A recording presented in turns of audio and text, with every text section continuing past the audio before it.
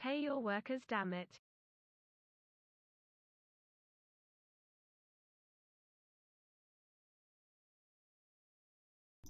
Hello everybody. What's the plan for today? Some DCS question mark. So we'll fly for a bit in DCS. We may then do some MIS-Fizz, I'm not entirely sure. I kind of want to do, even though I did a screenshot tour of the Kola Peninsula in Alpen's Discord, I kind of want to do that flight again, or not the same flight, but like do a flight up there just to talk through it on the stream. So we can kind of get an idea of what the upcoming map will be like. Well, I say upcoming. I don't know when it's going to release. Probably not for a year or two at least. But, you know, just get an idea of what to expect, I suppose. Отказ систем. Смотри экран. You. Hey, Garfield. Cheers for the sub. Appreciate it. Good to see you.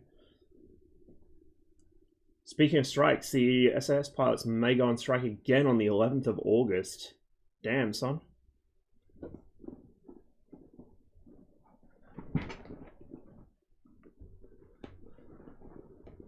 This would be, what, the second time in about a month? I think management needs to take a hint. Just a little bit.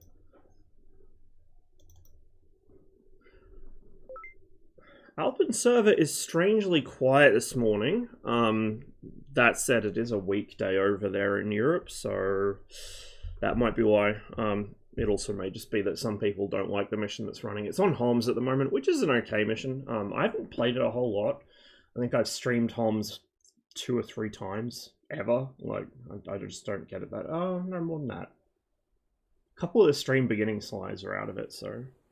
It's not a mission I often get to play anyway, but we're going to hop on Enigmas to begin with today, just because I want to do some stuff on there. And like I said, Alpen's is really quiet. There's a single Viggen and 2 GCIs on blue. Alpen removed the Magic One from the server, and so he should, because the Magic One is limited all aspect at the moment. It needs fixing. Honestly, the 9J is plenty sufficient. Damn, Red got some heli bros going on. Red is stacked at the moment. It's a 27 to 22 stack, but you know what? I'm not going to do the thing I usually do and balance the team. Actually... This one time in band camp when I was flying the MiG-21. Hey CJ, cheers for the resub, man. Appreciate it. Great to see you. Yeah, I mean, the MiG-19 would slap right now because Enigma's got a rear aspect set up on Caucasus. I kind of don't want to balance the teams because Blue have been relying on some pretty... Not Blue as a whole, but like specific Blue players have been relying on some pretty scummy tactics to push lately. If you're in Enigma's Discord, you'll know already what I'm talking about. But on the other hand, I kind of want to hop in the F-5 and show people just what you can do with the fucking AIM 9B. No, fuck it. We'll go red to begin with. We can always do the F-5 in a future stream with the 9B. I mean, I've done it on Alpens, I think, a couple times, so... Where is the front line, though? I'm gonna assume that Red haven't recaptured Kutaisi yet. Just no one's spawning there. I guess we'll go from Tbilisi. Oh god, Shafi's on. Blue are not going to be having fun today.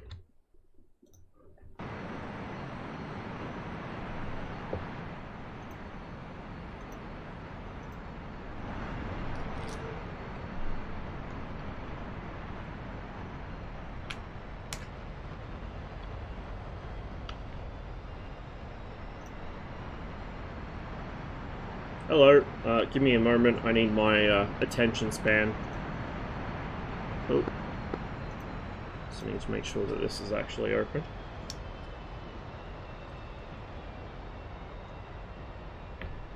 One moment, guys.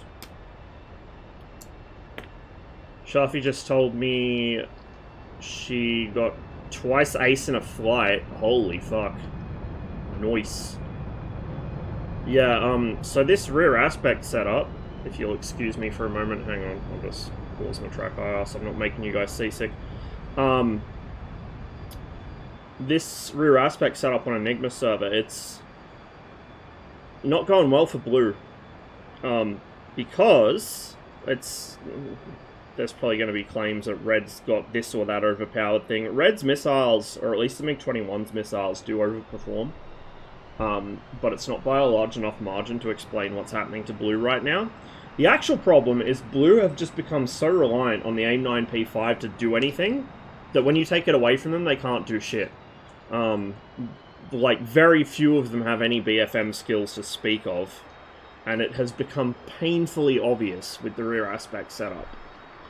So, Enigma gave the AIM-9J to the F1 in an effort to curb Red's fucking stomping that they're doing. I'm not sure how that's gone so far, but like, literally, I think the stats got leaked, so I think I can talk about this without pissing anyone off. The MiG-15 had a 7-to-1 kill-to-death ratio. The MiG-15.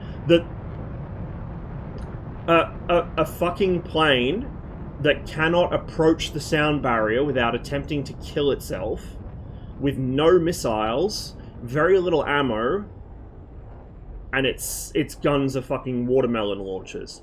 The MiG-15, a 7-to-1 kill-to-death ratio against fucking F-5s that can just walk away from it, even in level flight. Like, what is blue doing? Seriously, how do you...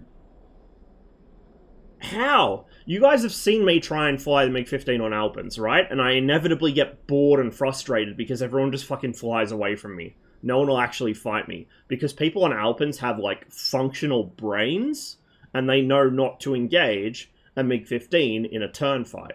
They'll either climb up and then swoop me, or they'll just fuck off and go fight somebody in a 21. Well, here on Enigma server, no such brainiacs. Shogun, cheers for the sub, man. Good to see you. Been a while. Hope you've been keeping well.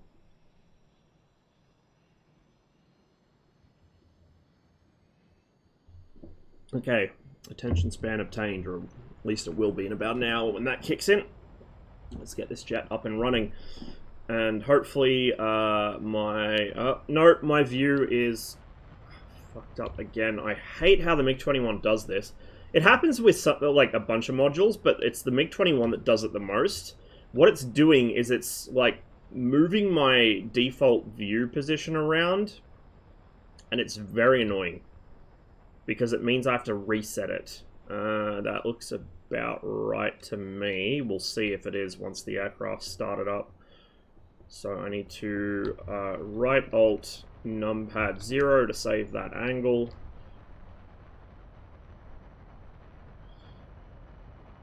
There we go. So yeah, turns out blue cannot cope with the AIM-9B, which is ridiculous because the AIM-9B is not a bad missile. Like, yeah, the R3S has broken flare ejection. Yeah, the R3S turns harder than it should. Whatever, you know, like, just, it baffles me. They can uncage the AIM-9B. We can't uncage the R3S. So, you know, like, it shouldn't be that big of a disadvantage, but it is because blue players, apparently. We're going to go with a light loadout. I've actually been running this with quite some success until I encounter a Viggen. 1R3R central fuel tank, usually a 490, but we're quite far from the front, so we'll take an 800, and then a R3S. So we got 2 missiles, but they're not likely to hit anyway, so that's enough. And then the gun's going to do the majority of the work. The missiles for killing people that are either the R3Rs for them coming towards me, the R3Ss for them extending away. That's all they're there for, really. The gun is for close combat. Enigma should put the I-16 on red in the rear spec server, see how many kills it gets. I guarantee it would run a positive kill-death ratio. Like a very high positive kill-death ratio. It's just embarrassing, dude. It's just embarrassing. You try and tell blue players, like, stop doing dumb shit. Stop engaging something that easily outturns you in a turn fight. And they're like, no, but overpowered. Like, blue's default response to anything is that red is overpowered somehow. Like, God knows how they think we have anything overpowered. I mean, obviously, like I said, the missiles do overperform, but that's offset by the fact that almost all of them are too short in range. Like the R13M and M1 have about half the range they should. And not only that, but we can't uncage them anyway. So, like, literally just turn and you've defeated our missiles. I don't get it, man. So yeah, red have been absolutely slapping in air-to-air combat, whereas blue have been wiping our industrials at round start consistently, because one particular player, and it's not, if you've been on my stream for a while, it's not the one you're thinking of, but one particular player has been exploiting the Viggen to, like, kingdom come. And not only that, but he's been teaching other blue players to do it. He just sits in Discord, like, seriously, about 18 hours a day, and anyone that comes into Blue Voice, he'll teach them how to exploit the Viggen, and then get them to come on industrial strikes. So red haven't been able to get shit done. In fact, red lost, the other day, red owned Sanaki. Within about 6 hours, they'd been pushed back past Kutaisi. Well, more than 6 hours, probably about 12 hours. They've been pushed back past Kutaisi because this one guy comes in about Mach 1.2 to 1.5 at 12 kilometers altitude, hits this industrial, and then if there's nothing left here, he cuts across here, hits this industrial, and then heads back. All supersonic. The whole flight, supersonic. And if you get anywhere near him, he just accelerates to fucking Mach Jesus, and you can't catch him. Now, the other day, and if I can salvage it from the replay, I'll probably make a video from it, because I know he was going to do it. I was escorting the red bombers, and he thought he would bounce me on the way back home. Well, it didn't go so well for him, but I don't know, dude. I'm at the point where I think that plane should be removed from the server. Like, I don't like saying it, because I like the Viggen, and I want to be able to play it myself, but literally, it's the same problem every time, especially on rear aspect missions, because, you know, it removes your pretty much only option for stopping it when people do shit like that. It's not a case of, I'll just fly a better intercept. It is when we have all aspect missiles, it is when we have MiG-29s, but, like, the MiG-21 cannot catch that thing because of the Viggen's flight model being broken. Physically cannot catch it. Even if you fly a perfect stern conversion intercept, he will just outrun you anyway. Which he shouldn't be able to do.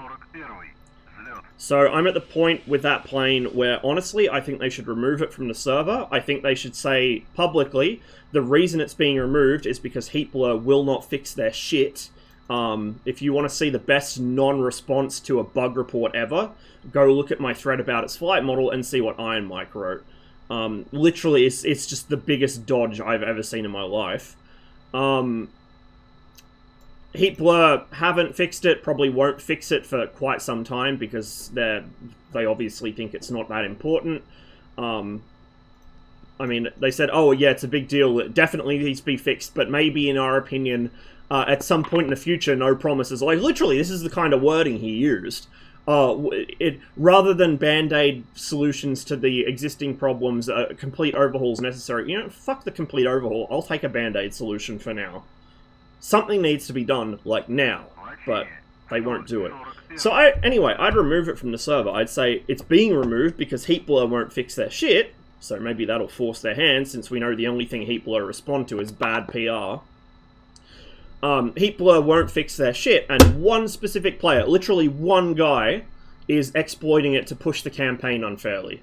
Like, the whole idea of this server's dynamic campaign is that one player cannot fucking influence the outcome of the campaign. And that's what the guy's doing. One player is influencing the outcome of the campaign. So I'm of the opinion The plane should be removed from the server, and everyone should be told exactly why it's been removed. You don't even have to name the guy, although everyone knows who it is already if they play on the server. But yeah, like, it's really scummy. And this is the same guy, just to kind of get across what these people are like. Because for some reason it's always Viggen players, and it's always the same shit. I don't know what it is with that plane that attracts these people, but to get the point across of what this guy is like, this is the same guy who's the main voice behind complaints about the Viggen losing 2 of its Mavericks, because he was doing this before, just with 4 Mavs instead of rockets. So he got the Mavericks reduced down to 2, which, you know, is what the Viggen carried in real life anyway. And he whined about that for months on end, just passive-aggressive posts about it constantly in the Discord. But he's also the main cheerleader for giving the Viggen AIM-9Ls, RB-74s. He wants the Viggen to have all-aspect missiles again. The all-aspect missiles on the Viggen were literally removed on day 1 of the server, because someone else who, you know, has a history of doing this kind of shit, was basically shutting down the entire server by flying around at Mark 1.3 on the deck with all-aspect missiles. Like, it's just, I don't know, dude. It's cancer. It's absolute fucking cancer. I don't know what it is that makes these people derive fun from just wrecking the server for everyone else, but they do. That's just what they do. And unfortunately, you know, I've complained about how Alpin doesn't like banning people when he really should before. And even though I'm an admin on Alpin's server now, I kind of don't want to do anything too drastic. It is his server, no matter what he says about, you know, oh, we're both equal. Like, he pays the bills, he runs the place, it's his brainchild. I don't want to do anything drastic on his server, right? I don't want to kind of act like I own the place, because I don't. But I kind of feel like Enigma has a lesser degree of the same issue, where he just doesn't like banning people. So really, this guy should be banned, because Enigma said to me that he straight up asked the guy to stop doing this, and the next day he was doubling down on it. Now, I don't know about you guys, but if I'm a server admin and I ask someone to stop doing something that is ruining the game for other people on the server, and they double down on it, they're gone. They're not coming back. I don't care how much they pay towards server upkeep. I don't care how long they've been on the server. I don't care whether they're a wonderful person in real life or not. If they're fucking ruining the experience for other people, they're gone. But it is what it is. I probably missed something very important in startup because I'm distracted ranting, but let's just go.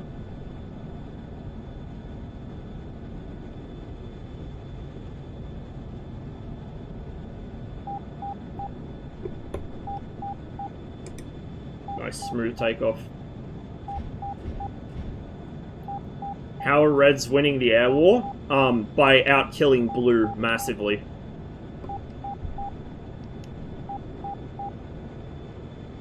Reds are winning the air war because Blue don't know how to fight. Like, that's the issue that Blue have always had on this server, is they're just shit at BFM. And so they were really heavily reliant on the AIM-9 P5, which they, you know, pretty much always have been. And once you take that away from them, they don't know what they're doing.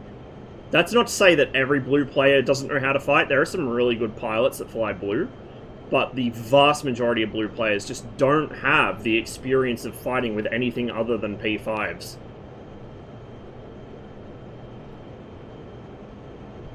It becomes a crutch. It becomes a crutch. You get so used to having this all-aspect God missile that you don't know how to do anything else. Sort of, Shogun, sort of.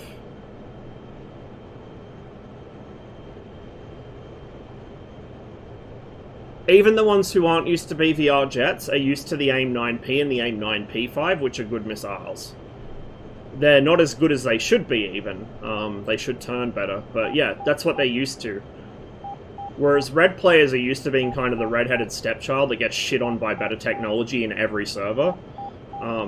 And so they tend to be a bit more crafty. Not universally. I don't want to say, like, every Red player is cracked as fuck, because, boy, there are some terrible Reds, let me tell you. You know, when I'm GCIing for Red or when I'm spectating other players, I realize that really the average Red player and average Blue player are pretty similar. but Red has a lot more very experienced players. So having this core of kind of veterans, if you will, is, I think, what's making the difference. And also, Red have me in Red chat, telling them that anytime they die, it's a skill issue, whereas Blue seem to not have a counterpart to me. I left Blue chat in Enigma's Discord like a month or two after the server started, because I was getting tired of bitching about Hines. Like, literally, Blue chat was just complaints about Mahines and, what was the other thing? Mahines and 8 missiles on the MiG-21, which is not a thing. You have to load R60s and R60Ms at the same time to get that to work, and it's shit. I don't know why anyone would. Viggen to get all aspects, wouldn't that be literally the only jet? In this plane set, yes, except the R3R and the RS-2US. In the normal, like in the Syria mission though, everyone has all aspect. It's more a case of the combination of the Viggen's bugs, like its flight model in particular, with the AIM-9L, which is a quite good all aspect missile. It's just cancer, like it's no fun to fight against. And it's not, like, the average player in the Viggen isn't that dangerous. It's specific people who know how to use it to the best of its abilities. Now, those abilities happen to exist because the flight model's fucked up. It is what it is.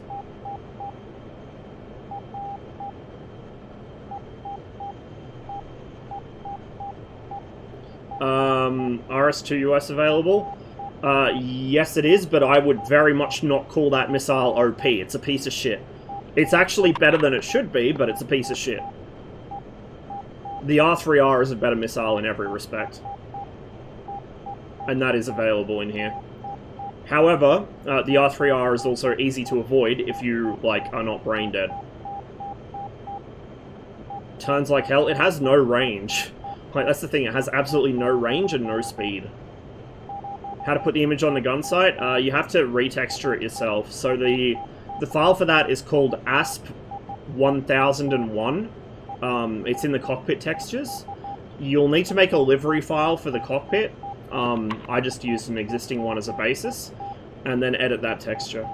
Yeah, ASP1001. Hey boys, anyone got any idea what my CSAR targets are on open smoke? Those are pilots that you need to pick up, both friendly and enemy. If we capture enemy ones, it gives us points as well. You know, I'm at my CSAR, like I'm at a pilot, but he's not popping smoke, ever. They only pop smoke once, I think, so if he's not popping smoke, it probably means somebody already flew close enough to trigger him. You can still pick him up even if he hasn't got smoke. Alright, well, that explains a lot. Thanks, mate. No worries. Great shit on those drawings, by the way. Glad you liked them. I scrolled through the first time today. That was fucking amazing.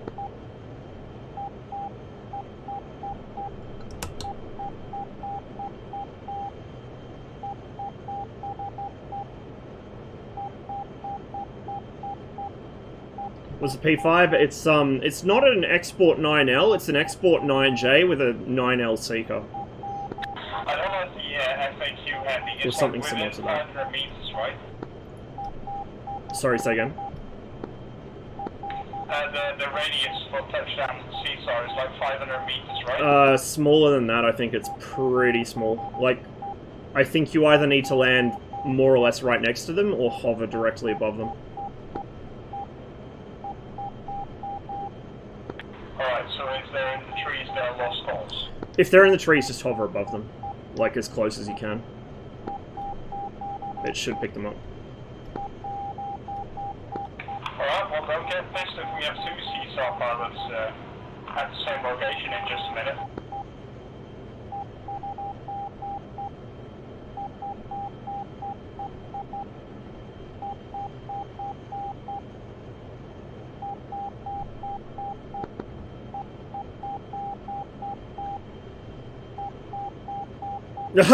Speak of the fucking devil. He's coming back from our fucking industrial.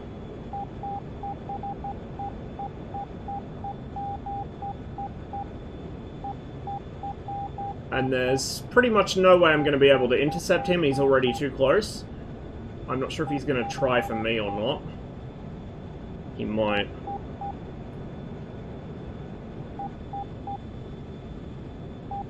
Yep, he's going to try fuck me up. Here he comes. I reckon that contrail will be him. He's just dived into cons. He's coming right at me. We have too much of an off angle, so the R3R may not like this. Or he'll just do a slight barrel roll like he usually does and avoid it.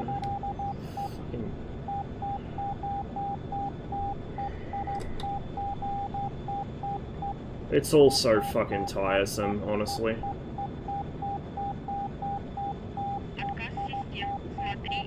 We'll try for it, but I'm not expecting much. Hey! I will, check that in a minute. Get that up here. Is he gonna react? Yeah, he turned. Yeah, of course it missed.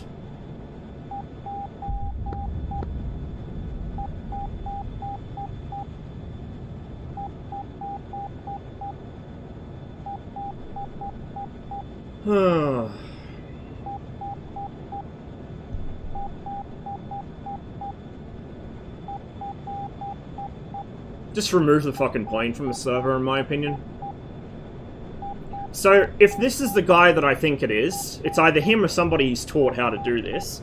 This is literally all he does. He gets on for like fucking 8 hours a day and just does industrial runs at Mark Jesus.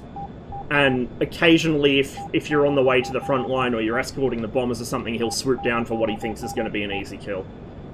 And then just, like, vertically loops until the MiG runs out of energy, because the Viggen doesn't run out of energy in the vertical, because its flight model's busted, and then posts a clip to brag about it. It's just, it's scummy, dude. Absolutely fucking scummy. The usual suspects aren't in blue voice chat. The virus might have spread. They probably put a fucking tutorial in blue chat, like, honestly. Hitting the industrials is one thing, but the problem is they're literally using broken aspects of the aircraft's flight model to do it. When I hit industrials in the Viggen, I fly slowly to save my fuel. And you still don't get intercepted anyway, so I don't know why they think you need to do this. Whatever. He's gone. I'm never going to catch him. That guy's never going to catch him either. Because at this altitude, the Viggen accelerates faster than a MiG-23. It shouldn't, but it does. Oh, man. Whatever. We'll check the frontline status in a minute. I'm sure that's going to be a bag of laughs. SR-71 at home. Neuhaus, thanks for the resub. Appreciate it. And, Vladimir Lenin, appreciate it as well.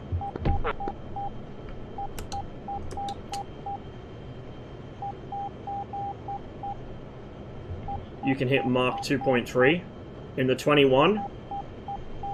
I've only ever had this thing up to about 2.2 by its own gauge, which is slightly overreading, so it'll be about 2.1. And then you lose the engine. And also, it takes you several minutes to get up to that speed, which it takes him about a minute or less, depending what speed he's starting from. They're usually flying about Mach 1.2 before they begin accelerating, so it takes him about 30 seconds to hit Mach 2. And it takes me 2 minutes, minimum. Usually closer to 3 or 4. There's literally no way to catch them. Even with the MiG-29 in the all-aspect mission, it's difficult to catch them. And the MiG-29 accelerates like a fucking bullet. High-level SAMs are not. There's SHORADs at airfields, some FARPs, and some frontline targets, but yeah, there's no heavy SAM cover, and it causes this.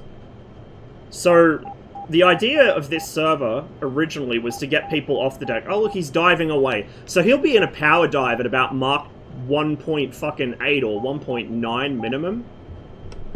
That 21's got no hope of catching him. Because he's going to end up at 1.3 or 4 on the deck, which no aircraft in the game can do except the Viggen. Not even the MiG-29, contrary to something that was posted in Discord the other day. It's It's just cancerous, dude.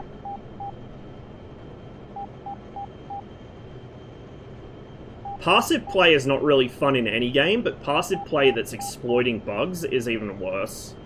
Like, I don't get it. I realize this has become my thing now. Oh, ooh. Fuck, and I've spent my R3R, of course. I realize that this has become my thing now, bitching about that plane and what people do with it, but the reason why is because it just ruins the game. It makes it not very fun. And the thing is, if they flew the jet within its real-life capabilities, it would still be extremely difficult to intercept, so I don't understand why people are so intent on abusing it. Just fly it properly, and you probably won't get intercepted anyway.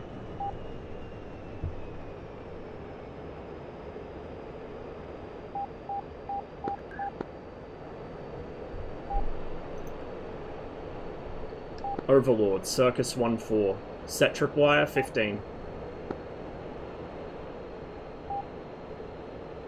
Red 1-3, threat, raw, 218. Someone just got shot 10, down. 600. Pretty much guarantee it wasn't the Viggen. Circus 1-4, Overlord, copy. It shouldn't be. It really shouldn't be. There is nothing about that jet that should make it difficult to catch for a fighter. 500, hot, 3-ship Mirage. 3-ship Mirage, Jesus fuck. Red 1-3, merged, 209. I've got to remember that they've got Mirage. 9Js on those things now, which are actually dangerous.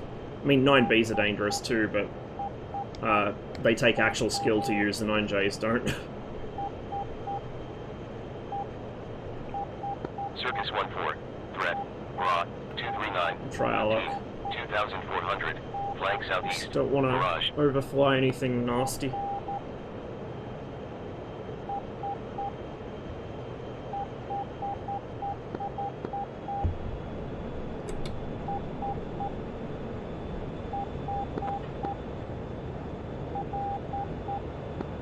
Break. Circus 1-4, merged, 188, 2,400, Mirage. Circus 1-4. Oh, he's oblivious. Raw, Happy days. 15, 2,000, hot, Mirage. Easy kill incoming. Probably.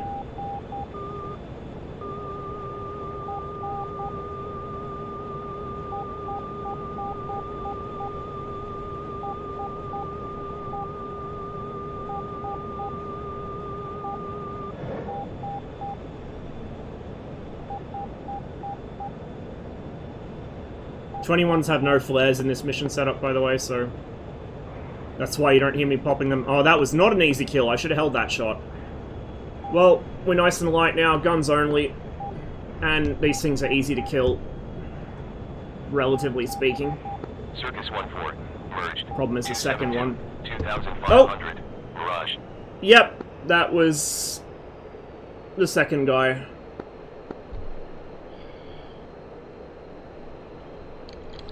Well, oh, that was a fucking Sam. He dragged me over a FARP.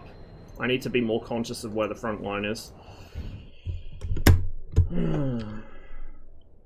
Fun and engaging gameplay here in Enigma's server, which is really unfortunate because I was looking forwards to the rear aspect setup, but it's just been kind of cancerous. It was really fun the first day, when it was fighting mostly Mirages and F-5s, but since then it's just become awful. I'll catch up on chat for a bit, because I have been not paying so much attention.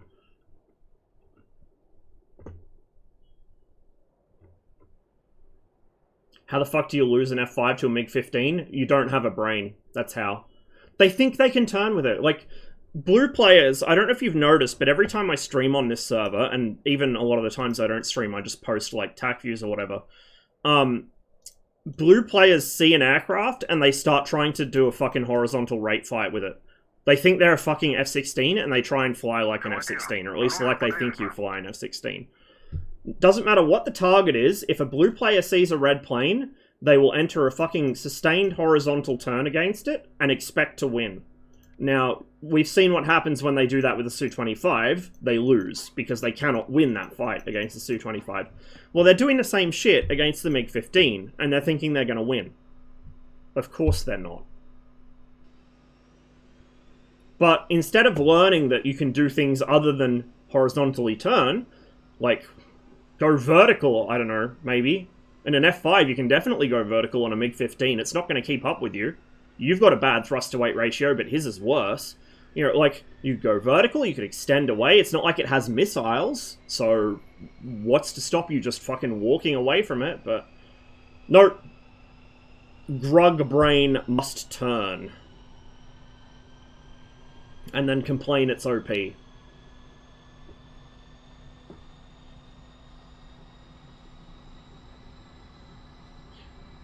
Blues on Enigma's really that daft. Yep. Yep. Red doesn't have an equivalent to the Viggen at all. The Su-25 is not even close, because it's slow, right? It's slow. When we have the F1 on Syria, we don't have still a counterpart, but the F1 at least gives us some fast strike capability. The 21 doesn't have much fast strike capability. It can get places in a hurry, but it has a very light loadout. Not really enough for serious ground attack work. Like, it can incidentally ground attack, but that's about it. MiG-19's payload is even worse. So yeah, like, we do not have a strike aircraft. Unless it's... we're pushing a sector, at least. Unless it's the F1 on Syria. When the Su-22 M4 comes out, or 17 M4, same thing really, the only difference is IFF, pretty much. That should help the situation. I doubt it's going to be as fucking easily exploitable and broken as the Viggen, but it should give us something comparable in role at least.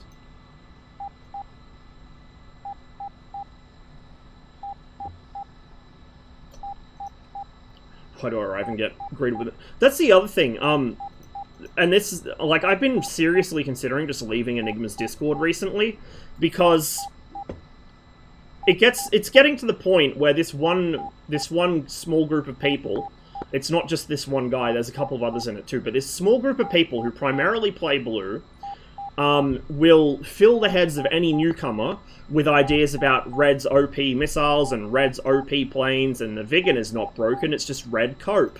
And all this shit, like, I don't know, dude. Blue will whine until they're blue in the face, funnily enough, about fucking MiG-24, Heinz pushing the front line, fucking Red OP missiles. But when they whine about something, it's making a point and then moving on. When Red point to something that's patently fucking broken and being exploited, it's whining and cope.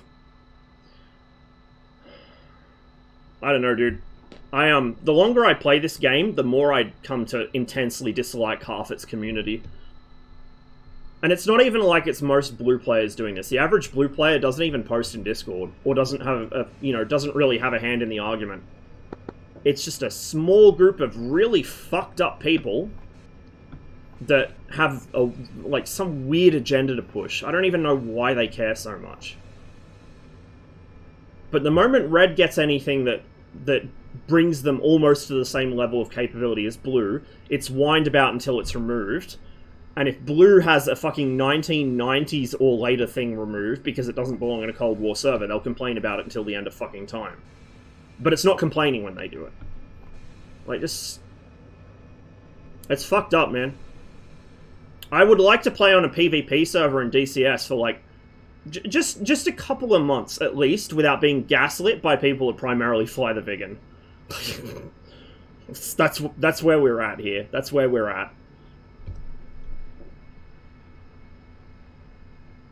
And who minimize its bugs or pretend they don't exist. Like, I will tell people the 21's bugs. I know, not all the ways, but most of the ways this thing's broken, in a good way and in a bad way. And I'll tell you, the missiles overperform. They track in regimes they shouldn't. Uncommonly, they will make head-on shots, but very commonly they will continue to hold track through a turn when they shouldn't. Obviously, the aircraft's low-speed performance needs looking at, but we don't have any documents to actually correct it on, which is annoying, because... you know, DCS players drawing in MS Paint on a graph is not a sound basis for flight model adjustments, unless it's to point out that something is wrong. you can't adjust off that. Like, the charts that I did to show the Viggen is broken, I'm not expecting Heat Blur to correct based off my charts, because they shouldn't. My charts are just fucking MS Paint scribbles to show where the jet's actually versus where it should be. But, you know, when it comes to extrapolating charts for available sustained G at Mach, or speeds below Mach 0.4, like, somebody drawing in MS Paint's not really a sufficient basis for that. I'll tell people the radar's broken in this. For a while, I didn't actually realize how broken it was. I'll own up to that. I thought it was more or less how it used to be, and yeah, it had always been broken, but it hadn't changed recently. It has actually changed. You just don't notice it as much until you're really low down to the ground, and especially if somebody's hit you with a jammer, because that, for some reason, stops the radar from rendering as much clutter. If it sees a jammer at all, it'll stop rendering as much clutter. We're just going to line up, but then I'm going to catch up a little more on chat, because I've been neglecting you guys a bit.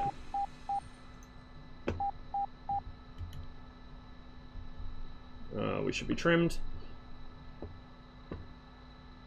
The playlist command is missing this playlist, which is my master playlist. I'll have to add that in there. If you guys want this playlist, I'm pretty sure it's pinned in DJ Cool Air's jukebox in the Discord.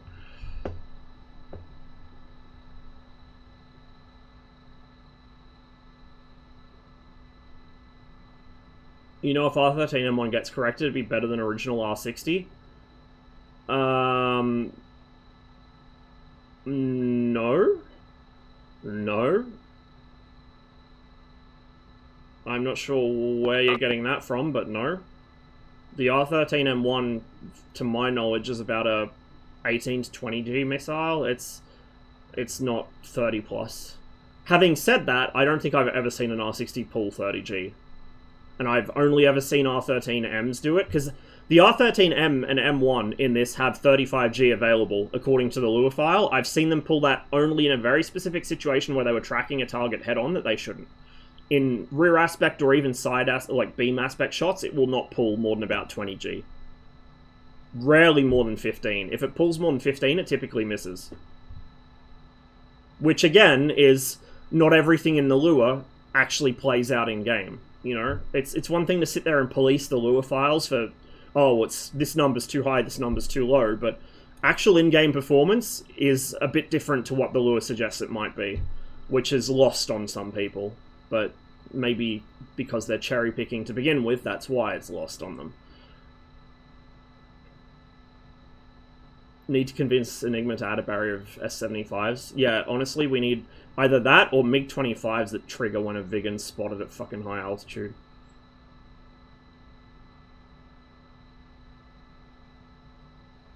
What irks me is not even what Mike said, it's the comment below him. The guy is... Oh, hang on. Let me not skip that. We have it on good authority. It only takes about 90 days to make a full fidelity model of a modern combat aircraft. But to be fair, that doesn't include modeling vacuum pump fail. Oh, fucking... Yeah. My guy's running top speed, Viggen exploit school all by himself. Yeah, he is. He is. We've taken to calling him the groomer in red because he just sits there and voice chat, and anyone that joins Blue Voice is taught how to exploit the Viggen, and within a couple hours they're doing it as well. He just grooms people. Like, it's fucked up, dude. And he knows he's doing it. Like, I'm quite certain he's aware of the fact he's ruining the experience for other people, but he plays victim whenever you call him out on it. He's just... And then passive-aggressively posts anytime he thinks that you might be looking. This is a pattern I've noticed with people that do this, and with that particular module, is they're really, like, weird, fucked up, passive-aggressive attention seekers. But... I don't know, man. Smolkoi, I hope your health is good and you're in a happy place. Well, today we're in a fucking pissed off place already, so... But otherwise, in general, yeah, man, things are going alright. Good to see ya. Bought the Viggen and I hated that I bought it. Like, this is the thing. I'm pissed off about the Viggen because it ruins my experience when people exploit it, but I'm more pissed off about the Viggen because I actually really like the jet, and I want to fly it myself. I used to fly it a lot more. But... ever since it's kind of come to my awareness how broken it is, I just don't enjoy it as much anymore. Like, I have to spend half my fucking mental energy flying the jet, trying not to accidentally exploit its performance. Like, it's overperforming that badly. I have to actively think, okay, am I too fast? Am I climbing too quickly? Like, should the jet be able to do the thing I'm doing right now? It takes the fun out of it, man. I really want them to fix that module. I know Heat Blur can do it. Like I said a couple streams ago, I know Heat Blur have it in them. They have some serious issues like any dev, but I know they can fix it. They just haven't, and they don't appear to want to. These are the type of people who does not understand why Cola is the superior map choice. Yeah, hey Polar, good to see you. And yeah, exactly, like, if you guys aren't in my Discord, we found a Hoggett thread where the Swede copers were complaining that, oh, why is it the Kola Peninsula that's getting made? It should be the Baltic. I want Gotland so I can protect Gotland from the Soviet hordes. Like, well, I got news for you, sweetie. The Soviets weren't going to invade Sweden with a massive amphibious force. They were going to invade northern Sweden overland to get to fucking Norway. Why the fuck would they care about Gotland? Like, the Baltic fleet existed, more or less as a fleet in being, to protect St. Petersburg and project, well, Leningrad as it was then, and project some strength in the Great Baltic Lake. The Baltic's not that important to the Soviets. It's mostly a way that potentially their troops could get outflanked in a war in Europe, and it's, you know, potentially a way someone could get close to Leningrad to fuck it up. But other than that, who cares? What are the Swedes gonna do? Are they going to project their amazing fucking naval power? Not really. What actually mattered is the Kola Peninsula, because you've got the Northern Fleet based up there. There's about a dozen or 2 dozen fucking major naval bases up there, including nuclear submarines. You've got Nerpa, which is like their main nuclear propulsion facility for the Northern Fleet. You've got Sida Bay, which is their nuclear decommissioning site. If you go on Google Maps, you can actually see the vitrified casks from the submarines when they decommission them, just sitting out in the open. Obviously, they're filled up with concrete and glass, so it's not out in the open as such, but the casks are just sitting there outside. You've got nickel, you've got tin, you've got all these other fucking rare earth metals that need to go into steel production. Like, the far north, as in the Kola Peninsula, is so important that when the Nazis were busy losing World War II in 1944-45, they still had a significant army up there, because that was where they were getting all the fucking shit from they needed to alloy their steel. Like, it's hugely strategically important. The only thing you've got of really any strategic importance in the Baltic is a couple of Soviet naval bases for the Baltic Fleet, and that's about it. Couple nuclear power plants, and then Leningrad itself. Leningrad, Tallinn, that's about it. Like, it's... I don't know, dude. The Baltic is not that important. I hate to break it to the Swede posters, but it's not that important. No one actually cares except Sweden.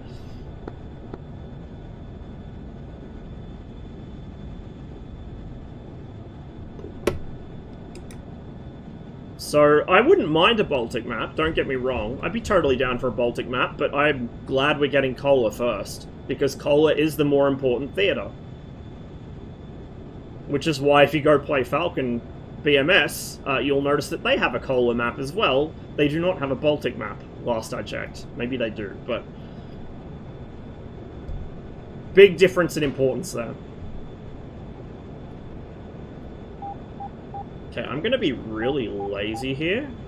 We're going to turn on to heading, and then I'm just going to let the autopilot fly the plane while I climb out, and then I can catch up on chat some more.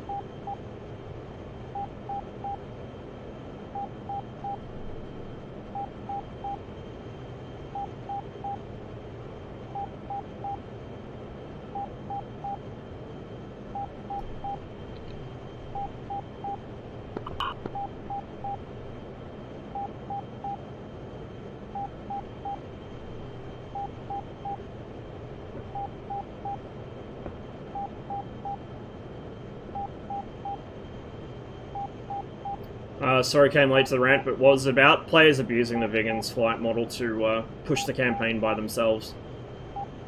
With the MiG-23 balance things, it would help.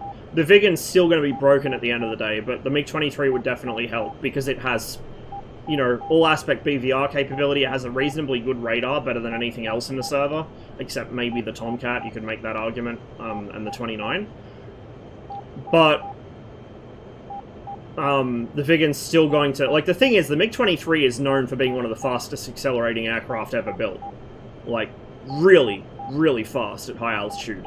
in terms of top-end speed as well. It is a very fast plane in every respect. However, because the Viggen's flight model is so broken, the Viggen can actually more or less keep up with it, which it shouldn't, not even close. Like, so, to get across the reason they're going high, when they go low, I've spoken out why it's broken when they go low before. Their VNE in real life is 1350 kilometers an hour. That's obviously to protect the aircraft for its service life, so it can go faster than that. It's just not allowed, not a good idea. But you could easily go faster than that. The aircraft has a lot of excess thrust. Real life, I'd expect it to get into the mid 1400s, maybe. Maybe high 1400s. And that's where it runs into its thrust drag limitation. It doesn't have enough thrust to push through the drag anymore. I say that based on comments that Saab engineers made regarding a world speed record attempt that they were thinking of doing with the Viggen. They calculated they could get an average speed of about 1530 kilometers an hour over a closed course. So if we add a bit for the speed they lose in turns, probably about 1550, 1560.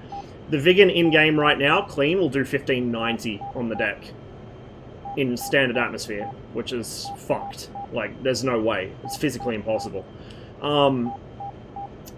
So at low level, that's broken. Its acceleration at low altitude is actually pretty much on the money. It's not 100%, but it's very close. But its speed at low level is fucked. Then we go high altitude, and when you go high altitude, the speed's a little bit broken, but not as severely. What's fucked is the acceleration. So at 11 kilometers altitude, which is, I don't know if you guys noticed, but 12, 13 kilometers of where these guys are flying. At 11 kilometers altitude, the Viggen accelerates from Mach 0.9 to Mach 1.6. In real life, according to the charts, it should do it in about 5.5 minutes.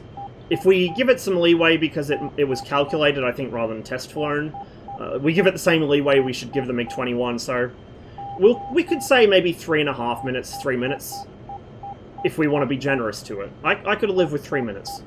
Oh, and this is with a draggy loadout, by the way, so actually maybe 3.5, 4.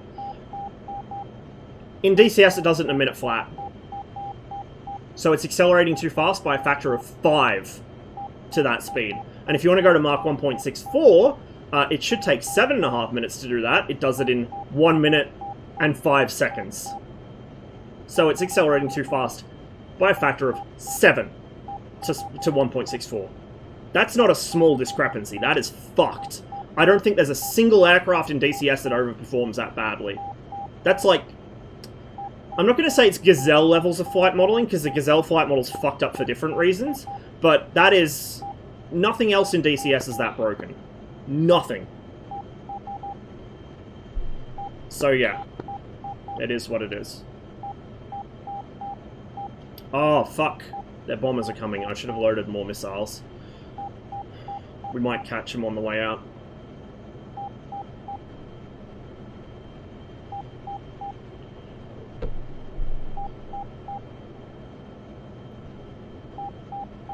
Is there a command or something? Yes, exclamation mark specs will show you my setup.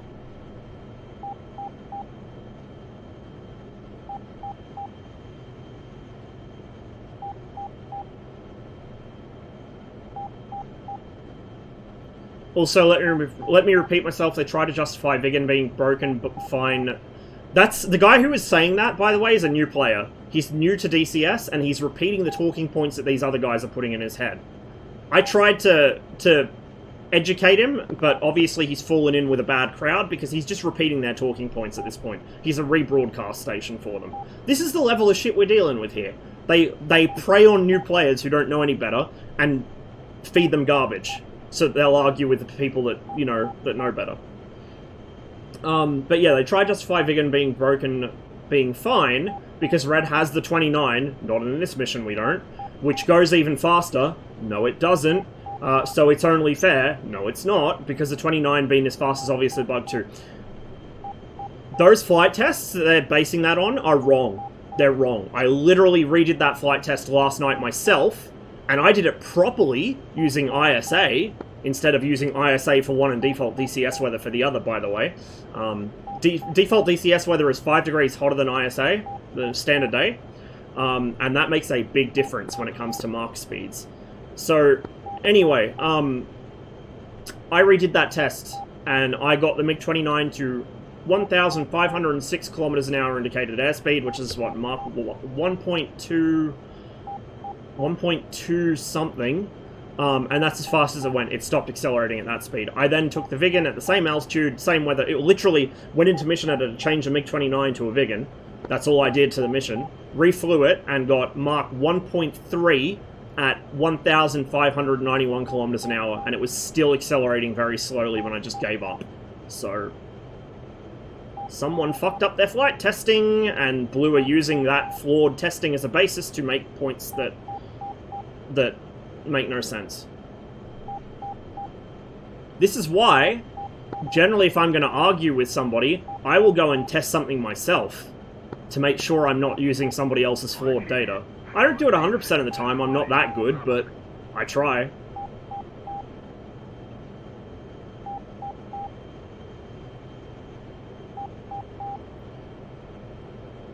Similar range to the R60, it has less. The RS2US has less range than the R60, considerably, especially from stern aspect. From head-on aspect, yeah, about similar, I guess. In head-ons, it's not a beast. In head-ons, you have to be brain dead to get hit by that missile. Like, that's the thing, Javelin. If you hit somebody with an R3R, let alone an RS2US, they had it coming. You know how easy it is to defeat that missile? 4G pull, it's defeated. Loaded roll, it's defeated. It's not hard. You know how you don't get hit by R3Rs and RS2USs? You don't merge like it's a fucking joust. You offset. So you do this. If you're merging like that, there's pretty much no chance you're going to get hit. Even if they turn into you and try and pull lead, all you have to do is just correct this way slightly. There's no way you'll get hit. Like, this is the problem. Blue players have this fucking mindset that everything has to be a fucking wings level 3-9 line fucking merge before maneuvering. Like, they think it's fucking Top Gun. They think they're doing BFM training, and then they complain when they die. Just don't do this. Do this. Or get some altitude differential. Do literally anything except merging like this. It's that easy, my guys. That easy. You'll notice, oh shit, no, you won't notice because I didn't stream it. I was flying with Zach the other day, and I'll have to put a clip up in my Discord. Davey was fighting us. Davey was coming at us in a Mirage F1 with a 530. We engaged each other in like a baby BVR fight. I fired an R3R right after he fired the 530, and I was already kind of flying at this aspect. So he fires the 530, I turn in, fire the R3R, and go the other way. And the 530 has to do this, and then come in. And by the time it's about to hit me, my R3R's already arrived on him because he kept flying more or less straight, and his missile missed because it had no guidance anymore. Literally just applying BVR tactics to a WVR merge. It's that easy, my guys. That easy. We have an alert. Conkers, cheers for the resub. I don't know how you missed DCS given the topic matter of today's discussion, but appreciate it, man. Good to see you. And no, I know what you mean. If I'm away from DCS for more than a couple days, I start jonesing. Overlord, Circus 1-4. Set tripwire, 15. I should probably pay more attention to the game. I'm gonna get ambushed here in a minute. Merged! Ah, Viggen, wonderful. But he's on the deck. Going for a depot.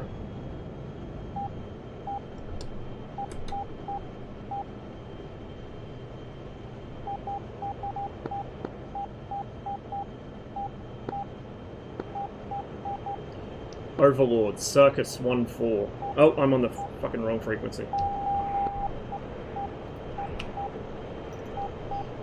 Overlord, Circus 1-4. Okie doke. Circus 1-4. Overlord. Raw. 2675. 1000. Drag west. Fast. Viggen. Yeah, he's on the way home.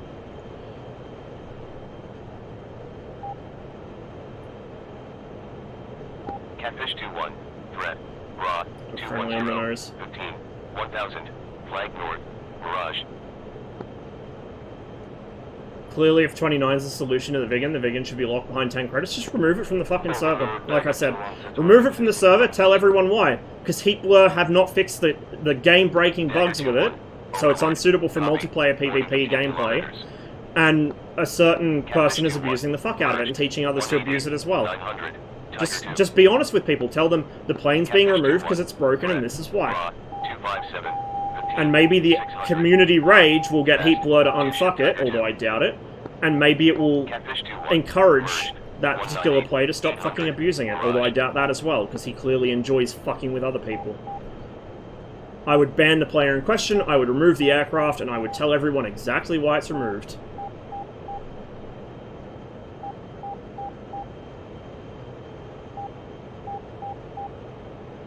The only reason you even had a shot was because he was turned straight at you. Yep. Well, he had a slight offset, which is probably why the R3R missed. That plus the snap up, but yeah, he turned at me.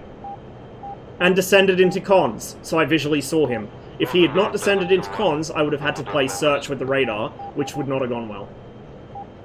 264, 20, 900. 297, 300. There's one, he's a bit closer. 6,800.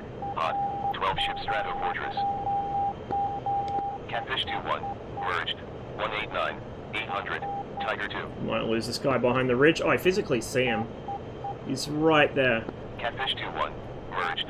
189. Problem is, because of that ridge, my R3R might go into it. Catfish 2-1.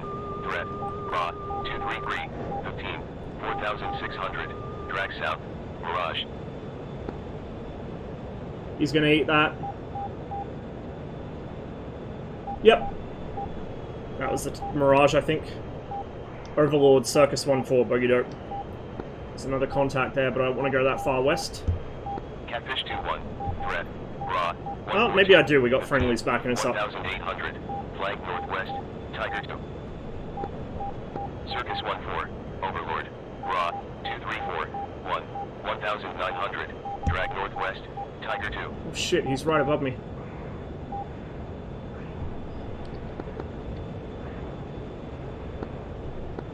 Zero 38.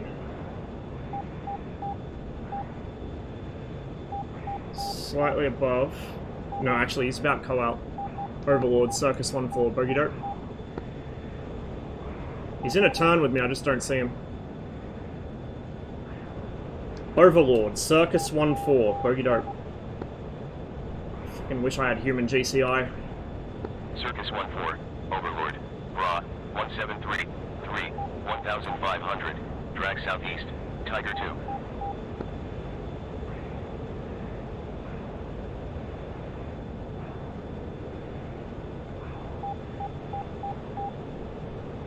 Overlord, Circus 1-4, bogey dope. That's cool. Cons up there. Circus 1-4. Overlord. Nice to see some high altitude fights happening at least. 1,400. Hot. Tiger 2.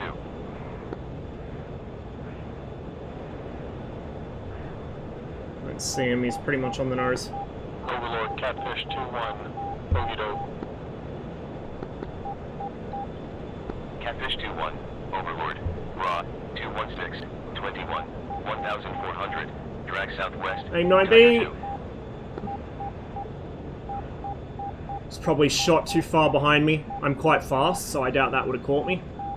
And the vertical would have trashed it anyway. Coming down. No, we're not. Not yet. Overlord, Circus 1-4, bogey dope. That's a missile detonating in my trail. We've got another F-5 coming in, I think. Raw. 306. 0. 3,900. Oh, hello, there you are. No, that's a 21. Overlord, Dagger 2-1, bogey dope, bombers. Dagger 2-1. Overlord. Raw. 298. I hate fighting over this patch of the map because it's so hard to spot people. Hot. 12 ship Strato Fortress. Overlord, Circus 1-4, bogey dope. He's behind me.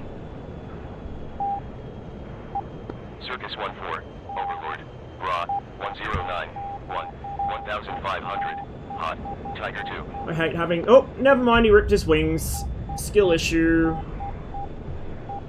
Overlord, Circus 1-4, bogey dope. That was the second one, though. Circus 1-4. Overlord. Raw. 309. 15. 1,100. Drag north. Mirage. Mind you, I'm lucky I didn't break my wings as well. I pulled fucking 10G in that turn. I'm being a bit naughty today. Need to ease up on the stick. 4 friendlies, one of them's merged with that Mirage.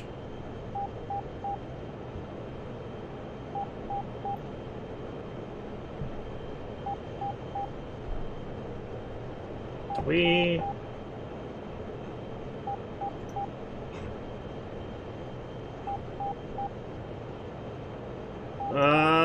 We apparently... Oh, those are SimG guys, I think.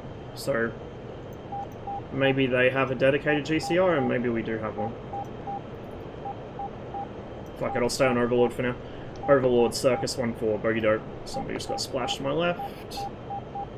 Watch out, because there's an Avenger around here somewhere. Overlord, Raw, 299, 21. That's my closest. Hot. Oh yeah, that's an Avenger. I don't want to overfly that.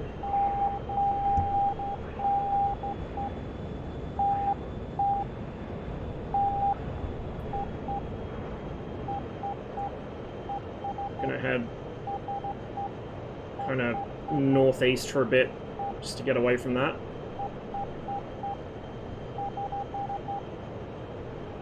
Yeah, I'm really looking forwards to the 23 as well. Blue players all Mike Sparks. Feels like it sometimes.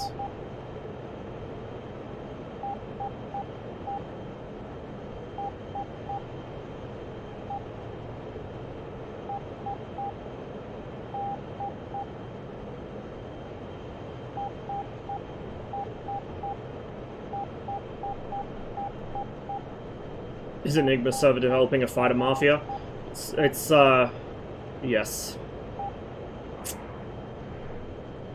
And then you've got the Red Corps veterans who are, you know, doing their thing as always, bullying Tomcats with MiG-15s and L-39s and such. Overlord, Circus 1-4, bogey dope. Yes, Enigma, we have been talking about that. We had an encounter right at the start of the stream, but not with him, with someone else, doing the same shit. Wow, okay, so Blue are getting clapped so hard in air-to-air that our closest contact is now a Sabre, 100 kilometers away. That's fucking embarrassing. Oh, no. Maybe? I had something on the radar there, but he just faded, so maybe he just got shot. How are they this bad? Like, legit. No, there's somebody much closer. Unless that's a helicopter, maybe. Overlord, Circus 1-4. Bogey dope, Strata Fortress. I might go rearm for the bombers. Circus 1-4, Overlord, Raw, 317, 145, 6,800, flank east, 4-ship Strato Fortress. Overlord, Dagger 2-1, bogey dope bombers. Want to avoid that Sam. Dagger 2-1, Overlord, Raw, 300, 224, 6,800, hot, 4-ship Strato Fortress. Overlord, Circus 1-4. Bogey dope. See if there's Why am I doing that? I just used Texalord. Circus 1-4. Range short-circuiting today. 279, 18, 400, beam south, fast. Well, he's still beaming south. Oh, he's going for our industrial, I bet. So we're going to cut him off. Getting a bit low on fuel, so I don't have enough for an extended chase, but I reckon he's going to go try and bomb our southern industrial. That's why he's boxing south out of the play area.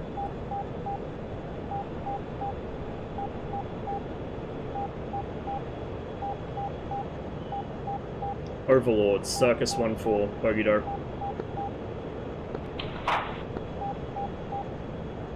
Circus 1-4, Overlord, Raw, 314, 14, 300, drag north, fast, barrage.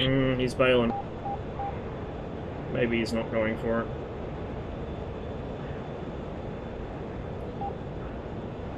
He's gonna drag me over Sam's, which I really don't want. Yeah. Fuck it, we'll RTB. We'll go land at Hashuri Road Base, I think. And we'll grab some missiles for those bombers.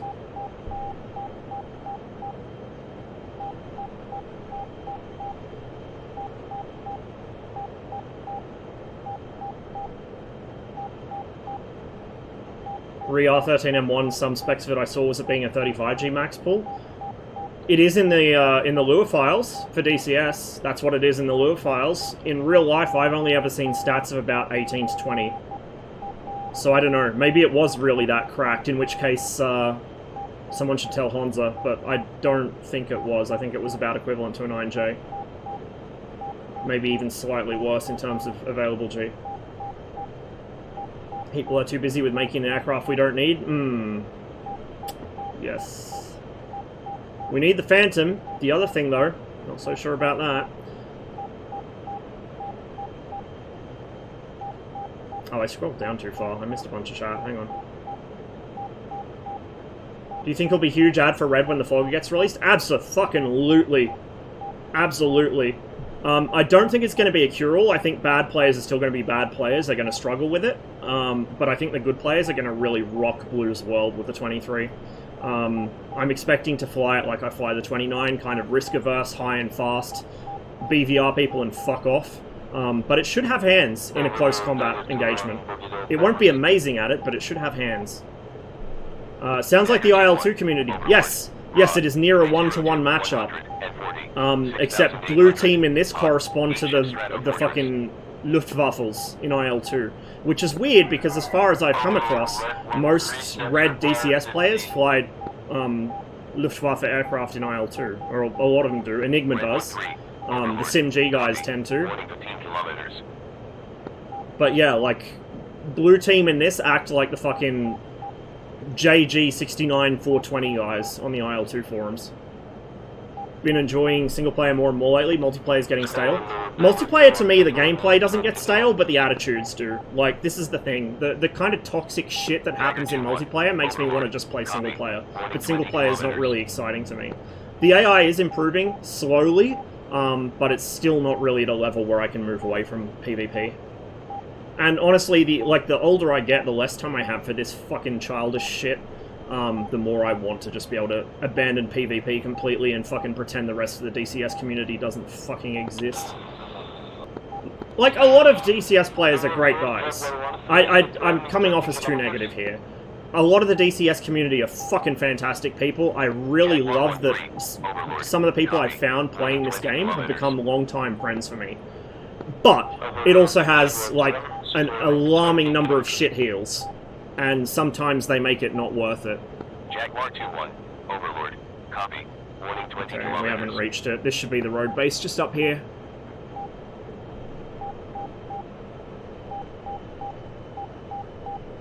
Hey, Saber. I'm a bit behind on chat, in case you hadn't noticed.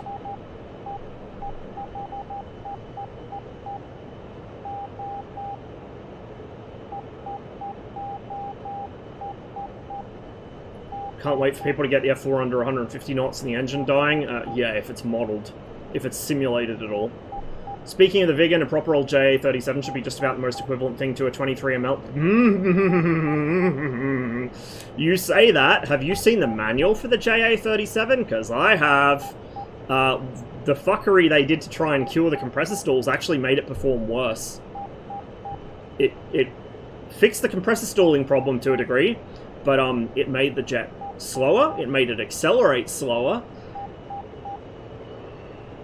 So I would curb your enthusiasm with comparisons to the 23 ml right there.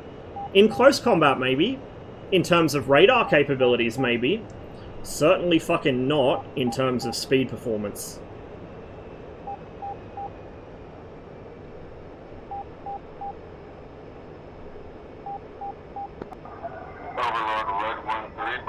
Certainly land here, and we'll scroll through the rest of chat, and then we'll go up and see if we can finish off those bombers if someone hasn't already. I'll reset that on the ground too, so I can keep track of how many G I've pulled. 12-ship Strato Fortress. So you typically get about 1 10G pull in the MiG-21, and then the second pull will liberate you of your wings. So, oops. I've been a very naughty boy.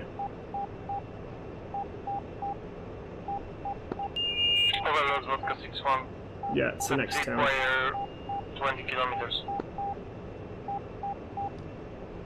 Do I hear a familiar voice? I think I do. Overlord. Copy.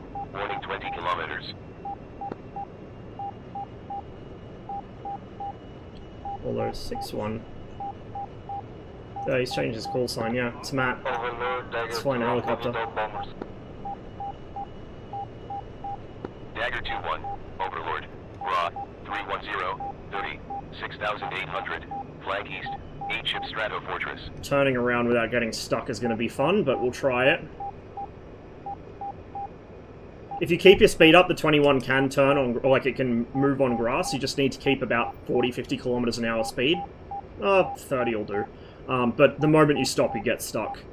And the other issue is there's not a lot of turning room here, and when you're on grass, the aircraft does not turn well. Particularly because if you hold the brakes down too long, it just stops moving and then you're screwed. So, this could be interesting.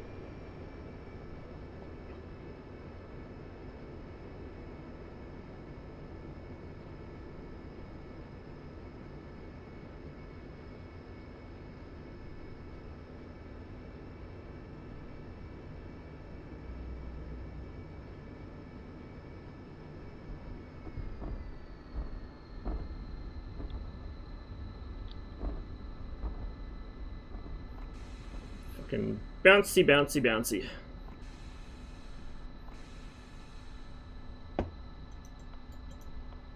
This is the part where someone spawns and just immediately takes off without looking. Oh my god, it came true. Okay, I'm gonna get off the road.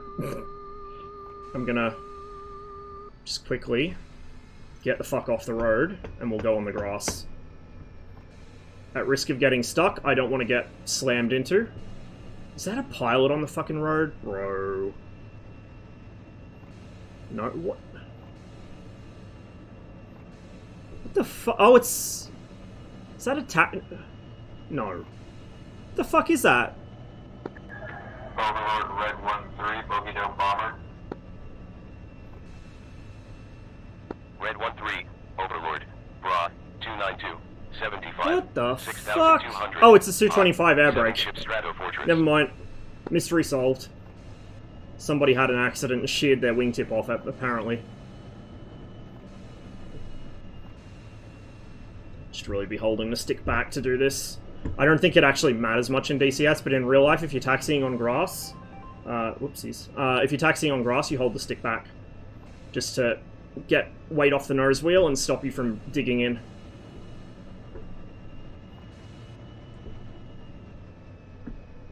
Okay, so we're going to cross the road here, and then we're going to loop back to the right. I want to be parked just slightly behind a spawn area, so I'm not blocking anyone trying to take off. Oh, no, no, don't stop, don't stop. Like I said, she turns like dog shit on grass. I need to get the nose wheel onto the road, and then she'll turn. Not super well, but she'll turn. Come on. We're going to end up in front of the spawn position, I think. I can't park between these flags. That's where people do respawn. Oh, actually, no. We're going to overrun it. So we'll go ahead and we'll park in front. I don't want to block people, but we're going to have to.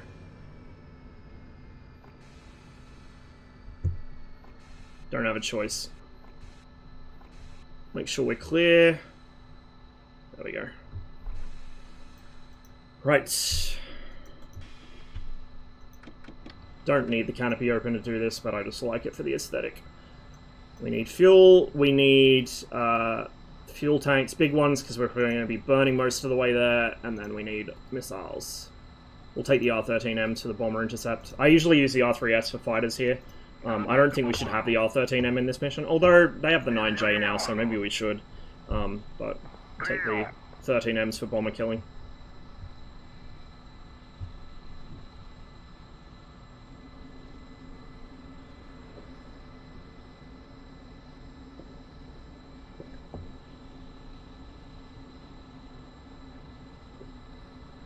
Razorblade Hellfire? Mm-hmm.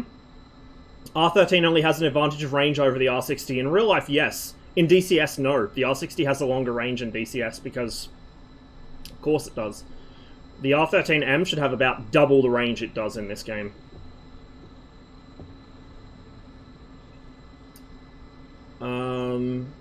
Speaking of gaslighting, F-5 can't really catch MiG-21 at high alt.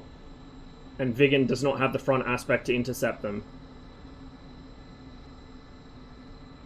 Yeah, okay, so you have a Mirage F1 now, blue team. You have a Mirage F1 now, which can actually outrun a MiG-21 at high altitude. It doesn't accelerate as quickly, but it does certainly fucking outrun it. So, interesting opinions blue players have. This way you realize RP-22 is broken. It currently behaves on the deck similar to how N003 should be with the MTI filter on. Yeah, it's pretty busted. Overlord Tiger 2 on bogey dope. PVO intercept triggered when a Viggen approaches it. Yeah, that's what I think should happen. Something like that, honestly. Well, I mean, I think it should just be removed, but that's also an acceptable alternative.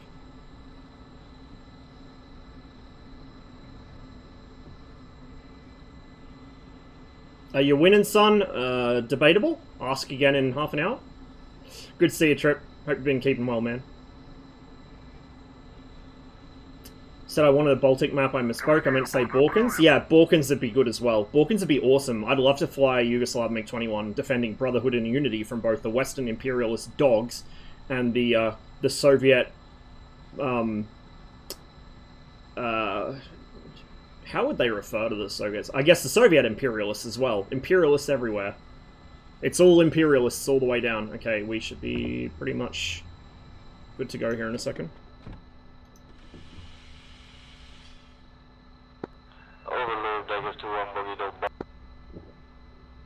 Hoping for an India-Pakistan map? Oh my god, you want the spice. 359, 59, 3,300, drag north, Strato Fortress.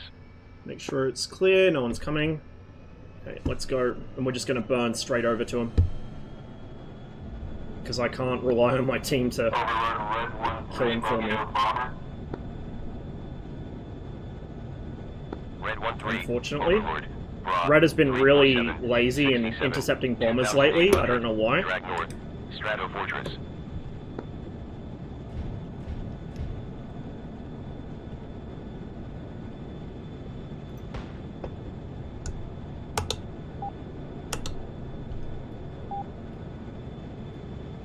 Just got here, what are we ranting on? Oh, you missed a bit, Nine, so we were ranting about people abusing the Viggen as usual, and then blue in general.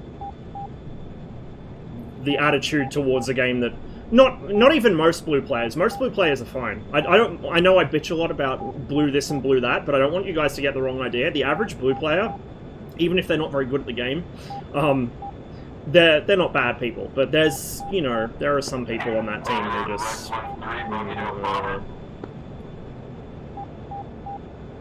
Red 1-3, Overlord, Bra, 352, 68, 1,500, drag north, Strato Fortress. Overlord, Circus 1-4, Bogey Dope, Strato Fortress. Circus 1-4. We're climbing a bit close to Mark 1, we're wasting fuel. 120, 6,200, flag east, Strato Fortress. We got a decent amount of distance on him, so we're just going to steer direct north and cut him off. So I'm actually going to come out of burner, because I don't need to be burning here. They're not as close as I thought they were. And we'll wait on the radar for a bit as well. I don't want to waste coolant, because I didn't refill it.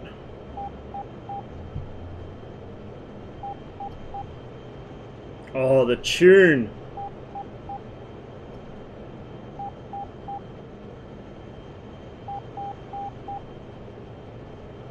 I'll just be passing Elbrus now, I think.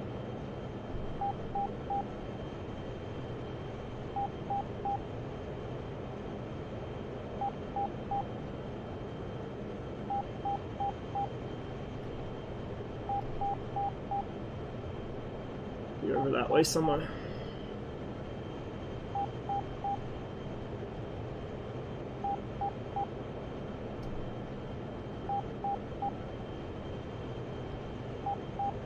Just put her into autopilot for now. Norwegian, it's going to be brilliant. Ah, you and Polar will get along well.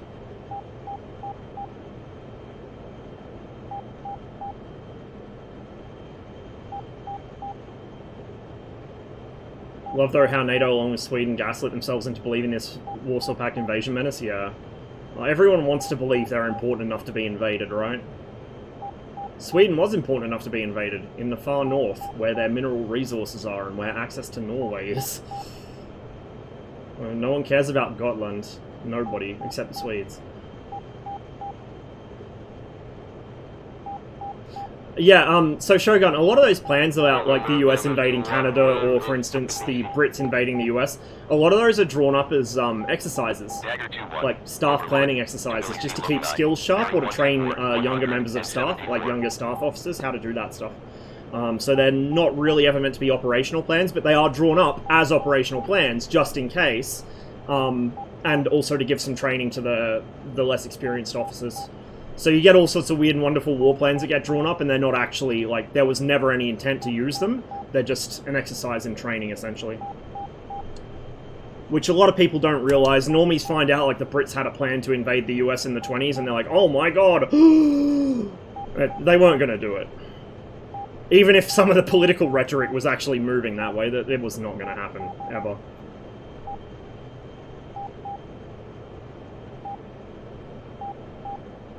I used to say to my friends, I wish they had, we'd all be a lot better off now, but looking at the state of the UK, maybe not. Maybe not. Definitely not, I think. Things go right, there's a small chance I get to go to Norway for an internship. Oh, nice! You guys will get to hang out, that'll be awesome. There's a lot of interesting marine biology to happen up there. Oh, look at this, Chad! 54 targets of intel. Beautiful. I need to do some reconnaissance myself. I did, I have promised people I'll do it. Maybe not today, though, because, those guys have got it down pat for us. Overlord, Circus 1-4. Bogey Dope, Stratofortress. They'll be, like, over here somewhere, I think. Circus 1-4. Overlord. Raw. 289. 54. 6,200. Hot. Stratofortress. We'll get them in a head-on pass and double back over the top. I've been aiming for stern conversion intercepts on the B-52s mostly, and I've been very successful with those. Like, I'm getting pretty good at setting those up. But in this case, because I kind of overestimated how far they'd traveled, we set ourselves up for a head-on, which is fine. We can do that. Just means it's going to slow down the kill rate a little, as it were.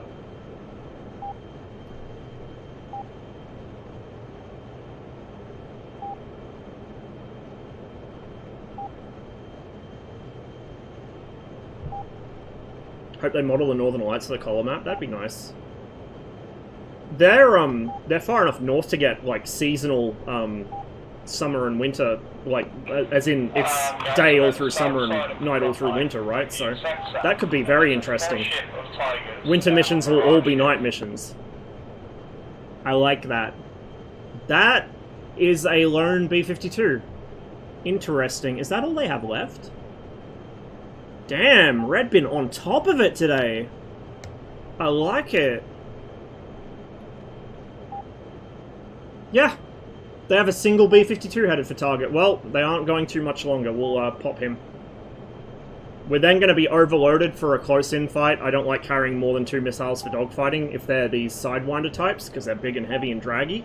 Obviously, R60s I'll carry more of, but that's alright. We'll get rid of 1 R3R at him. No point firing 2.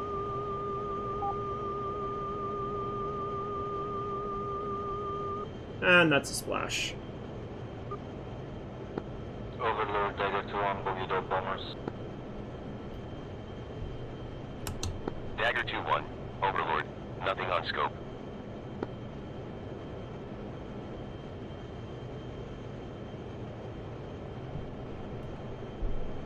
Okay, gun is armed. I just had to double check that because sometimes I forget these days. Mostly if I'm taking off in formation. If I'm trying to formation fly, I'm so focused on that I forget to arm my gun more often than not. Just led to me having a few embarrassing situations. Get rid of the drop tank. Get the low altitude clutter filter back on because we're going to be flying a bit lower now.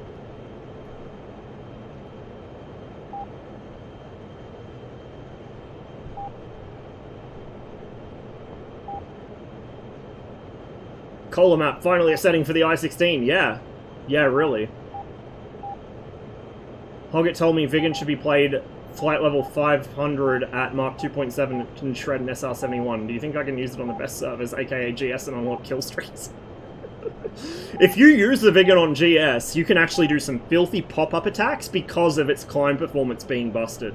Like, this is the thing, it's not just its low altitude speed, it's not just its high altitude acceleration, something's wrong with the engine tuning, and so it just overperforms across the board. You can climb in the Viggen at 40 degrees from Mach 0.6 and accelerate through the supersonic. I did it the other day. Like, not even the F-15 does that. It's so busted.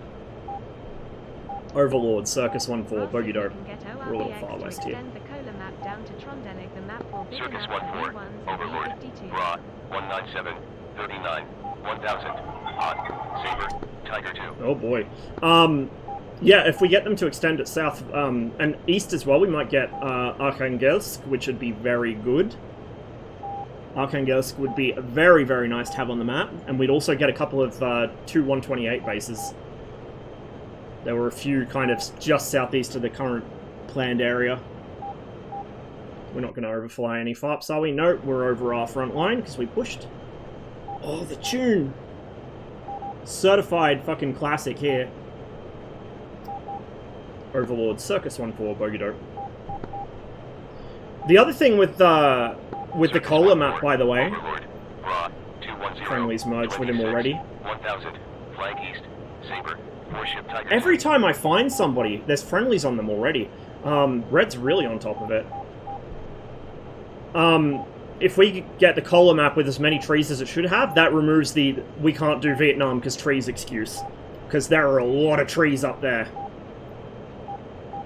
So if they can do the Kohler Peninsula, they can definitely do Vietnam. Now you'll notice there's so many friendlies in close proximity to the enemy here, I can't get a good radar lock, because I don't know who the radar's going to grab out of that clusterfuck. So I need them to separate out a little. Yeah, he's merged. Shit. Oh, here's one.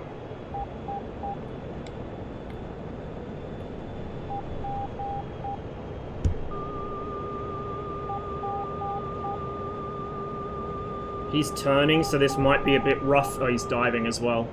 Yeah, that's not going to work for an R3R. Oh, maybe? Maybe? Oh, no, that was a terrible shot. Oh my god, if that fucking hits him. No way. Oh my god, R3R cracked. It shouldn't hit that. There's no way that should have worked. Overlord, Circus 1-4, Bogey Dope. It's kind of... I mean, he was super slow, but that snap-up, that's kind of... Yeah, nah. Like I said, the 21's missiles are a bit busted. Overlord, Circus 1-4, Bogey Dope. But we should be able to uncage our IR missiles, which we can't, so it offsets. Circus 1-4, It all offsets, Overlord, man. Raw, 022, Oh, fuck me. 1000, Beam West, Tiger 2. It swings and roundabouts with this shit, honestly. Supersonic, rip your wings, bud. Holy fuck, that's a 15. Are you gonna... Oh, he's gonna go vertical, that's an F1. Fuck, they're difficult to see. He's gonna go over the top. We'll stay under him.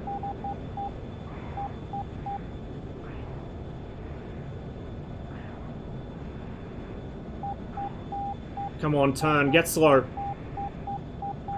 Shed some of that speed. Get nice and slow. There's a 21 coming over the top to my left.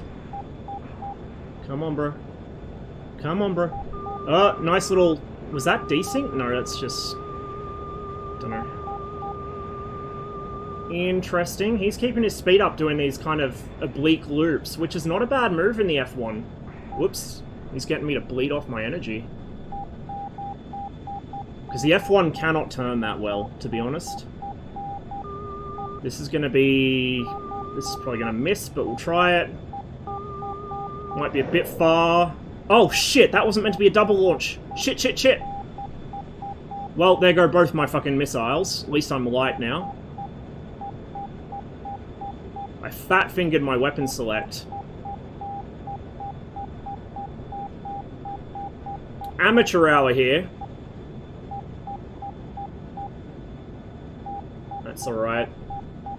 I get most of my kills on this mission with the gun. Come on, buddy, get slow. He's... this guy's actually kind of clever. He might have read some of my advice. I advised the Mirage guys to go up above 4,000 meters where the MiG-21's emergency burner cuts out, because up here, they actually might have an advantage. I'm not sure, I haven't tested it, but they might. I've got a fucking F-5 coming up behind me. Overlord, Circus 1-4, Bogey Dope, Tiger. And I just lost sight of the Mirage. Shit. Circus 1-4, Overlord, Ra, 031, 2,500, drag northeast, fast, Mirage, okay. Tiger 2. There's a flare. Is it above me somewhere? Overlord, Circus 1-4, Bogey Dope. Smoke trail. Oh, hello. Circus 1-4, Overlord, Hello. Ra, 1201, What are you? 4,800, drag south, Mirage, Tiger 2. Отказ систем. It's the F-5. Экран. A little bit of desync, but not too bad. We got another MiG on him. That's a 19. We'll support him since I lost my guy.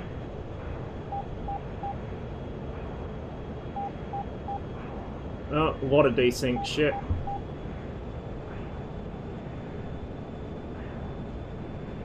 Let's recommit on him, because it looks like the 19 overshot. Never mind, F5 killed himself. I think? No, desync? Don't know. That's 15. Okay, the F1's just fucking zooming. Supersonic. Overlord, Circus 1-4, Bogey Dope. How's my fuel? We're good. 1,200. That's plenty. Circus 1-4, We're pretty close to our road Overlord, base, so I'm Ra, not concerned. 091, 1,400, drag southeast, fast, Mirage. We found the server's most intelligent F1 player. He's making high-speed slashing attacks, which is exactly what that jet should be doing. Big brain right here. Overlord, Circus 1-4, Bogey Dope.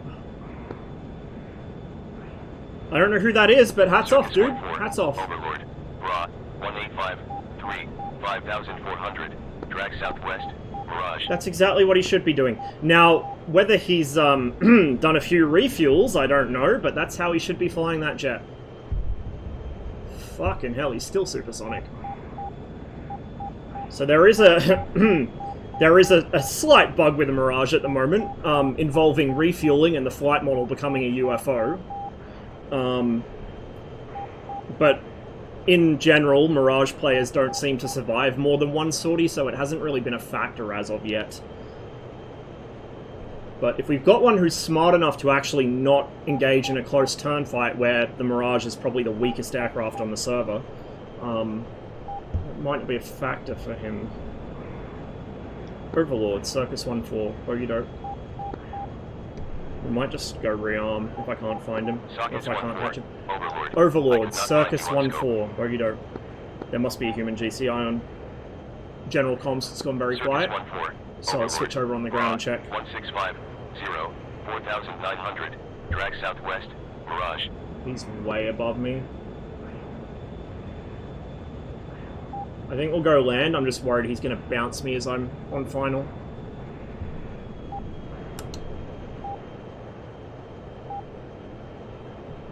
We'll just also switch. Do we have human GCI on this channel? Apparently not. Red's just really quiet.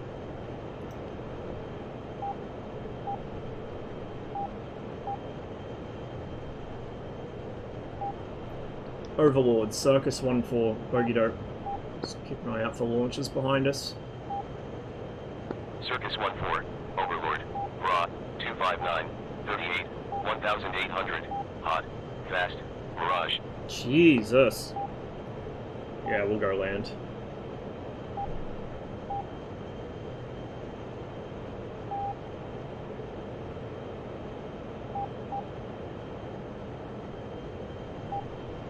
Finnmark's very flat, but the coast is beautiful. Yeah, so the southeast part of the map's going to be very, very flat, and the northwest is going to be very mountainous. It's really interesting. And a lot of the northern coast of the peninsula is... the Norwegian side, obviously, is fjords, so really steep, tall mountains. The Russian side is quite low, and more rounded. It's more eroded away, which is quite cool terrain to fight in. I don't think we got a map with terrain like that, because I don't even think South Atlantic has anything that really compares. Oh, actually, maybe it does in the, like, way in the southwest, near Tierra del Fuego. Overload Dagger 2-1, set warning 15 kilometers. Dagger 2-1. Anyone enjoys the idea of fucking with him. Warning 15 kilometers. Point. Point taken. Oh man, I'm so far behind chat. Oh god, please forgive me. You guys are really talkative today. I suppose the more talkative I am, the more talkative you all get as well. That seems to be a thing that happens. I got a refill of my my legal meth, so I'm a bit more perky than I have been for the last few days. I was rationing it because to get my meds, I have to cross the fucking border into the ACT because my doctor's in the ACT and he can't prescribe for New South Wales. So I can't go to the chemist in town here, which is like a 5-minute walk. I have to go across into Kingston. So that's like a whole ass drama. I have to get a bus across and then bleh. So I just rationed them for like the last week and a half. Only used them when I had class on a particular day and then waited for the refill. I got a lift there yesterday. They help my attention span, they don't make me any less lazy.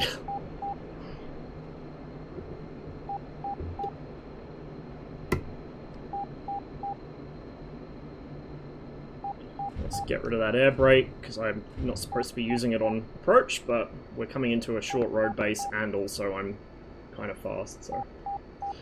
Technically not supposed to use the air brake to land in the 21, but I do it a lot of the time if I'm in a hurry to get down. Once you're experienced enough with did I say 29 or 21? Once you're experienced enough with the 21, it doesn't really matter. Like, you can land with the air brake out. It's not a big deal. But in real life, at least in Soviet service, if you got caught doing that a couple times, you were not flying fighters anymore, because it was considered dangerous. Just because if you need to go around for any reason, or if the engine cuts out on you, you're going to fall out of the sky, and you're typically too low and too slow to really get out at that point. There's someone on the road base, so we're going to have to... Oh god, oh god. Oh god, I'm floating really badly.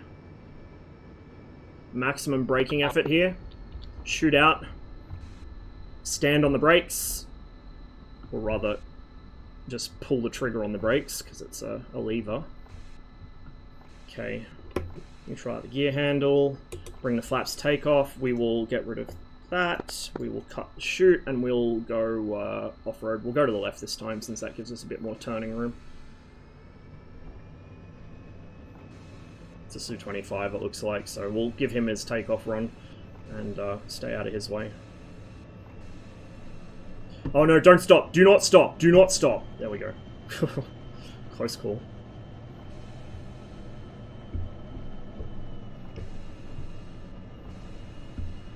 Отказ систем.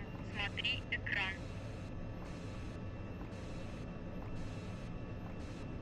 My alerts are not working today, so thank you whoever just pressed a button. For some reason the follow alerts are very spotty on the Twitch app. I'm a very scuffed streamer, even after all these years. I still use my phone for notifications because they don't come up on my chat pod.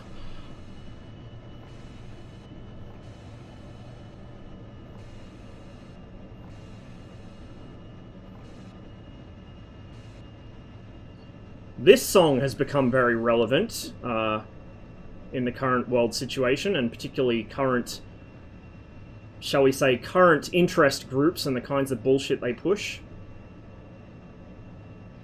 Song's a nice reminder, I think, of what they should be pushing instead of what they are.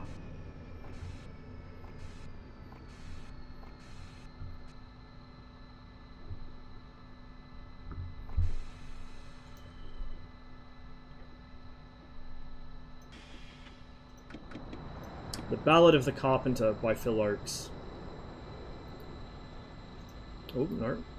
That's interesting. That's... Oh, we're too far back. We're gonna have to actually taxi forwards, I think. Into the... into the no red flag zone. We'll just creep forwards. We'll try... I don't think fighters can spawn here, so I'm probably safe to crawl ahead slightly. We may need to crawl all the way to the front, though. Yeah, no, we're too fast, so we'll go ahead.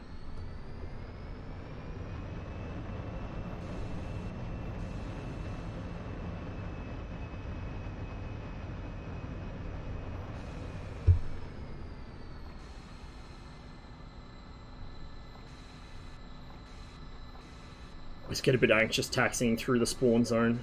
You just never know when someone's gonna spawn in. Fucking telefrag you. Yeah, there we go.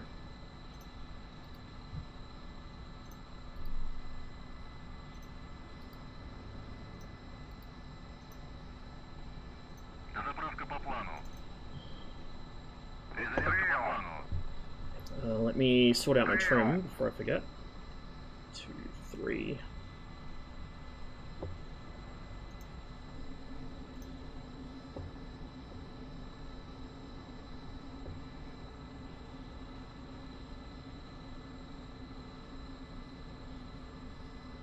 Son is named Roald after Roald Amundsen. He's in family with him on his mother's side. Oh, nice. We were a couple weeks ago, we were flying Amundsen's Dornier. I think it was his Dornier, or it was part of his expedition in Misfits. So it was the South Pole. I could never remember which pole he went to, but it's the South Pole. Overlord Dagger 2-1, where is bombers? Fish climbs better than I remember it. You just got to know the climb schedules. It's a delta wing. You want to get some speed up and then climb. The Viggen's actually the same, despite its overperformance. The Viggen will not like to climb at low speed. You've got to get up to about Mach 0.7, 0.8, and then pitch up, and then it will climb forever. Then it starts overperforming. But the thing to remember with delta-winged aircraft is, you know, in any aircraft you want to get some speed up before you start climbing out, but in a delta wing that threshold is much higher, because as soon as you apply angle of attack to the aircraft, you're turning the entire wing into a giant air brake.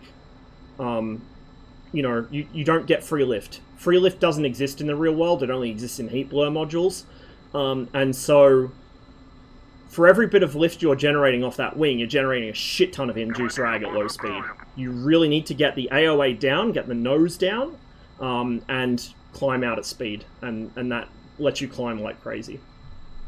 It also helps that I'm usually flying with the emergency burner on, so at low altitude I get that extra kick. Yeah, Matt's flying the Hind. I need to do some more Hind flying. I need to, I wonder if Captain Anoni's awake at the moment. He's not in chat by the looks of it, unless he's just not showing in the user list. Anoni wants to fly the Hind together, which I'm totally keen for. It's just a case of lining up schedules. I reckon if we get him in here or in Alpin server in the Hind, we could wreck some shit together. Last time I flew with a human player in the Hind with me was, I think it was Seal. Actually, no, it might have been Dub. I think it was Dub.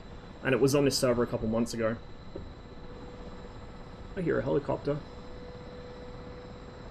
Behind us somewhere. Ah, right there, Me-8. Hey, buddy! Hip gang.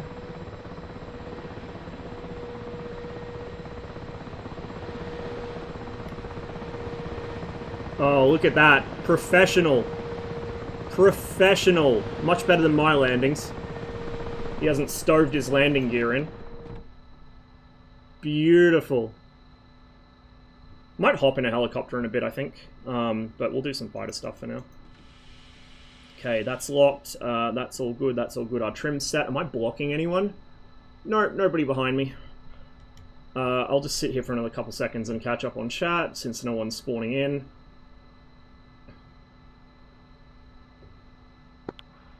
R3S and no gun pod, Chad mode. Where is friendly bombers? 15-0 in the MiG-15 kind of speaks volumes. Oh yeah, dude. Overlord. Yeah, really. I could not determine what you are looking for. Oh man, I'm so far behind, chat. We'll go autopilot and I'll catch up because I don't want to block the road base. Don't want to get reported. I'll get reported for... I'm happy to take reports for harassing helicopters on FARPs and shit. Not camping, obviously, I don't do that, but I don't want to take reports for fucking blocking road bases. That shit's frustrating. I've had enough people block me that I don't want to be the one doing it. Oh, we got a Mirage already. Maybe we won't go into autopilot just yet? I should have refilled the coolant. 310, 20 kilometers hot. Go ahead and arm the gun before I forget.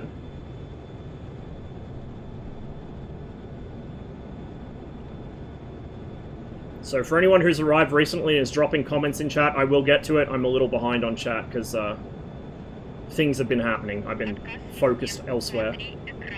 Do apologize. And thanks for all the new follows today, guys, by the way. Appreciate it. Oh my god, he's already being fucking intercepted? Red team is so on top of their shit. Here he comes.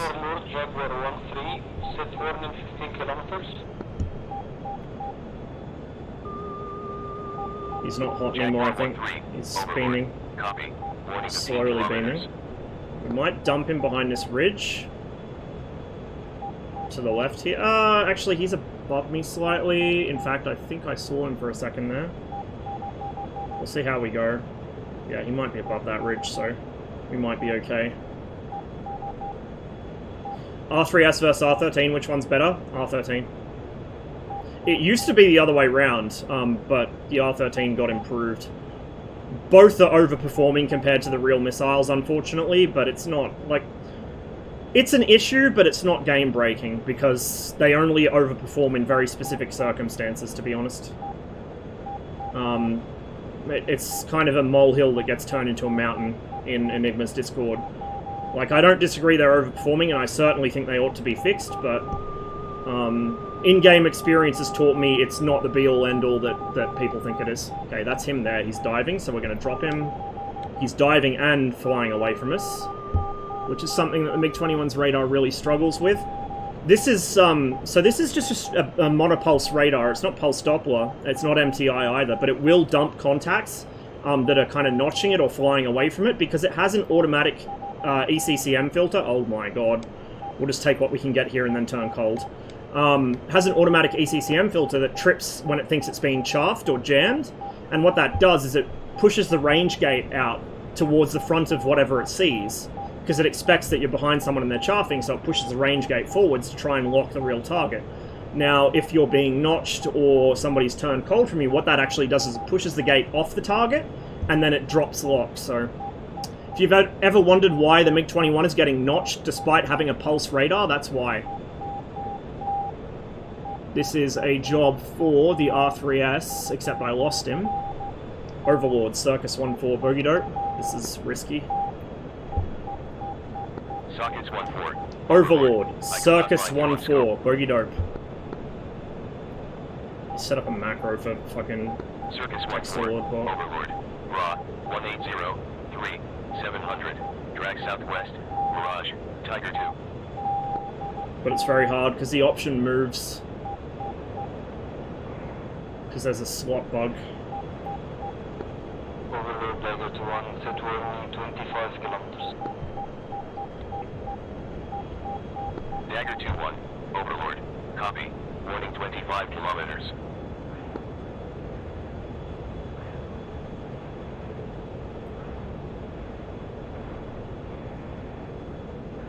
We got some closer contacts that we're not picking up here, which is interesting. We'll just head up for these guys. We'll take what we can get. I've noticed on Enigma server, I tend to get baited into low-speed dogfights less. I keep my speed up around Mark 1, and I make slashing attacks in the 21. Whereas on Alpins, you guys have seen me, I get into low-speed ballets all the time. I enjoy a bit of both, to be honest. But this is probably the better way to use the 21, is high-speed slashes. Same as the Mirage F1, to be fair. We're going to lose our radar here in a second, we're running out of coolant. So, we want to get rid of this R3R as soon as possible. There goes that F-5. Try and keep eyes on him, which I've been unsuccessful in. I've lost him already. He's down there somewhere, though. Spotting is not very good. Overlord, Circus 1-4, bogey dope. Should be right off my nose somewhere. Circus 1-4. But he probably turned. Raw 164. 2. Yeah, he did. 3,500. Drag south. Tiger 2. Shit. Overlord, Circus 1-4, bogey dope. I'm totally blind, and I'm about to be even more blind when the radar goes out. Circus 1-4. Overlord. Raw 008. 5,500. Flank southwest. Tiger 2. We'll turn it off just so we don't burn it out. I'm gonna have to do a repair anyway to refill the coolant, but... Oh man, I do not see a fucking thing. 349, they're all off my left. Set warning 20 kilometers.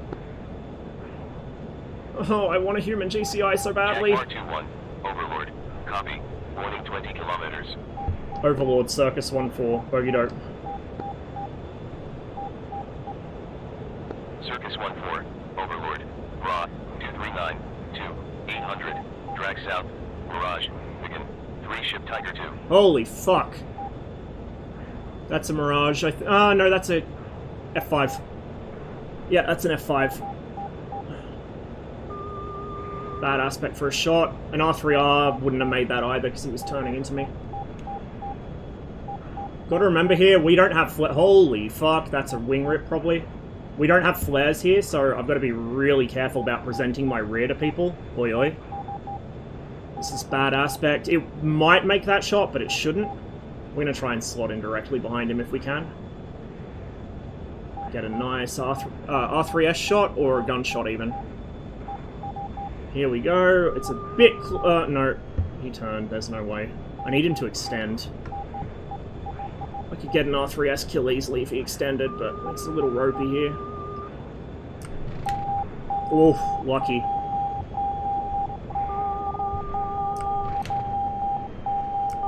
There's a kill.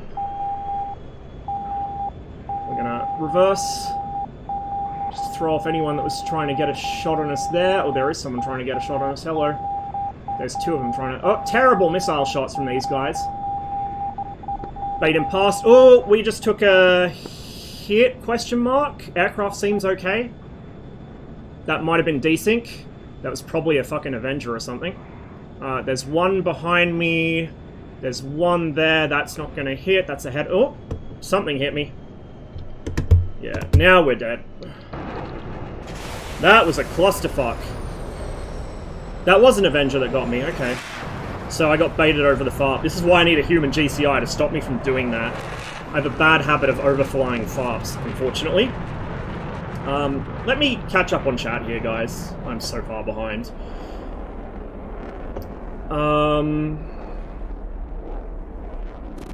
Shouldn't the mounting be the same with the R13M? No.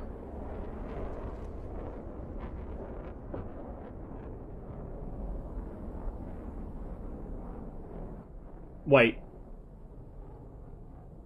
Yeah, no, I don't think so. It's a different type, so if you look at the R13 rails on the MiG-21 and the R3 rails, they're quite different. I mean, to be fair, I think the umbilical's the same, but the actual rail's different. And something that people don't consider is the design of the rail's important. It might be the same fitting to the actual missile, it might be the same umbilical, it might be everything else the same, but the aerodynamic shape of the rail is important. Like, this is why weapons have lead-in periods of several years where they have to do flight testing, they have to do launch testing, they have to jettison test it, they have to do all these different tests to make sure that there's no store separation issues, make sure there's no issues with it flaming out the engine.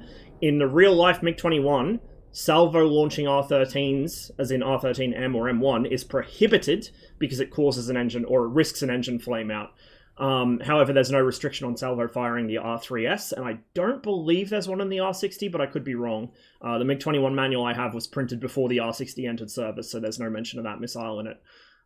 Also, it was for the Egyptians or Syrians, and I don't think they ever got those missiles. So, there's all these different conditions, like, you know, the classic DCS forum arguments about fucking triple rack MABs.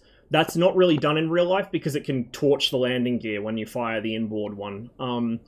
Certain bomb configurations aren't carried because they cause separation issues, either when the bomb's dropped or when it jettisons. There's heavy restrictions on weapon release speed. For instance, Mavericks are not to be fired above Mach 1.2. You cannot fly through visible rain carrying Mavericks at speeds of, what was it, more than 400, 500 knots, or Mach 0.9 or something like that. Because what it does is it forces the water into the Maverick Seeker and the humidity fucks with the camera. Mav Seekers actually have a little humidity, like a piece of litmus paper, not litmus paper, but whatever you call like a humidity paper in the Seeker. So you look at the Seeker head, and if that paper's the wrong color, it means that there's moisture in there, and it's unsafe to use because it's going to occlude the Seeker image, and the Maverick's going to go dumb off the rail. It might go for entirely the wrong thing. So there's all these real-life issues DCS doesn't model at all, particularly stores separation problems, and I wish it did. I really wish it did, because it would force me to upskill, and it would piss off the gamers. And there's nothing I love more than angry gamers. Need to learn the MiG-19. It's less unhinged than the Fishbed. I heard it's a good jet. It's really good. It's really strong. I don't know if I'm supposed to tell you...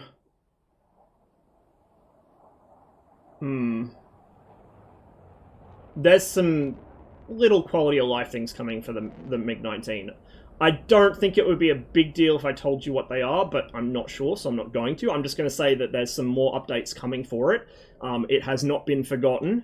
They're just little quality of life fixes, but they're very important quality of life fixes. I just got done testing them the other day. R13M rail. Yeah, the R13M is cooled. That's why. That makes sense. The R3S is uncooled. Why was the MiG-23 such a poor aircraft? Pink Cube, I know what you're like, and I know why you're saying that. I'm onto you. Trolling in my chat. How dare you? If any of you are new to Enigma's server and in its Discord and you see a wall of comments about how the MiG-21 or 23 were an interceptor, that's because they're trying to troll me. They know that triggers the fuck out of me, so they're trying to get me to, they're trying to summon me and make me post a fucking essay on why it wasn't an interceptor, it was a light tactical fighter. Incidentally, if you don't know the MiG-21's a light tactical fighter and you do think it's an interceptor, my MiG-21 Academy video, the entire first hour of that is me talking through its development history and why it is a light tactical fighter. So I'm just gonna self-plug there.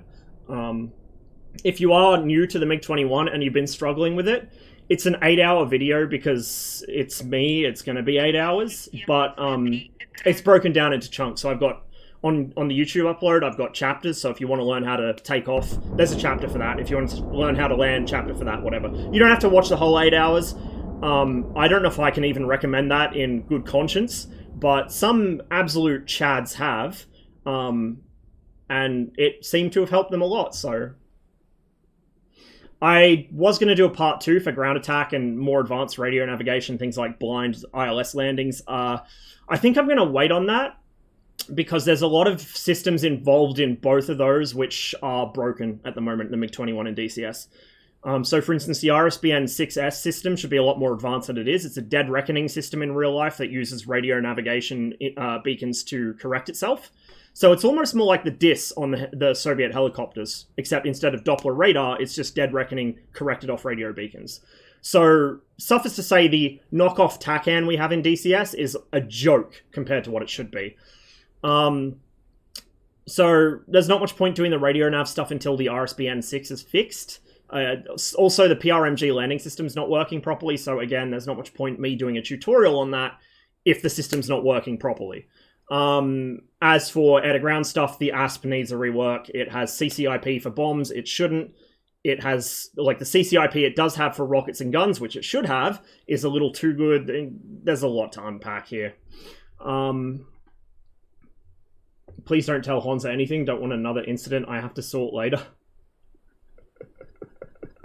Yink told me how to fix Honza incidents. You team kill him. I've been enlightened. No, I think Honza's misguided, but I don't mind him because he posts some interesting stuff. I don't really dig into the lure files that much, so I do like having somebody around that does. I just think he reads too much into them. I think there's a balance to be achieved there.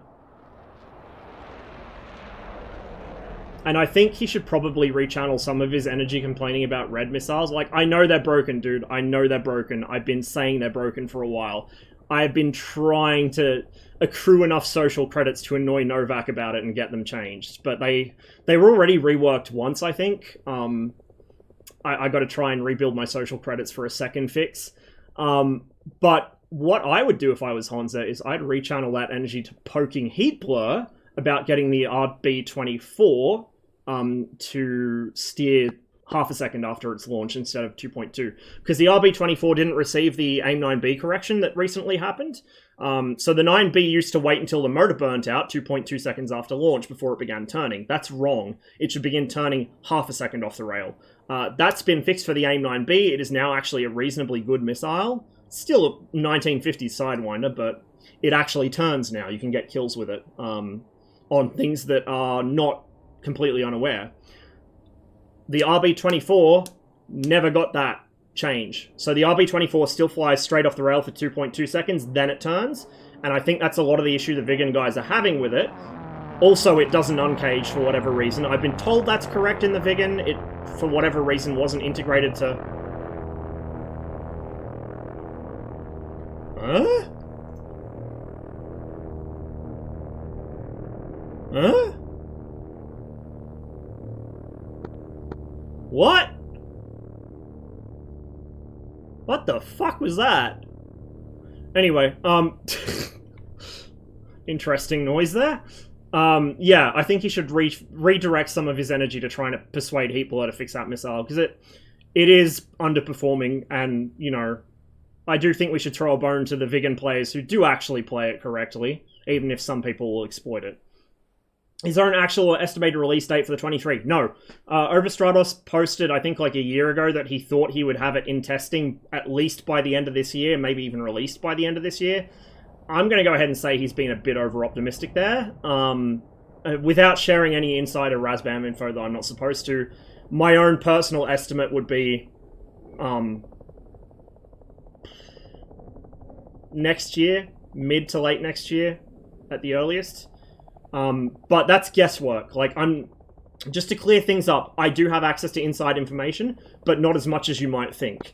I have no idea what the fuck is going on with the Strike Eagle. I'm just as unaware of its development status as you guys. So I don't know if they're going to do the Strike Eagle first, and that's going to delay the 23. I don't know if the 23 is further along than I think. Like, I just don't know. I do have access to information that the average person doesn't, but don't think that I'm all-knowing, because I'm not. And even if I was, I couldn't tell you. And I don't want to be that one guy that flexes tester status on people just to show off how much I know, because I think that shit's pretty sketchy. I was actually... So, fun fact, I was actually never going to mention that I was a tester, but Overstratos kind of preempted it and went and announced to everyone that he owns my soul now because I am a Razbam tester, so the cat kind of got out of the bag early on that one. But I had no intention of telling anybody I had access to the test. No intention at all. Because I knew people would start bugging me about when's this going to happen, what's going on with this. Like, dude, if I know, I can't tell you, and if I don't know, I can't tell you either. So, and if I guess and it's close, like, this is the problem I had with the F1. I was worried I was going to say something too close to what it actually was. So, I don't know if I'm even supposed to tell you when I got access to the F1, so I'm going to play it safe and not. But suffice to say, when I did get access to the F1, I started panicking, because I thought, oh my god, all of my predictions about this jet are so close to being correct that Wags is going to think I'm leaking shit. So I had to start playing dumb on a few things until it released. So I would have preferred just no one know that I have tester status, because it would have been easier for me, in a lot of ways.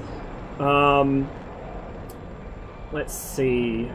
Who's Matt? Matroshka.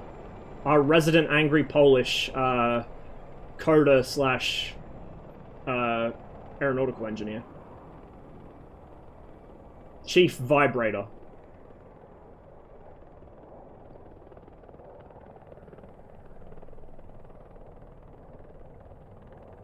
funny cow song that has no Duma lyrics at all. Yeah, if you understand even the slightest bit of Polish, it's really depressing. I don't speak Polish.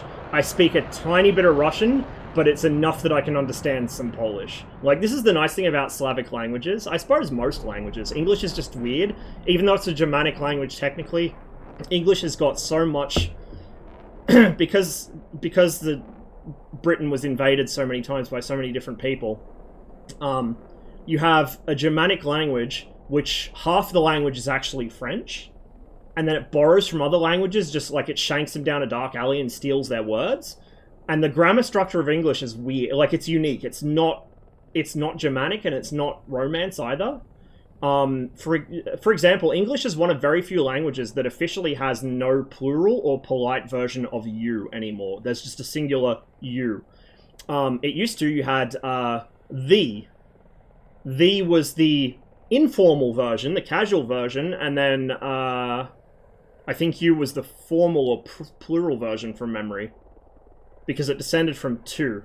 So to became you, and I don't remember what the Latin informal U was. I only know the Russian one, which is T, and I think it's descended from the same general etymology.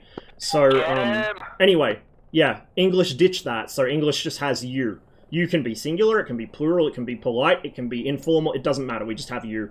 And it's kind of funny, actually, because lower registers of English, I don't like using that term because it's very classist, but lower registers of English actually have regained that, because, for instance, if you go out to fucking, I don't know, Doonside, go talk to some locals out at fucking Doonside, mate.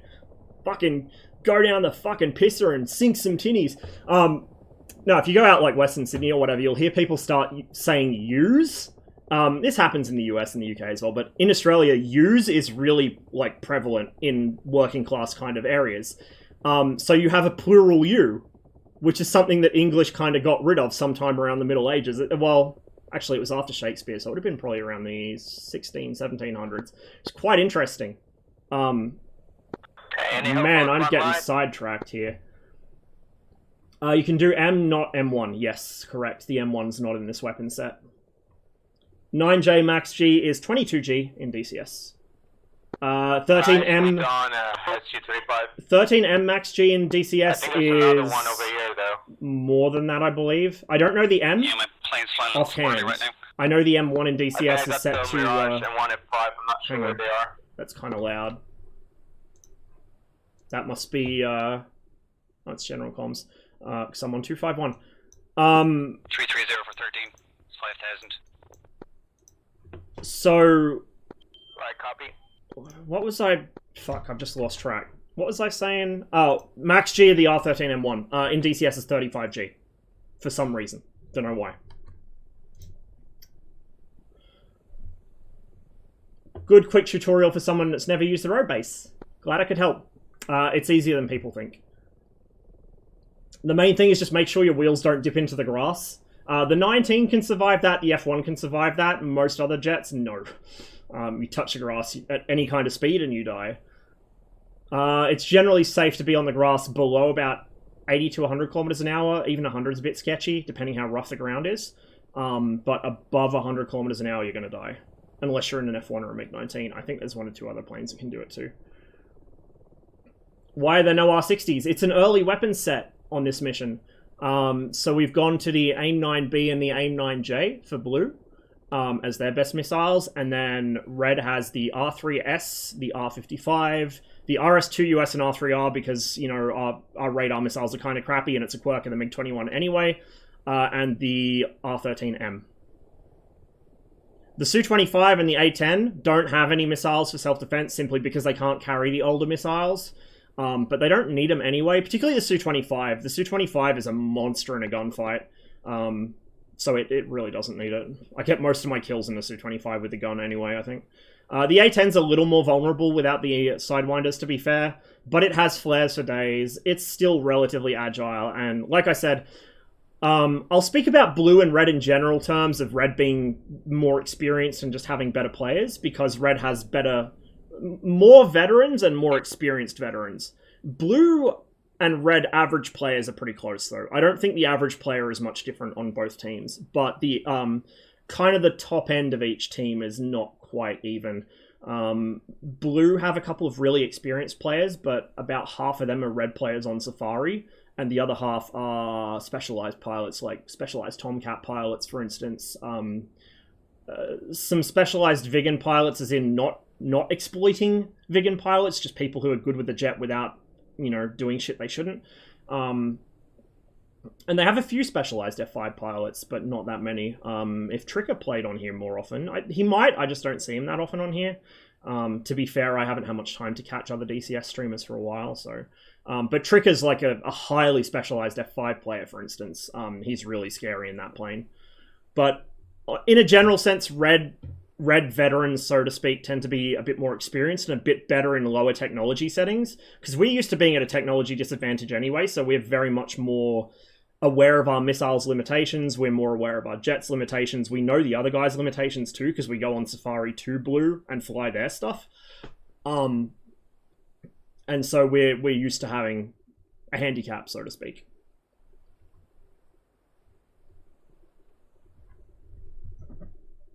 My tea's gone cold because I've been yakking for so long.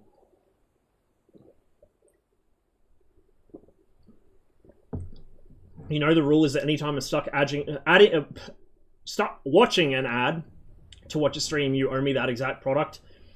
Sorry, take that up with Jeff Bezos. I can't prevent the ads. The only way I can stop it doing interstitial ads during the stream is if I roll like pre-roll ads and then run dedicated ad breaks. Like, if I could do that, as much as it feels like corporate sellout bullshit, if I could do that, I would, just to stop you guys from joining and getting ads at the start, or like getting ads during the action of the stream. I hate that shit when it happens. I totally don't want it to happen to you guys. So I would run, like if I go to take a piss or get a drink or something, I'd run an ad break until I get back, whatever. But the problem with that is, I don't want to interrupt my own flow state by running ads. Like, I've got other shit to do than run ads. So, you're just gonna have to deal with the random Bezos ads. I'm sorry, dude. I'm sorry.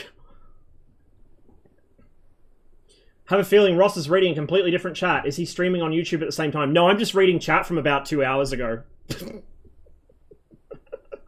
As usual. I'm like a week behind in DCS discussion on Enigma's Discord, dude. I'm dreading it. I'm fucking dreading it. And the problem is, like, that channel's full of really interesting historical stuff too, so I can't just skip it. Half of it's shitposting and dumb arguments, but the other half's really juicy historical info that I don't know about, so I'm like, I feel compelled to read it. This is why I doom scroll Discords, is because I know I've missed something interesting and I can't switch that off. Fucking fear of missing out is strong with me.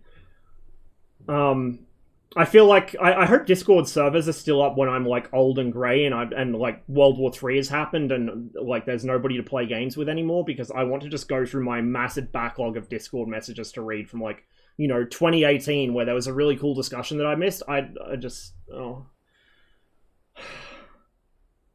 I'm dreading when humanity finally reaches the kind of singularity point where you can just download shit directly into your brain and know everything all at once.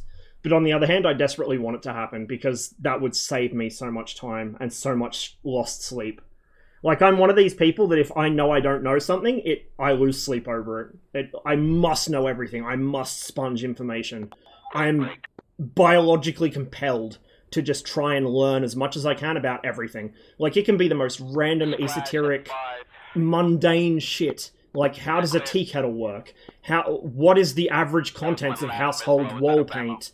Like, I just, for some reason, I need to know. My brain hungers. Talk as much shit as you want about Russian propellants, but they had kick in them. They're good propellants. The Soviets built good missiles, honestly. Just wash your hands after handling them. Any chance you're going to be streaming on Saturday?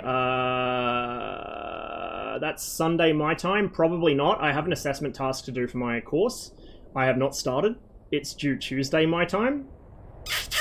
I still have to stream on Monday before class for armor. Probably not, Marduk, to be honest. I won't exclude the possibility, but it's highly unlikely. It depends how much of the assessment task I can get done before then, and how much is left to get done. It's not a big assessment. I could probably knock it out in like 2 or 3 hours. I just need to decide on the subject matter, and then the rest will come. The rest will sort of fall into place naturally.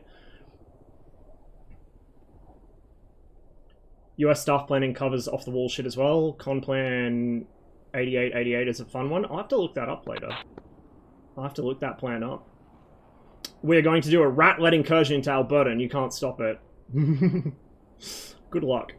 How does recon work in Enigmas? So, you have a certain cone that looks... the cone is a certain radius, and it looks a certain angle ahead of and below the aircraft. There's an altitude restriction you can't be above. I think there's a minimum altitude... actually, there might not be a minimum altitude, but obviously the higher you are, the better it works, up to a point where it doesn't work anymore. If you tag Milk DeHammer in Enigma's server, he did like whole ass trigonometry to figure out the optimum parameters for it. But put it this way, each plane has a different angle and different size cone. You fly along a frontline sector, so the dominoes, you fly along the frontline domino at a particular altitude, and it will just spot any frontline target within that cone. So I think if you min-max it in the MiG-21, you can get about pretty much the whole sector in one pass, or 1 or 2 passes. You have a limited amount of film you can use. It's a limited duration. I think it's about 30 seconds or so. It might have increased to 45. And so you can either like sweat lord it by turning it on and off, or you can just leave it on for one long pass. But that's how you do recon. We will do it on stream at some point. Not today, because it looks like the SimG guys have got it down pat. They don't need me doing it as well, but we will do it at some point on stream. Or I may even just do it off stream and then upload a video of it, because I have had a couple people, Horst Weirach, if he's in chat today, I'm not sure. He was asking about it on one of my YouTube uploads, so I do want to do a video of it.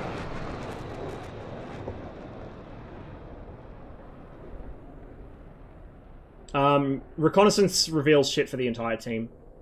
Recce is team-wide. That's why you do it, is so the, you do Recce, and then the other guys on the team know where targets are. So what SimG have been doing, along with some of the other guys in Red 4, is they'll do a reconnaissance pass, they'll find the entire blue front line, and then they'll get a bunch of guys in Mi-8s dropping troops, and a bunch of guys in Mi-24s, and they'll just wipe the front line. So last night, while I was... I think while I was sleeping or something like that, it was while I was not on the server, I just saw the results in Discord, they had managed to wipe literally the entire blue front line. Blue front line health was 0 of 500, and so their overall health was 500, because the front line was just gone, because that's what they'd done. They'd done a reconnaissance run, a really good one, and then just wiped it with helicopters. So Red Team are learning. Red Team have still got to put up with the Viggen Orbital Cancer Squad, but they're learning how to fight back, which is good to see. Like, the Viggen thing doesn't have a direct counterplay, but maybe with the committed enough Red players, maybe we can kind of indirectly counterplay it in the grand scheme of things, because the Viggens can only hit the industrial so quickly, if that makes sense. But I've said my piece on the Viggen. I don't want to go on anymore in the stream. Like, honestly, I'm getting fucking grey hairs from this shit, man. I don't want to be talking about fucking Viggens every stream. I'd rather be flying it, you know? I just want it to be fixed. By the time you read this, you should escort the bombers. Probably should. I did do a bomber escort the other day, but I got intercepted myself by someone on the way back from the industrial, which we're not going to go there.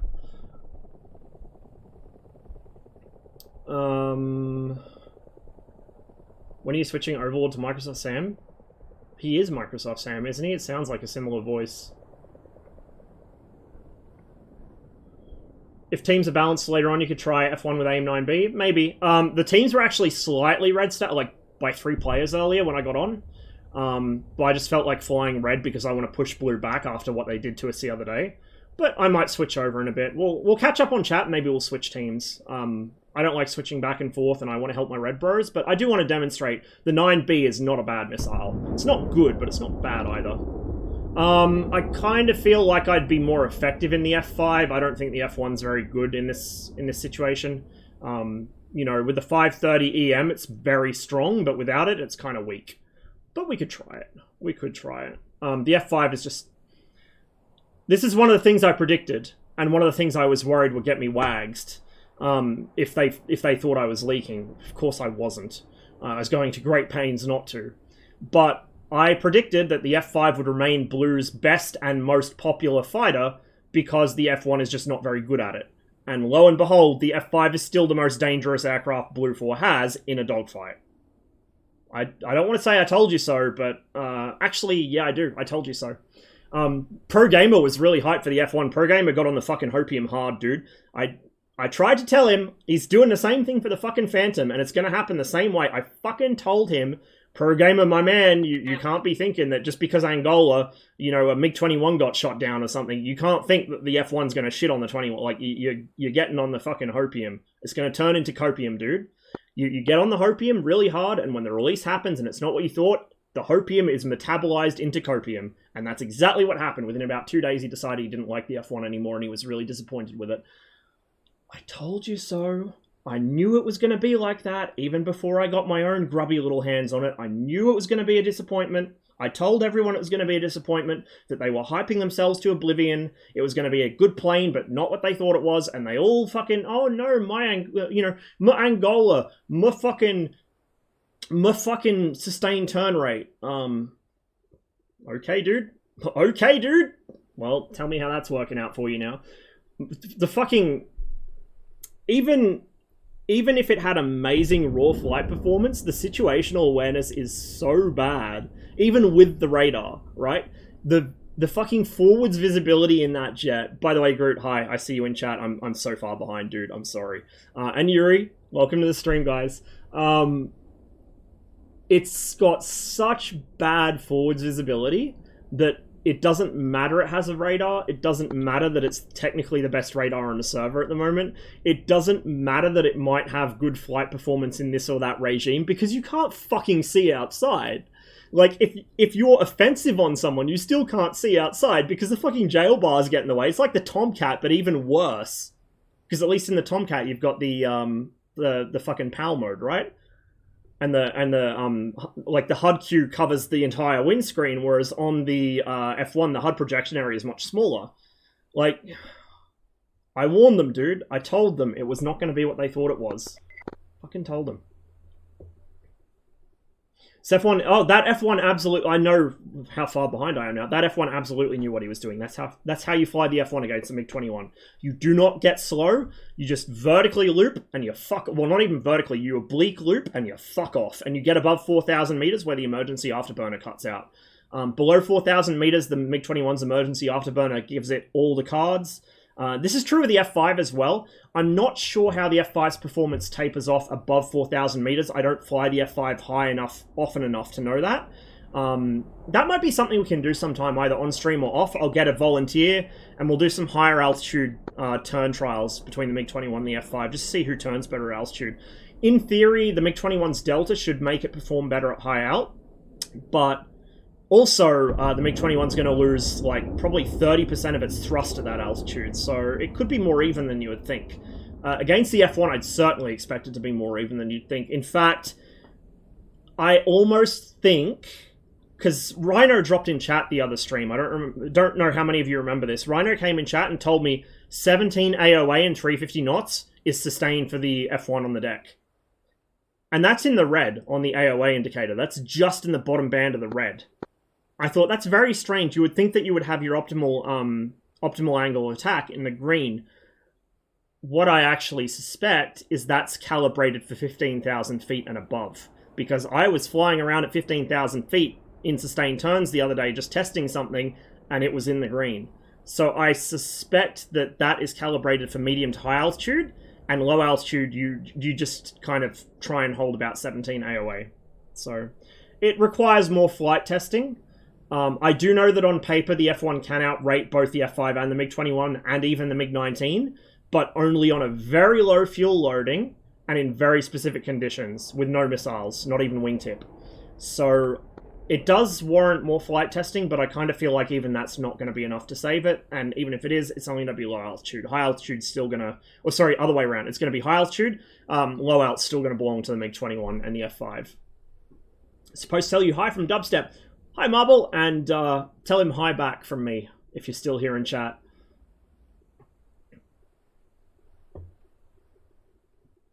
It's okay, it might be put on Adderall too. Oh, hey, congrats, you get the cool guy meds. You got cool guy syndrome. Well, I hope they help you out, I hope they do. Is me liking the stream? Check on. Thanks for the, I'm sure I just butchered your name, but thanks for the follow, and I hope you enjoy it here. I know we're doing more talking than flying at the moment. Welcome to Medicated Ross. Unmedicated Ross does about equal amounts of both. Medicated Ross can hold a train of thought for more than 30 seconds, so we tend to talk for like 5 hours and then go back to flying as I catch up on chat. Telefrags are the best. Bro, Chiron TL34 in Halo. I don't remember if that was an Xbox map or a PC map, but that map in Halo 1, fucking Telefrag Central. Hey, Maverick! Welcome to the stream, everybody. Thanks for the raid, man. I hope you had a good one. We are just having a bit of a chat between flights at the moment. We're playing on Enigma's Cold War, which is rear aspect only at the moment. We have flown into Avengers, what, twice in a row now, as I tend to do. So I figured it was time to just chill and catch up on chat, which I'm about an hour behind on. So if you're not sure who the fuck I'm replying to, that's why I'm talking to my own chat, but with a time delay, because my life is completely out of my own control. Now he'll never catch up. I know. What are you flying? I was flying the MiG-21. We'll either go back to the 21 after my little chatting interlude here, or we might go to the Mirage F1. We'll swap teams, maybe. My follow alerts, like I said, are not working today, but thank you for everyone who is dropping follows. I appreciate them all. I hope you guys enjoy it here. For anyone who hasn't been here before, I mostly fly Red 4 Cold War stuff. Primarily DCS. I do Armor 3 as well with a organized group. That will be happening on Mondays my time, Sunday for you guys in the western half of the world. I also do quite a bit of Microsoft Flight Sim. We've been on a bit of a break from that lately, but I think we'll do some today. But yeah, I'm Ross. I am a kind of a World War II, but particularly in these days, Cold War history nut, with a particular focus on air defense. I love me some air defense. That's like my little puzzle piece autistic thing. Yeah. So if you like SAM systems and interceptors and long essays about why the MiG-21 is not an interceptor and actually pop history has it wrong, this is your place. If you want to see modern Western stuff, I do actually fly it from time to time. This may surprise Mav. I don't think he's ever seen me do it, but I do fly things like the Hornet and the F-16 occasionally. I'm not very good at it, but I appreciate them. They're not really my speed, so like I said, it's only occasional. But I'm a strong believer in the idea that even if you don't, even if something's not your primary interest, even if it's not your favorite plane, you should still fly it. So I actually, I like the Hornet from time to time. I like it as a plane. I don't enjoy the way it plays in DCS, just because BVR is not really my thing. I can do it, but I don't really enjoy it, at least not with active missiles. But yeah, like I like to fly some of the modern Blue Force stuff because it gives me an appreciation of what those aircraft are capable of and just how much of a difference modern networking makes in a battle space. Like if you're a Cold War guy like me and you have never flown the Hornet, or particularly the Hornet with some of the SA stuff it has, but the Viper as well, or the Falcon, sorry, we like to trigger the millennial F-16 pilots around here by calling it its proper name, the Falcon. But yeah, like if you haven't flown those, fly them. It'll be like a revelation. It's like fucking wall hacks, my guy. Fucking wall hacks. It's incredible what those jets can do. And you think that, the initial F-16 had a shitty little CRT buried between your nuts. That was its radar. Its radar was crap. It was outranged by the F4's radar at high altitude. It was really shitty and unreliable. It didn't have a single MFD. It had this thing that looked like a bunch of calculator screens stacked on top of each other. That was its stores management page. Like really janky, shitty fucking analog cockpit. That was the F-16A. And then you compare it to the F-16C we have in DCS, which is 2000 era. That's, what? About 40 years difference. 40 years between an initial batch F-16A and the F-16C Block 50 that we have in DCS. 40 years, and just the airframe hasn't changed much, the engine has, but the systems are phenomenal. Likewise, the A-10. The A-10A we have in DCS is 1990s standard, it's not Cold War. The Cold War A-10 was fucking Pierre Spray's wet dream. It didn't even have a radar altimeter or autopilot. You had to dial in the QFE of your target. Same as the Viggen. So the A-10A we have in DCS, even that's pretty advanced compared to Cold War A-10s. But then you compare that to the A-10C or the A-10C, the Redux, the C2, so to speak. Like, you can shitpost. You can send each other text message shitposts in the A-10 over data link. Like, that shit's crazy to me. I don't think Mumi's integrated on anything in DCS yet, but if it ever is, your buddy in a Kiowa will be able to beam real-time video footage from his Kiowa to the Apache sitting 5 miles behind him, to the fucking F-18 circling, 30,000 feet overhead, 10 miles back, 20 miles back. Real-time footage from that Kiowa. Like, it's just crazy, dude. It's crazy how interconnected all of this stuff is in a modern battle space. That's why I occasionally fly modern stuff. It's interesting to me. Anyway, deep breaths. We're getting further and further behind chat. Dear God. The F1 spools down after firing to protect the engines, I believe. Yes, it does. It comes out of afterburner and it spools down. You can turn that system off, but I do not recommend it. The MiG-21 doesn't quite do the same thing. What the MiG-21 does is it enables the in-air relight circuit. So when you fire a missile in the 21, you may notice the ignition light comes on and you'll hear the relight system spooling. The 21 does that in case the engine flames out and to keep, stable combustion happening. However, there's still weapon limitations. Like, for instance, you can't salvo fire the R13M or it will cause a flame out. You can't salvo fire, what was it? S-24s, I think it was. You can't salvo fire S-24s, which is, if you think about the way the MiG-21's weapon wiring works, you can't single fire them either. Like, the MiG-21 can't do single release air to ground. It releases symmetrically in air to ground. You have to have a training device, which is basically a relay circuit fitted to one wing to get a single weapon off the other wing. So how the fuck it was meant to employ the S-24, I'm not entirely certain. It may have been within very strict parameters and I think the S-24A and B in-game are models having different warheads. Like, the A has a heat warhead and the B has a explosive warhead or something. In real life, the S-24B was actually a low-smoke motor. It was specifically designed to stop them from flaming out the MiG-21, the MiG-23. I don't know if the warhead changed the designation. I know there were multiple warheads available for the S-24. There were also... Cotty was posting about this in Discord just the other day, in Enigma's Discord. You could fit the radio proximity fuse from the RS-2 US Beam Rider missile to the S-24 rocket. So that wasn't an official thing, that was some enterprising individual in the Air Force realized, it's the same thread. So they fitted it to the S-24, and sure enough, you have a proximity fused S-24 now. So if you've wondered why War Thunder has those and DCS doesn't, that's why. It was actually a thing. That's one of the few things War Thunder models historically correctly.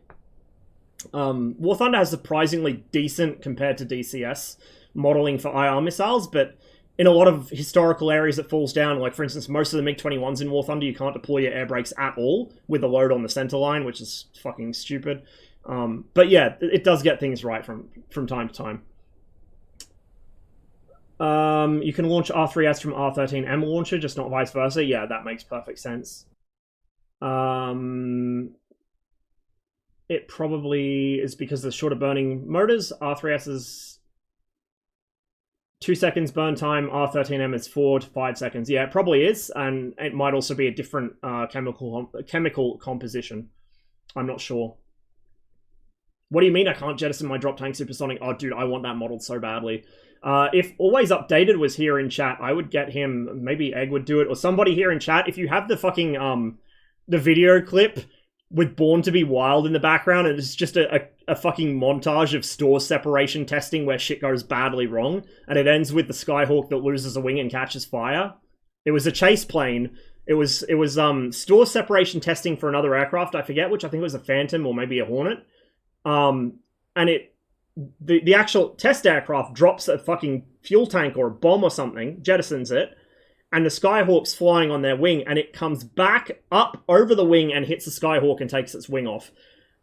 I don't know if the pilot got out of that. I didn't see a seat in the clip, and the plane immediately went like turbo G loaded rolls on fire, so I kind of feel like I might have watched someone die there, but that's a risk that happens in testing. It wasn't even the aircraft that jettisoned it, it was the chase plane. So stores separation is a big deal in real life. If you've ever wondered why some loadouts are tested but never approved, that would be why. That would be why. It was either not tested and so they don't know if it's going to do that, or it was tested and it was found to do something like that, so it wasn't approved. So, you know, people on the DCS forums or Hoggit demanding this or that loadout that was never employed historically, typically there was a reason for that. You know, just usually. And yeah, there are certain things you would approve in times of desperation, like, say, the triple Mavs on the A-10. The A-10's not going to survive that anyway. It's going to get shot down. So it doesn't need its wheels. It's not going to land. The pilot's going to maybe eject if he's lucky. You know, the A-10 in World War III had a fucking life expectancy just about in the negative, so it's not a big deal. But people do it in DCS like it's going out of style. I want my temperamental engines. I agree. I hope you mean quality of life. Is it being jankier? Yeah, in a sense. I don't know if I'm supposed to... Like, I should have asked before the stream, to be honest, because then I know if I can disclose it to you or not. I've been told by Overstratus, who's the actual project lead for the MiG-19, it's his baby. He did tell me when they did the flight model rework, for instance, that I could release videos on it and talk to you guys about it. So that's what I did, but I don't want to do anything I'm not supposed to, so I wait until I've cleared it. Both to avoid any issues with Razbam saying stuff I'm not supposed to say, and also ED. I don't want to piss ED off. As much as I complain sometimes, it's not something you want to do. ED have spies everywhere, more than people think. So it's best to be on the cautious side of that line, I think. I don't know. Like I said, I don't really get the point of bragging about tester status anyway, so I won't bring it up unless it's relevant to something. And I don't want to wave it in your guys' faces. Like, some people do that, and the last time I saw somebody in a Twitch stream, in chat, mind you, it wasn't the streamer, but the last time I saw somebody in a Twitch stream waving their tester status in other people's face and talking about not even specifics, but talking about something that they weren't supposed to be talking about, they lost their tester status the next day because there happened to be a few very well-connected people that hang around on Twitch that you know, can make that happen. Just going to say that. Don't want to blow anyone's cover, but like I said, the ED KGB is in more places than you would think. Which I'm going to take as a good sign that maybe their attitude towards criticism is improving, that I haven't been fucking... haven't been in trouble yet for all the criticism I level against them. Occasionally people lose tester status because, you know, somebody couldn't take a joke or... something touched a nerve, but I don't know. If I haven't got deleted yet for the kind of shit I say, I'd take that as a good sign. That or I have a guardian angel. But, you know, like I said when I was bitching about Heat Blur last stream or the stream before, I complain because I know they can do better, and I want them to do better because I know that if they do better, it's going to benefit everyone, including them. You know, if I didn't like ED, I wouldn't buy products off them. If I didn't like DCS, I wouldn't play it. I love this game. I think ED, as developers, they have some pretty big pitfalls, but they also have a lot of good things going for them. They just need to focus on the good things and maybe spend less time on the pitfalls. I think there's a lot of potential. And I've spoken before on stream about potential DCS competitors and why I don't think that's really likely to happen. I think it's a bit hopium, so...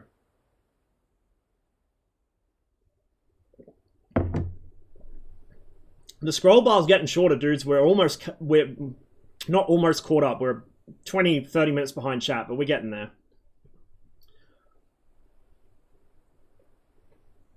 F10 is my TACAN. I'm going to have to teach you to use radio navigation one day, Enigma. It is not difficult. That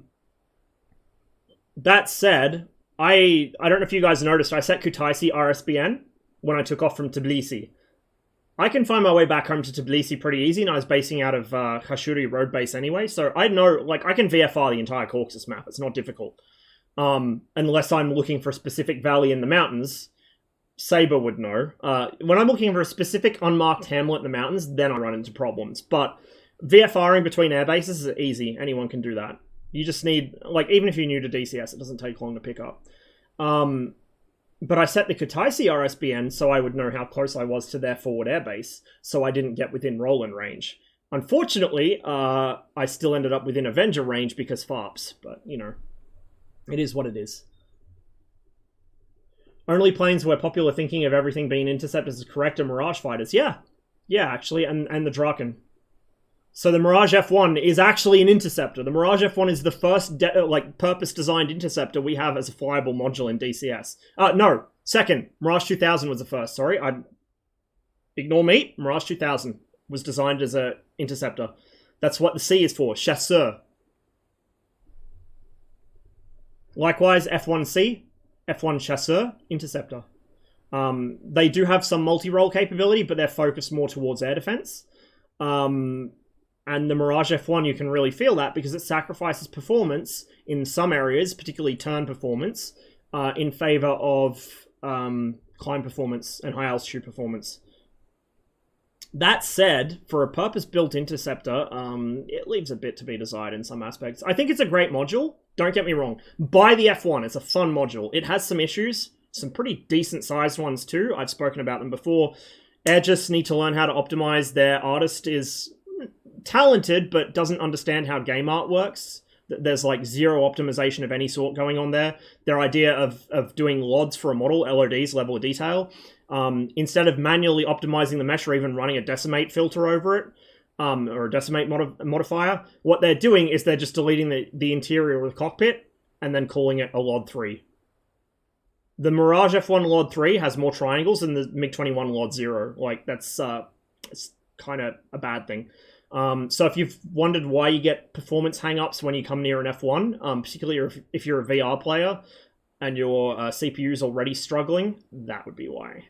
So it could use some better optimization. There's some pretty serious flight model issues at the moment, but they don't usually rear their head unless you do specific things.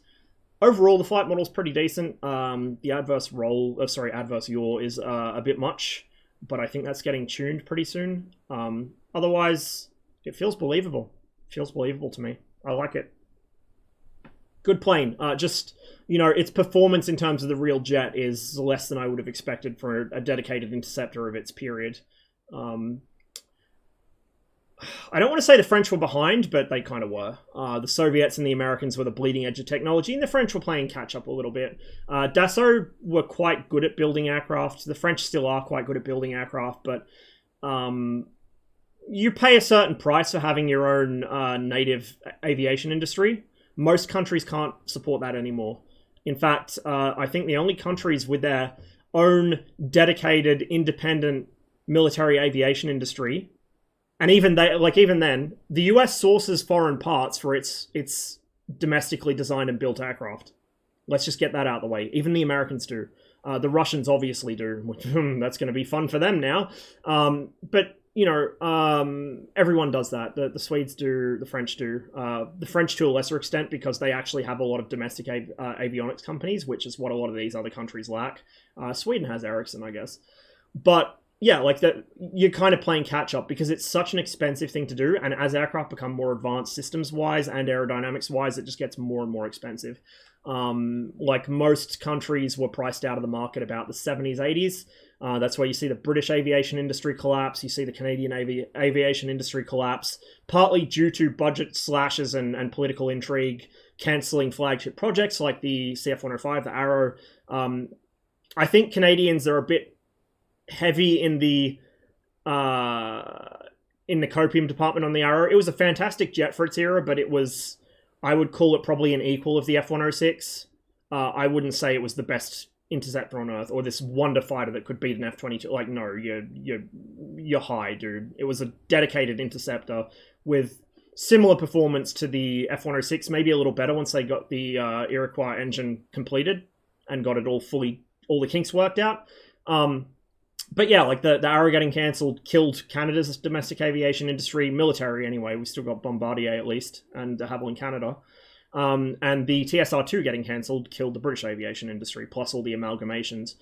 So Canada and the UK lost their domestic industries. Australia had offshoots of de Havilland and Hawker Siddeley. They still exist on paper. I don't know if they actually do anything.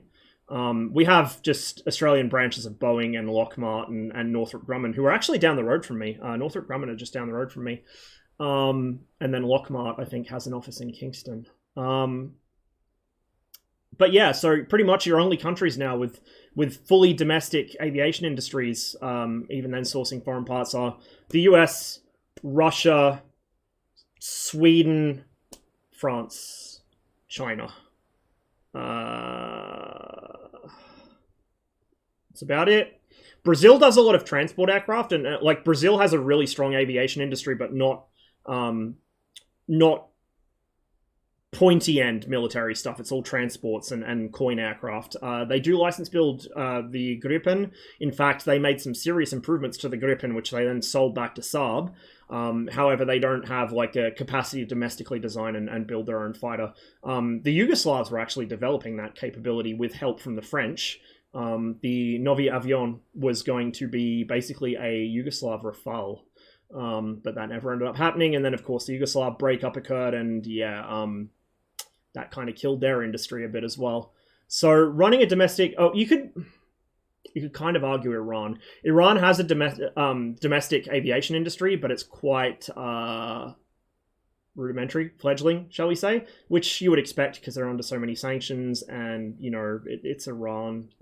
They don't have many friends, but look, I'll put it this way, and I've been into this kind of tangent on stream before. The fact Iran can actually even just keep Tomcats flying for as long as they did, possibly one or two still fly, no one really quite knows. But keeping Tomcats flying for as long as they did, cludging a Hawk onto the Tomcat as a medium to long range missile because they were running out of Phoenixes, that was pretty smart of them. I don't know if it ever actually worked properly, but they did try it. Things like adding a second stabilizer to the F-5 and it not immediately crashing, like they turned it into a real baby Hornet. Most countries can't do that. You know, as much of fun as it is to poach shit at Iran's ridiculous mock-up stealth fighters, they do have an aviation industry, which is more than you can say for most countries. So I think people, it comes into politics, I guess, but people are a little too eager to shit on countries that are fighting an uphill battle, but are doing well for what they have. It's like the Cold War thing, you know, people are like, oh, those commies always copying this or behind in that. Like, well, yeah, look at the size of their economy compared to the US. It's like a Minecraft peaceful spawn versus fucking mob hell. You know, like, it's a wonder they got to space, let alone anything else. The system had pretty glaring flaws. If it didn't, it would still be here, but for what they had and what they had to work with, they achieved a lot. I mean, imagine if the US could harness its full potential compared to what it does now. Like, the US is already cracked, although it's having some issues these days. But, like, imagine if the US could actually embrace its full human potential. All the people that could be high-level engineers but never get the opportunity. You know? All the people in the US who could really do something amazing for humanity, they just never get the chance. Imagine if that country had a little bit... I'm going to get into a politics rant, God help me. Just imagine that they were better at harnessing what they have. Let's leave it at that. I don't want to get into a fucking 10-hour politics rant, but if they were better at harnessing what they have, imagine what they could do. Let alone if they worked with other countries.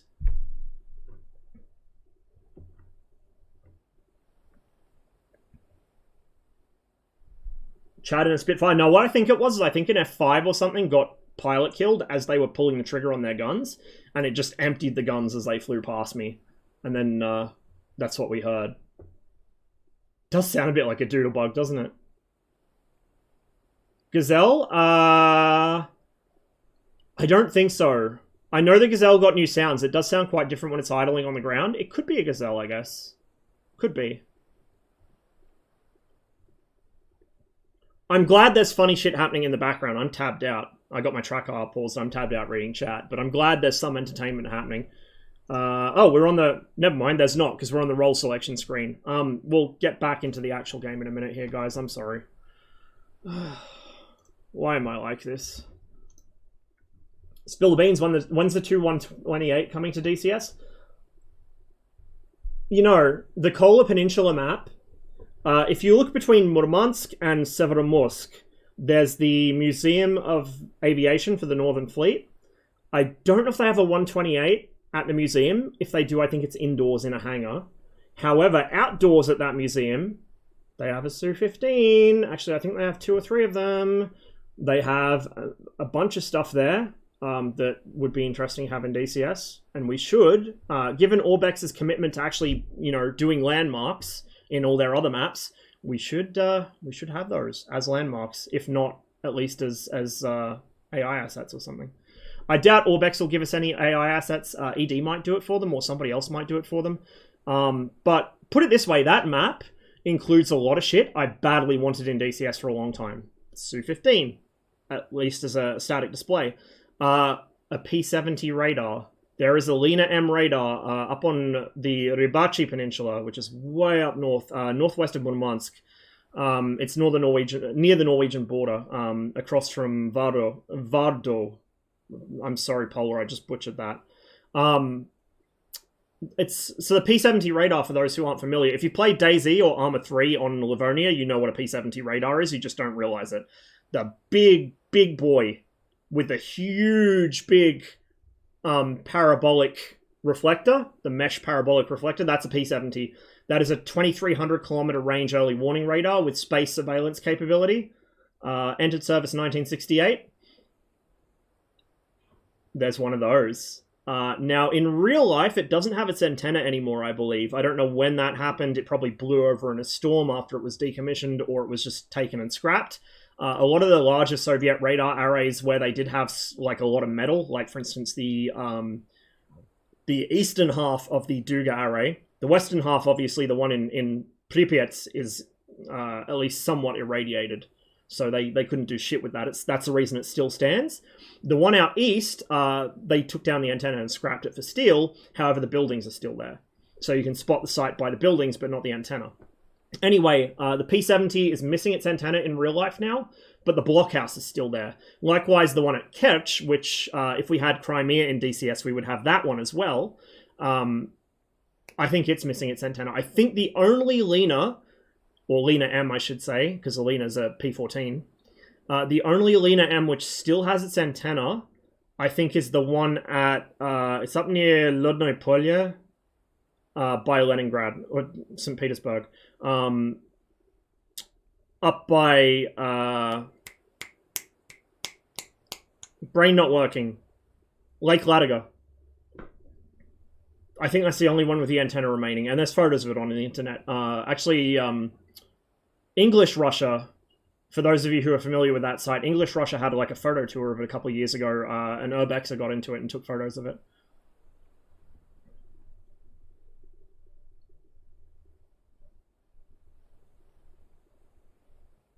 Think you did a good job about keeping the F1 under wraps. I had no clue you even had testing privileges. That's what I want. Yeah, so for instance, the fact it didn't get 4 Sidewinders, it only got 2. I had to... Please don't kill me, Wags.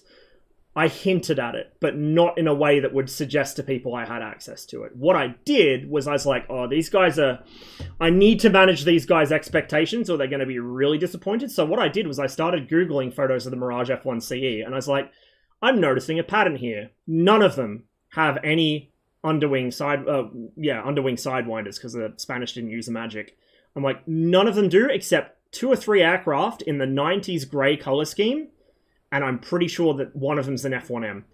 And so I was like, hey guys, are you sure the F1 CE can carry underwing sidewinders? I can't find any photos of it. And then Snock and I had a bit of a back and forth, Snock being Spanish and therefore like the local F1 Spurg. But it was found, indeed, that, because Snock actually asked the guys at Aegis, he talks to them on Facebook, they actually clarified that they had found during development that was an experimental modification that the Spanish did on a couple jets and then never actually adopted. So indeed, the F1C and even the F1M, I believe, could not carry underwing sidewinders. So I hinted at it, but I didn't say what made me suspect. I just said, oh, I've been looking at a lot of photos of the F1, hyping myself up for it, and I'm not seeing underwing sidewinders. So that's probably the closest I came to revealing something about it, and I made sure no one could trace it back to the fact that, oh, actually the module doesn't have these. A lot of the other stuff I deliberately played stupid on. Oh, it's this is a very strange song. It's from a game called Naissance. Well, it's not from the game. It was written for a movie, I think. But it's written for a movie called La Rance n'est pas le pire. My French is not good enough to remember what that means, but the music I know was from Naissance, which I played on stream about 2 years ago. It was a really good game. I highly recommend it. Like a platforming puzzle game.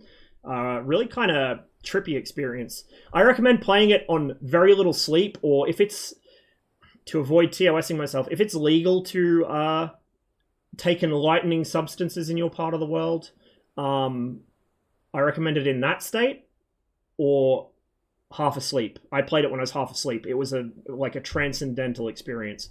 Holy fuck. I'm so far back.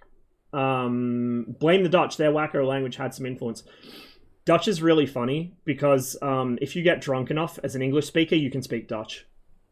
I used to actually speak a little bit of Dutch as a kid because we used to go across to the Netherlands all the time when we lived in the UK. Every other weekend, basically, we go to France, Belgium, the Netherlands, once or twice just into the western part of Germany, like right on the border, western part of Germany. So we used to go to the markets in Gouda a lot because my parents are cheese enjoyers.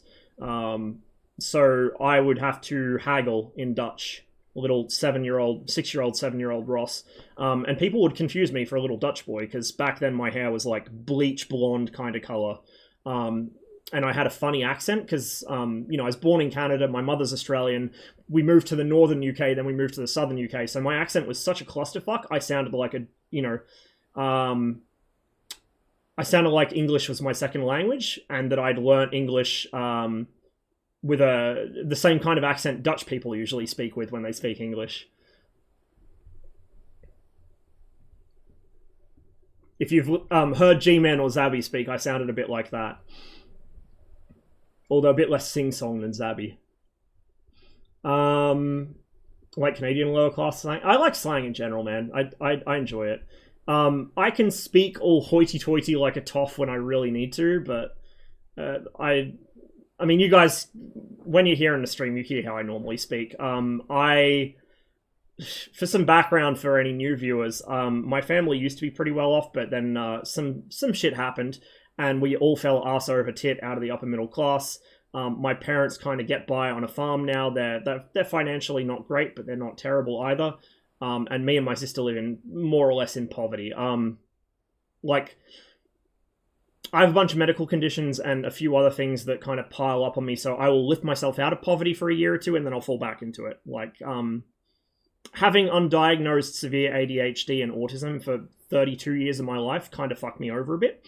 And also I moved out of my parents' place when I was 18, and moved quite far away from them too, so I've been basically trying to support myself, obviously with income support because I have issues, but I've been kind of trying to support myself ever since, and my parents can't afford to support me and my sister very much, so I've just kind of been battling it out. But I, as a result, have tended to mix with more working class people than the kinds of people I used to mix with when I was much younger, and we lived in more wealthy kind of communities.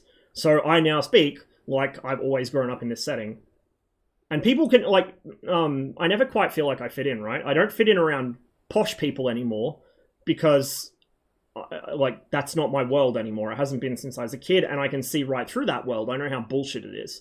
I know what absolute fucking bullshit goes on there. I know just how close they are. One fucking bad financial choice, one fucking collapse of a housing bubble, one little fucking thing, just one tiny thing, that's what did it to us. The fucking housing market collapsing at a bad time. One little thing and you come tumbling out of that fucking hoity-toity high society shit and you end up in the sticks. That's I see through that shit now. I don't enjoy being poor, but fuck, it gives you some perspective on life.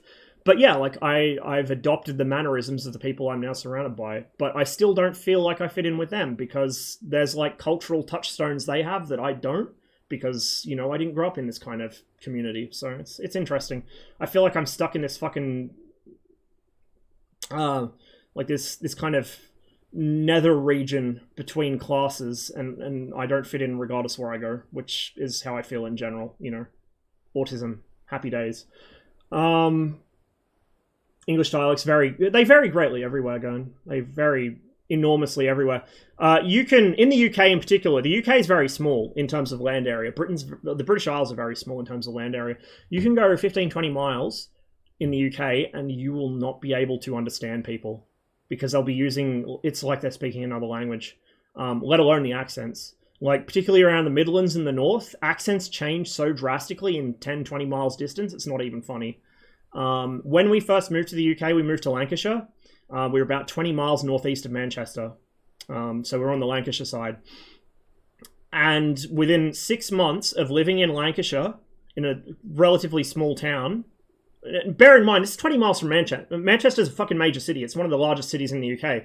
20 miles from it, and this was like bucolic English countryside, untouched by the fucking 20th, you know, late 20th century. My own father couldn't understand me. I picked the accent up that quickly. Dad couldn't understand me. That's why we moved south, is because my parents could not understand me anymore. Like, it's crazy how fast you pick it up and how different it is. I've told this story on stream before, but Mum and I were waiting for the bus one time because we were going to go into, I think we were going to go into Bury, and then we were going to get the train from Bury to London to visit a friend of Mum's, Francis, who was a lawyer living in London. And there was this old fella, he was like 90-something. He'd grown up during the war.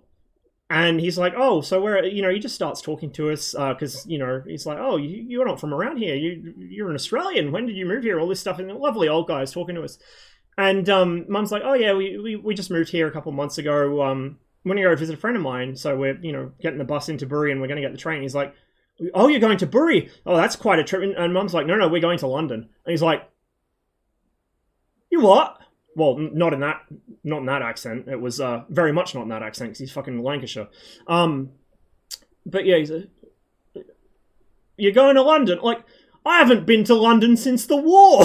Like, holy shit. Like, to him, London's not that far away from fucking Haslingden. It doesn't matter if I dox the town I used to live in fucking 25 years ago, but London's not really that far from Haslingden if you're an American or a Canadian or an Australian and you're used to, or a Russian and you're used to long distances. But if you're in the UK, Haslingden to London is like me saying, oh yeah, I'm gonna go on a short trip to fucking Tangiers.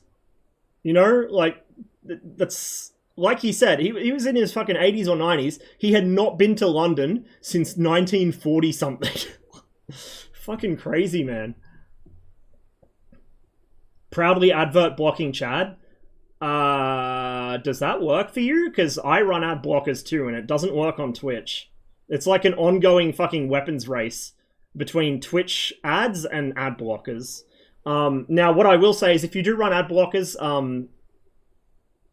ad income isn't much. So, put it this way. Ad income is not much. You're not really hurting the streamer if you block ads. Unless they're a huge streamer. And if they're a huge streamer, they don't need ad revenue anyway. They're getting enough off subs.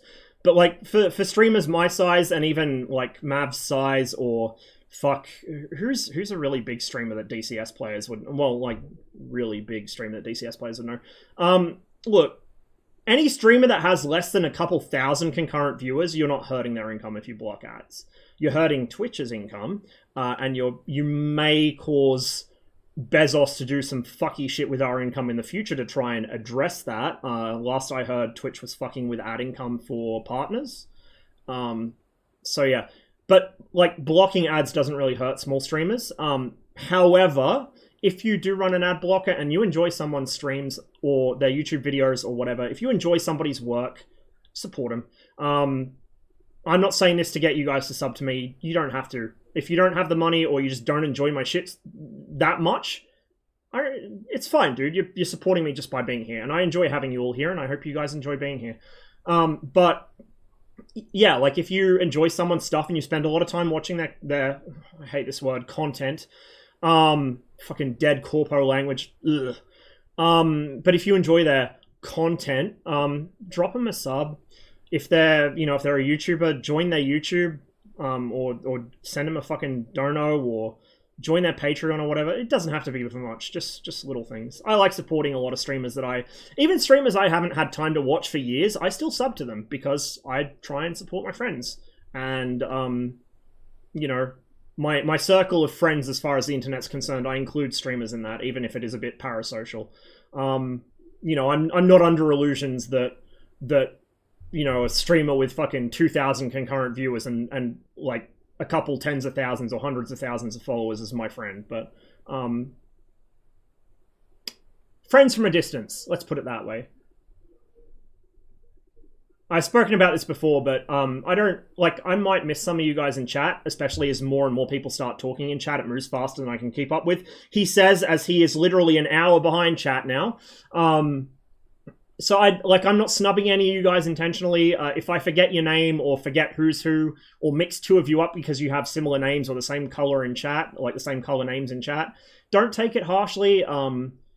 Human beings are only engineered to maintain about 150 active social contacts in their brain at once. I've been maxing that out for my entire life. I'm probably up around 300, so I forget things from time to time. Monkey brain no evolve fast enough for technology. It is what it is. But I appreciate all you guys being here. I don't want anyone to feel left out. So, if you have a question or something and I miss it in chat, either I will see it later when I come back through the VOD looking for clips and I'll get back to you. Or you can just come on my Discord, shoot me a message in there. Keep up with chat when there were only 5 active chaters. I know. It's terrible, isn't it? Thanks for the bits, Polar. He's not wrong. He's not wrong. I couldn't keep up with chat when there were only 5 people and a dog watching the stream. It's just gotten worse with time. But yeah, I don't want anyone to feel left out. And my Discord is a bit of an interesting environment. It's like we all float down here, but it's more like we all have autism down here. That's not meant as like a derogatory thing. Literally, we all do. Most of us diagnosed. My Discord's not for everyone, I guess. I've had a few people have falling outs. Not everyone gets whatever. I can't expect everyone to get along. I try and make it a welcoming enough place where people can just be themselves. And that's, I think, all you can really ask for from a Discord. When I first started streaming, I tried to do the wholesome, positive vibes only streamer thing, which is actually pretty against my natural kind of mindset. I'm more of not a pessimist, but a realist, I want to say. I think that just unbridled smile or die boundless optimism and ignoring the way things really are is dangerous. The 2008 financial crisis would agree with that, along with every housing bubble ever. But at the same time, I found that doing that doesn't really work anyway, particularly with the DCS community. Even with really lovely, wholesome streamers who do their utmost to keep their communities positive vibes only, there's going to be issues.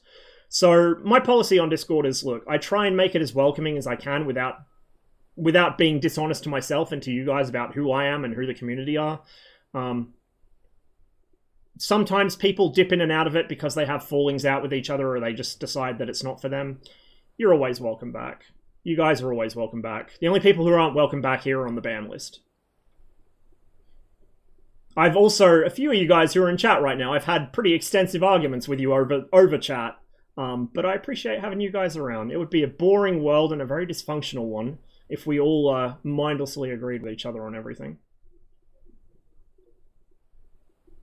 Oh, also, for you new guys, this isn't strictly a political stream, but I'm a very political person. It happens, like every other stream, right? Somebody will trigger me and it'll be the red terror for like the next fucking 3 hours. It is what it is, right? I'm not expecting you all to agree with me. You don't have to, whatever. Just, don't be a literal Nazi and we won't have any issues. Everyone has a different perspective, and we can discuss these things. But yeah, just be aware. Be aware. If you're new to the stream and you hear me go off on some like fucking massive political rant, it happens. I don't want anyone to feel uncomfortable because, oh my god, it's like, this guy, oh, he's a political extremist, oh, he's fucking tanky, oh, he's a commie, oh, he's this, that, the other, whatever fucking thing people accuse me of being this week. No, I just have strong opinions. Casually 1 hour behind on chat. Slightly. Yes.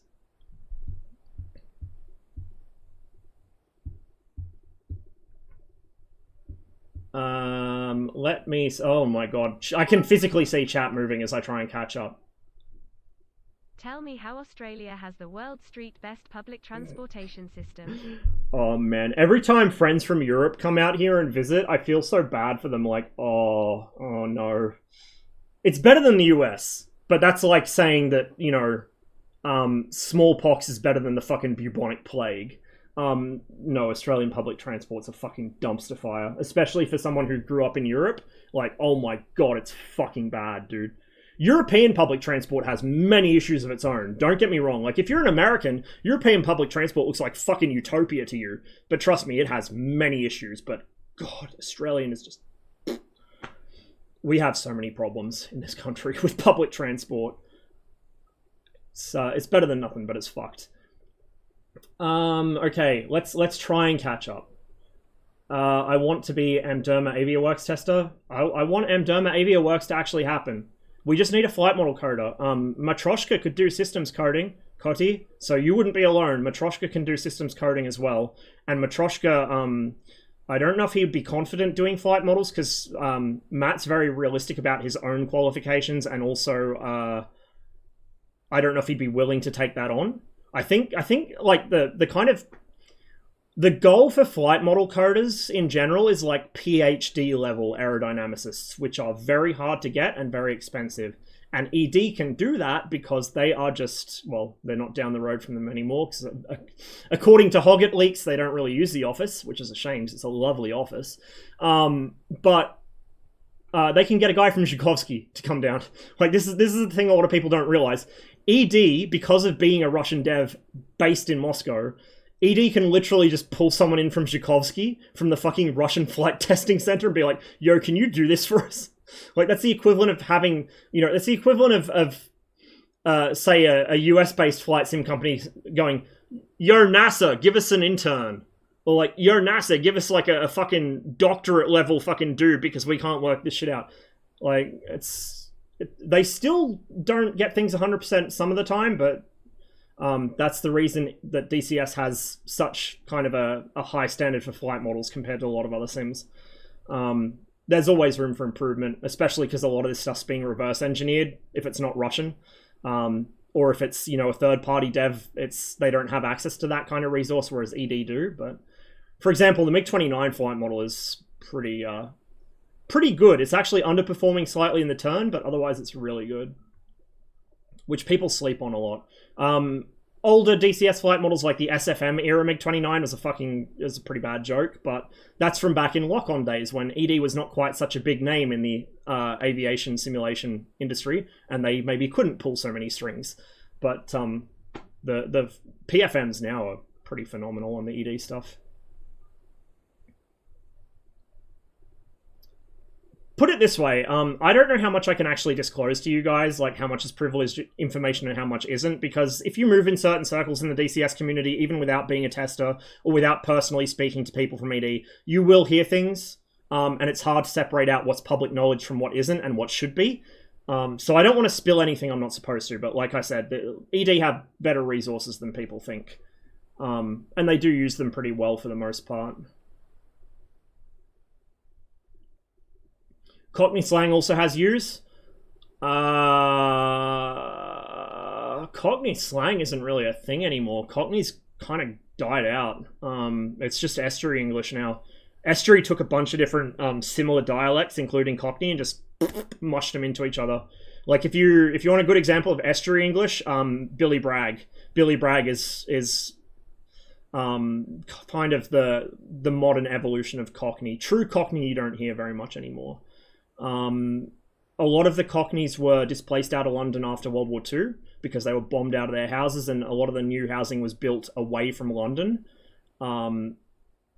And a few things contributed to that. A lot of immigration from the rest of the British Empire / British Commonwealth.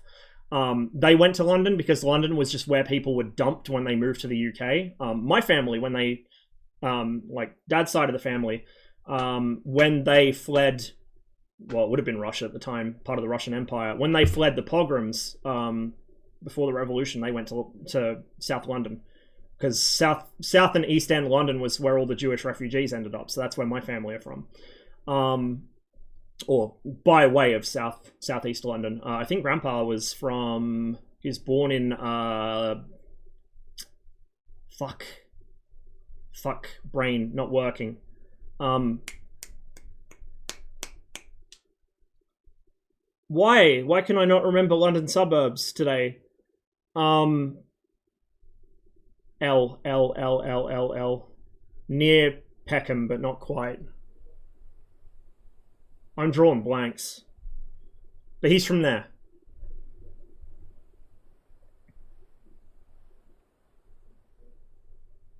My brain's in Australia mode, so it's thinking Lambton up in Newcastle here, but no, it's not Lambton, it's oh fuck me, what is it?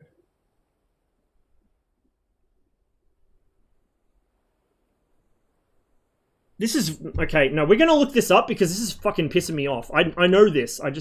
It's not working.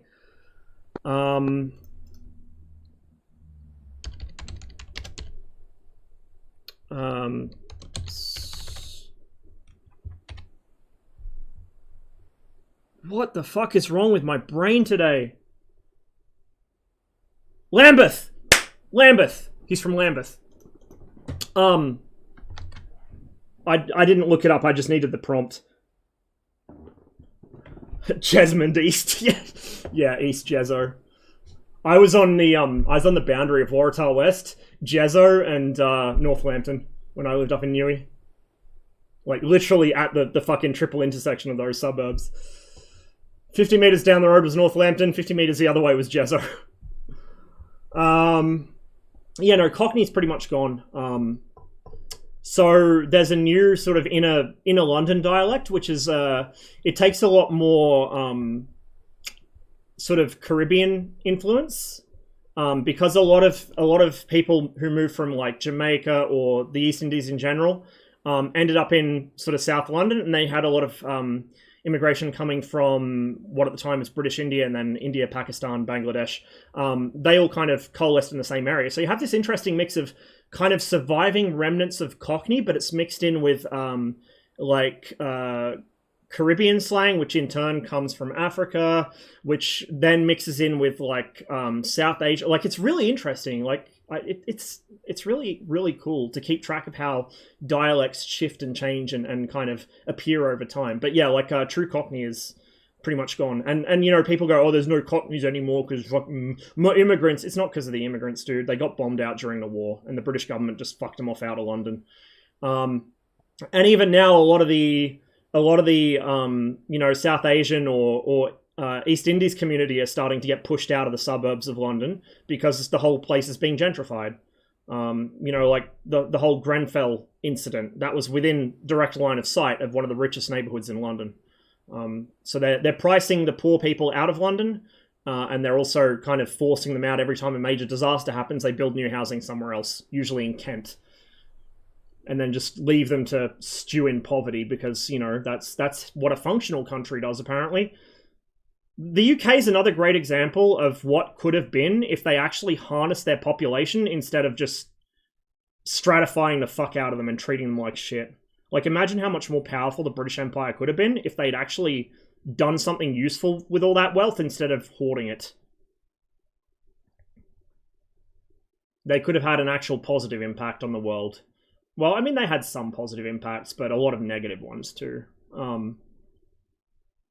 It's kind of funny. If you grew up in an English-speaking background, you perceive the French as the bad guys and Napoleon as, like, any connotation of Napoleon or the Revolution sort of era in France or the you know, the Bonaparte dynasty is seen as a bad thing. That was like the reason we have liberalism, big L liberalism, not like the Americans are going to be very confused here, but the reason why we don't have so many fucking autocratic monarchies anymore is because of Napoleon. The French conquered most of the European landmass and spread the values of liberty, fraternity, and equality. Liberté, fraternité, and égalité.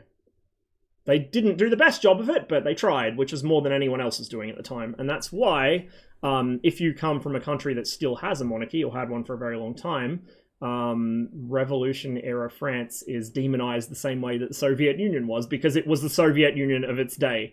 You know, not strictly in the sense of ideology, but in the fact it was this very powerful, rapidly expanding ideology that very deeply threatened the status quo. Like, if you look at period opinion pieces or period, say, like,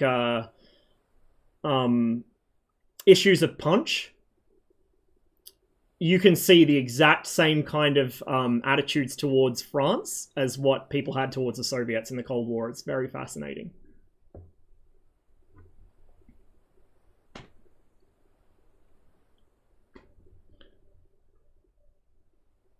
Idea instead of I used to do that when I was a kid, because I didn't know where you would place a fucking R. Because, you know, my dad's Canadian. My dad he has a very neutral accent. He gets mistaken for an American a lot, because he doesn't have the typical Canadian accent where you kind of lengthen your O's a bit. Every other member of the family on his side does. All of them. Like, and like, his cousins are the most Canadian people you can imagine. The Greens are a whole other story. I've met, like, one of the Greens once, Wallace, and I love the Greens. They're, like, my favorite relatives I've barely ever had contact with. But they're all hyper Canadian. Like, for instance, my younger than dad, uncle and aunt, they're also very Canadian in terms of their accent. Dad's very neutral. He always has been. I don't know why. Mum's Australian. So because I had the split parentage and then we moved to the northern UK, I was putting R's places R's shouldn't go. And, you know, long A sounds in English, like Bath or fuck, what's another example? Bath, I guess, is the best example. Bath, I would take the long A out of that and turn it into Bath, which there are parts of the UK where that is how it's said, but, like, it was weird, dude. I had such a fucked up... I almost sounded like I was from the West Country, I want to say, because I would append R's to the ends of things that ended in A. Like, my school sweetheart, Emma, I would call her Emma, because I thought there was meant to be an R on the end. Oh, man. I feel like I should change this to a just chatting stream at this point, but I think we've gone through 2 map resets and I still haven't caught up on chat. Fucking hell. My dad's from... Well, my whole Canadian side of the family's from Alberta. So, yeah, like... But they have very strong sort of... The same accent that people up in Montana or, you know, like the sort of North Midwestern US have. That is a pretty strong Canadian accent still. Not as strong as if they're from the East, I guess, but still strong enough.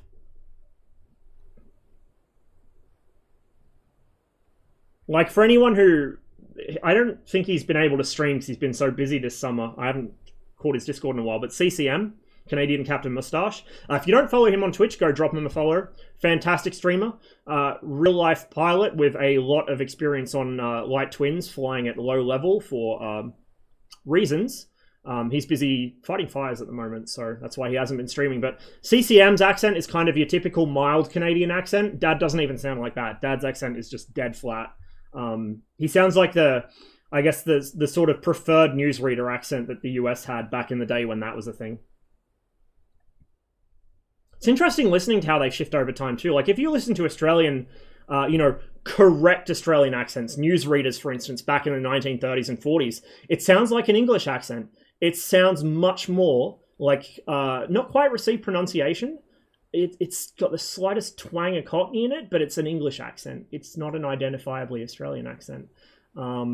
It's really interesting. If you take Cockney and you slow it down and you change the slang and change a couple sounds, for instance, in Cockney, you drop a double T, it goes into a glottal stop, so butter.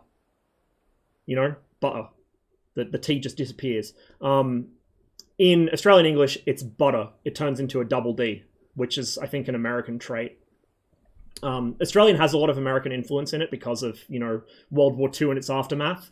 So Australian's kind of like, if you took Cockney, take a Cockney guy, get him fucking smashed so he speaks slower and starts slurring, and then mix it with American.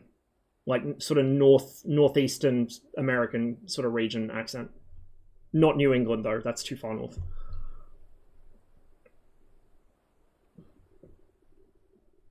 Did you know the first house I was in had asbestos shingling on the exterior and the windowsills had lead-based paint? It's a double whammy of memes. I'm not surprised. A lot of houses are still like that here. A lot of Australian housing stock was built in the like 30s to 50s, and it's all fibro. So it's all gyprock asbestos composite. It's also really common to have asbestos shingle on like garden sheds and shit here. Loose fill asbestos installation was really popular here, and they're still dealing with the consequences of that. But Australia was one of the world's major asbestos producers, so it took a while before the lawsuits started rolling in here, and boy did they ever. That's some Hellworld content. If you guys, in case Hellworld ever runs out of current topics, which is never going to happen, we could go into the James Hardy case and the town of Wittenoom. Should do an overflight of Wittenoom in Misfits sometime, actually. We'd be able to spot the blue asbestos from the air. Literally. When you fly, it's like the Hunter Valley with coal. You can spot the coal from the air in like the rock strata. Wittenoom's like that with blue asbestos. There are kilometer-long blue asbestos veins on the fucking rock face. It's incredible. Don't go there. Don't go there. How far behind on Hellworld? Couple, maybe a week, maybe 2 weeks. I am behind on it. I caught up like a month or two and then fell behind again. The problem is I spend so much time in fucking Enigma's Discord arguing with people or shitposting in about equal measure. Shitposting's fun, arguing not so much.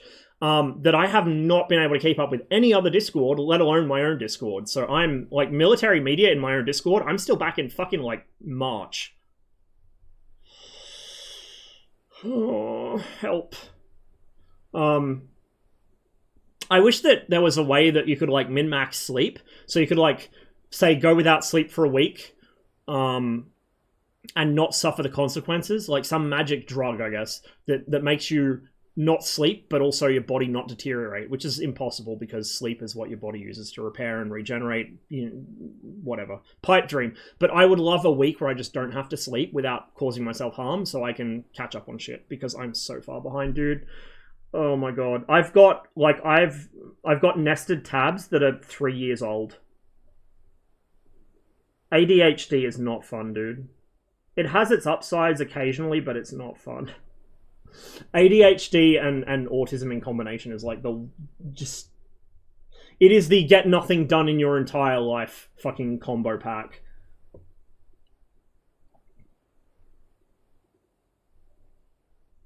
Mi-8 troop transport? It does, actually. We could do that. We might do that. We might hop to the F1 later. I hate to say it, but I'm going to need to eat soon. We might do a couple flights then eat, but I do need to eat soon because I'm getting hungry. Haven't eaten yet. Pro Gamer got back to Discord, yeah, about a week or two ago when the F1 released.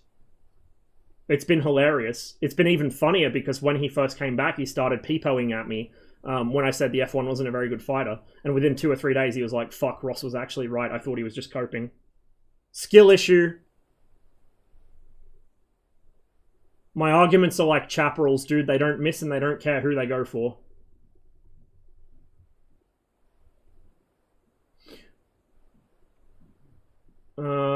He's now hitting the Viggen poster with facts. Based. Very based. Pro Gamer redemption arc after he... no, I won't say what he did. If you're in the Discord, you know what he did the other day. Why he has a fucking -1 strike. Same guy who went Mark Jesus on you. Don't put like names of people who I'm bitching about in chat. I don't want to brigade people, and I don't want to attract them here either. Because last time that happened, it didn't go well. And it's bad practice to get into anyway. Like I try to be a responsible streamer. I have like 90 odd people watching, 89 people watching now. I don't want 89 people harassing someone just because I said that they're a shitter, or, you know, because they mildly annoyed me. Brigading's not cool. Unless it's genuinely a shit stain of a human being. Which, you know, as much as I intensely dislike some people I encounter in DCS, most of them aren't that. Yeah, I don't like brigading, so if we're going to bitch about people, don't drop their names in chat, please. And if somebody does happen to drop a name, don't harass them. But yeah, like, you can DM me and I'll figure it out. Well, no, I'll figure it out later when I catch up on the Discord, because I can't stop myself. My Viggen RB-24s suck and can't kill anyone. Need RB-24Js. To be honest with you, I actually toyed with the idea of saying to Enigma, give them the 24Js, even though it's a better missile, because the RB-24s are broken at the moment. They should turn better than they do. They shouldn't uncage, apparently. I don't know why or how that works, but I'm told that's correct by somebody that would know. But the RB-24 should turn better than they currently do. So that's Jack, honestly, that's true. Their RB-24s do suck. However, they probably should not be trying to shoot people down in a strike aircraft. Emo only until he catches up. AOA likes to optimize for landing. Their landing queues. Okay, well that makes sense then. Best AOA for sustained turn will depend on the speed we're right at. For anyone that's not aware of where this discussion started an hour ago, we're talking about the Mirage F1. 400 knots, it will be much less AOA for sustained turn than 200 knots. Yeah, that makes sense.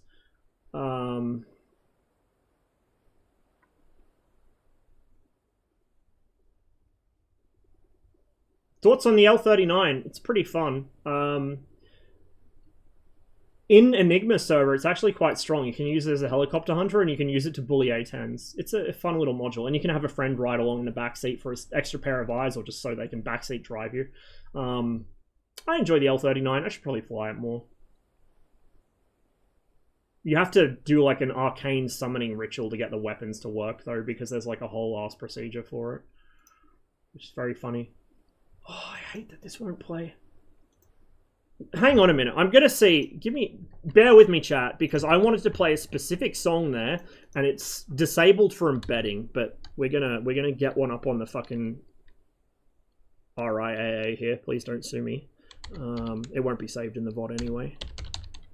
And excuse any ads that start auto-playing, because we're going to do this the old-fashioned way. We're going to go to YouTube in the browser, in the Steam browser. If I open Firefox, it'll crash my game.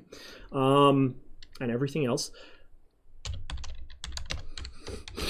I feel like this is the correct soundtrack for me being an hour behind on chat. Looking for a better energy? No, I'm not looking for a better energy deal. I'm doing pretty well on my current one. Thank you very much. We'll just let that play through because I can't skip this ad. Okay. We'll want the volume turned all the way up because this is kind of quiet on the upload. It's Biggie, but there's a twist. Some of you will know what I'm doing here. Shit goes hard. Yeah, Spud did claim to be an L-39 pilot as far as I'm aware. I love this.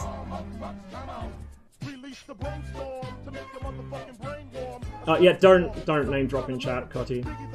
I know that you did that before I said that, but yeah, don't worry about it. Gaslighting and you going to believe in the server people just harass Viggen pilots? No. Just harass people that actively fucking advocate for it being broken. This is the problem. Like, most Viggen players are fine, but there's a couple of people who are actively trying to gaslight that there's nothing broken and also red stuff's broken more. I've seen a couple people do it. I'm not going to name drop, but if you hang around my community, you know exactly who I'm fucking talking about. Psychopaths, dude. I don't understand it. I don't understand what about the Viggen as a module attracts fucking psychopaths, but it does. Some of them are probably just misguided. Like, some of them would have had shit shoveled into their ears when they were new and they just repeat what they heard. Like there's the new guy I was speaking about on the rant earlier. He doesn't know better. He's new to the game, and he just hangs around a bad crowd. But it is what it is. Hey, Kayla, if you're still here. Sorry I missed you in chat when you did actually say hello. We are very far behind. Very far behind.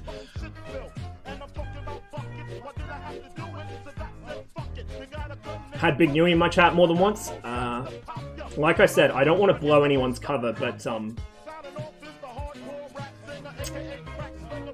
the DCS Twitch community has some more direct lines to ED than it thinks it does.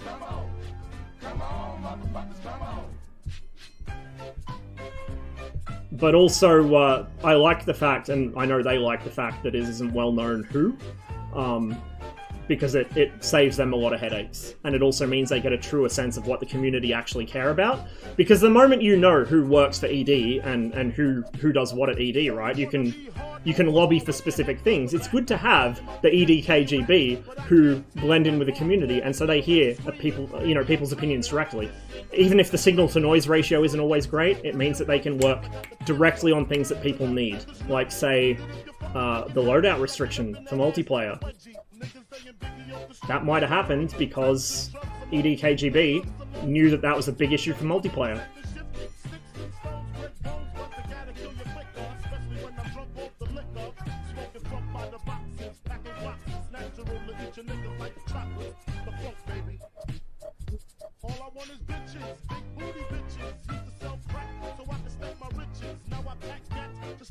At least the French had the R530 while the Lightning was IR only. I think the Red Top was limited all aspect, but like very limited all aspect. But yeah, that is true.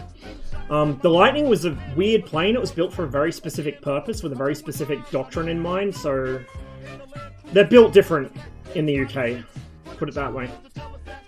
It was literally just to buy time for V-Force to get off the ground. And then it kind of got repurposed into a fighter slash kind of sort of multi-role later in its life. It's a very weird aircraft, but a cool one, which I like. Hey Yuki, good to see you.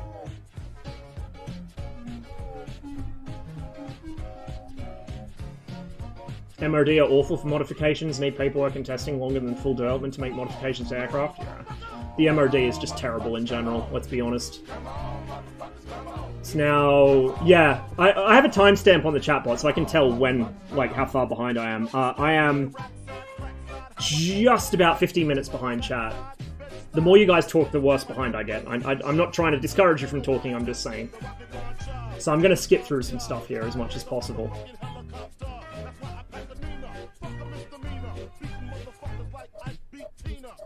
Nothing enlightening about Melbourne bitters.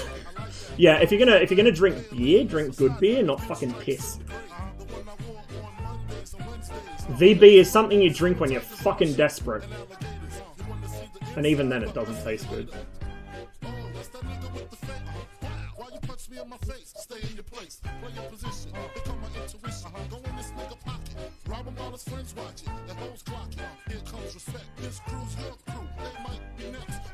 Someone asked if farm, what do you do with $1 million? He says, oh, I just keep farming so it's all gone. Yeah, it's real. So, a friend of the family, one of the neighbours, well, one of my parents' neighbours, passed away just the other week. Really nice guy. He was younger than my dad too, so it hit pretty hard. Brian, wonderful guy, and he did a lot of work for the other older farmers around the area, because a lot of the farmers of a particular age, like dad's age and up especially, a lot of them kind of weren't educated well enough on the risks of dealing with pesticides and shit, so a lot of them have things like MS or other nervous disorders, or they're just, you know, they're just old age, so they're struggling. There's not a lot of young people out that way.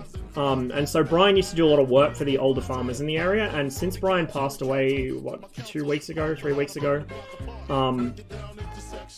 he basically worked himself to death. He had cancer, and he wasn't really taking care of himself because he's, you know, like all farmers pretty much, he's a workaholic, so he couldn't stop himself. But with Brian gone, a lot of the other farms are starting to fall apart because the older farmers just can't keep up anymore. There's no money coming in.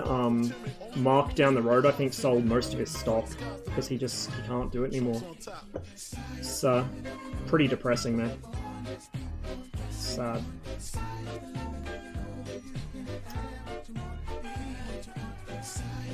Want to be roommates when I buy a house? What depends where you buy it, maybe.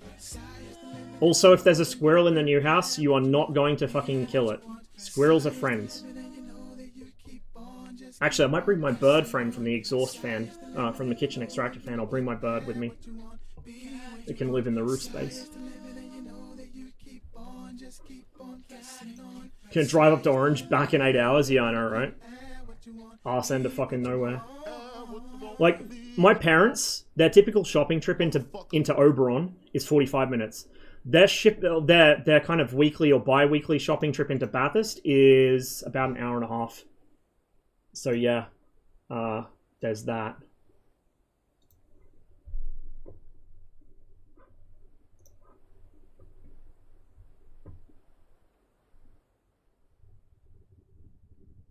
Yeah, the UK is anti-travel because their roads are fucking congested to shit and their rail network's all fucked up because privatization. I mean, it wasn't the best before privatization, but it's fucked up now. Depends on the person, really. Got a few bucks in a month with less than 10 average viewers. Yeah, that's true, Lakayla. To be fair, I'm not good with money, so anything like less than about $10, $20 to me is like nothing. I don't notice amounts less than that. I don't want to sound like, oh, Mr. Big Spender here making the big money. I don't make big money off streaming at all. It just about covers my internet bills and some of my power bill. That's all I make off streaming. It's definitely not something I can survive off, even if I did it full time. You know, I think I did the maths, and for me to be able to do streaming full time and not work, so to speak, this is work in itself. That's a whole other kettle of fish. I used to think that streaming was not a real job until I actually tried it myself. Then I realized that actually, like, a labor job would probably be easier than this in some ways. Not physically, obviously, but like mentally and in terms of energy. But yeah, like for me to be able to make this an actual job, make a living off this, even before my rent went up just recently, I would need, what was it, like 500 subs minimum, but more preferably about 1,000. And that would either break me even or get me a very small amount of savings per month. And that's Twitch income, so it's not guaranteed, it's not steady. It's very insecure income. So, but yeah, like I said, I don't want to sound like I'm Mr. Big fucking moneybags here. It's just the way my brain's wired, I don't notice small denominations of money for some reason, which makes it very easy for me to nickel and dime myself on things. So that's something I gotta be careful with. I think I'm probably not supposed to say how much I make off advertising specifically, because Twitch hide incomes behind TOS, because that's a sign of a transparent and well-run and totally ethical business practice, by the way, is hiding it behind fucking terms of service, hey? But yeah, like, it's not much for me. It's a couple dollars per month. Enough for a beer or a couple meat pies or something, that's about it. Yeah, there's not many ads, but the issue is they always seem to happen at really interesting parts of the stream. Like, every time I get ads on a stream I'm not subbed to, it's when they're replying to something I asked, or there's some crazy action happening that I want to have audio or full screen visuals for. It's fucking annoying. We don't show up because we have to. I appreciate it, man. It's good to see you here as well, Dad.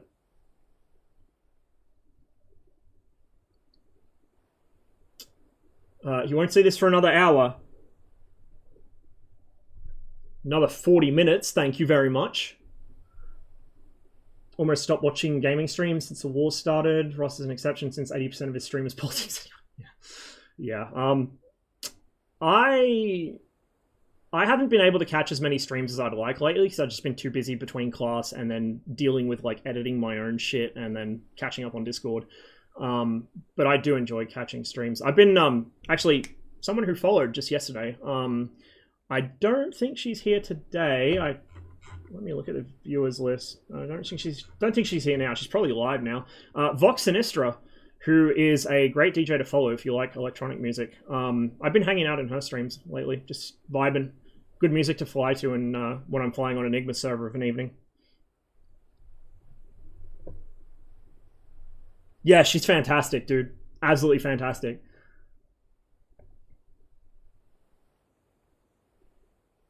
And also regular guest appearances from assistant DJ Beans. So if you appreciate cat squishes, also a very good stream to check out. Hurry up. I am hurrying. Okay. Was attacked in Discord once, still had the knife wound, was a hard battle. In the end, I lost. Yeah. I feel like the stream needs to be switched from DCS to just chatting. I mean, technically we were talking mostly about DCS, I think. Kind of, sort of, not really. It's just expected if you come here. It's like Gardo's stream. Gardo's stream is usually DCS category, but Gardo does like 1,000,001 things in a stream, and typically it's not always DCS. I'm not intentionally streaming in the wrong category, put it that way.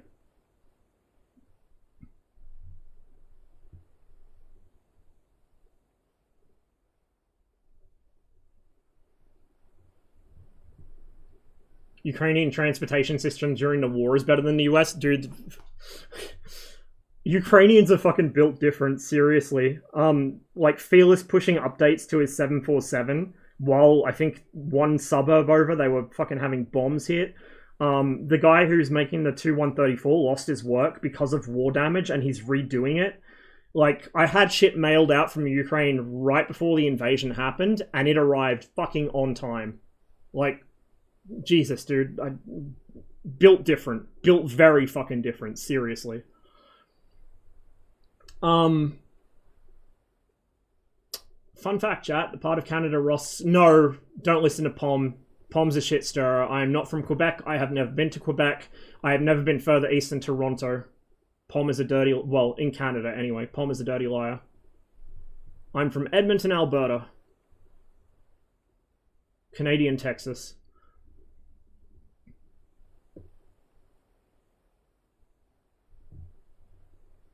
ED can do it because the cost of living is barely anything for the amount of money they're making. Yeah, cheap coding. That's why a lot of really amazing game developers are in Eastern Europe, because coders don't demand to be paid a shitload of money because the cost of living is so low.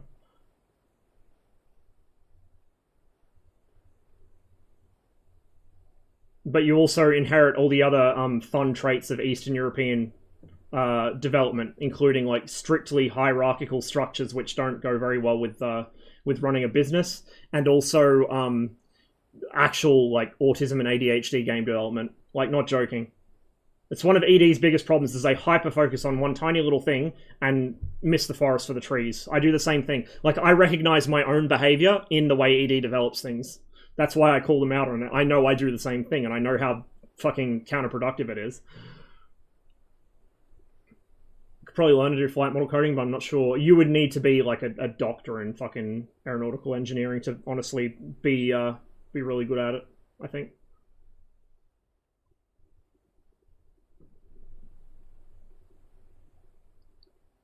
I can guarantee I haven't caught up to Pom since he left to go get a smoke. About 1 kilometer from that intersection, Waratah West Side. Yeah. I was up at the top of the fucking forget what the hill was called, but the top of the hill with the new reservoir they put in, the Mater Hospital on the other side. It was on fucking Jack Norman Street. And the time before that, because I moved to Newcastle twice, I went up for 1 year, then I went back to the Sunny Coast, then I went back up to Newey. So the first time I was on Park Hill Parade, and the second time was Jack Norman. So I used to go wait for the 225 to get down to the shops at Jezzo or to go into town or whatever, and I'd get fucking blown off the top of the hill by the wind. Because I weigh nothing, and that is a very windy hill. Never had the opportunity to get rolled by 13-year-olds in the underpass. I actually, honestly, never had issues in Newcastle. Even walking home drunk at 2 a.m, I never had issues in Newcastle with people. Like, I don't know. I feel like if you were local, and especially if people recognized you as local, they wouldn't fuck with you. Maybe I also had the advantage of, being in a community services course, so I interacted with a lot of homeless people or, youth that had issues, so they recognized me probably. But, I don't know if, shit, I wonder how Gaz is going. Old Gaz that used to hang around, fucking Wallsend. I used to see him a lot on the bus.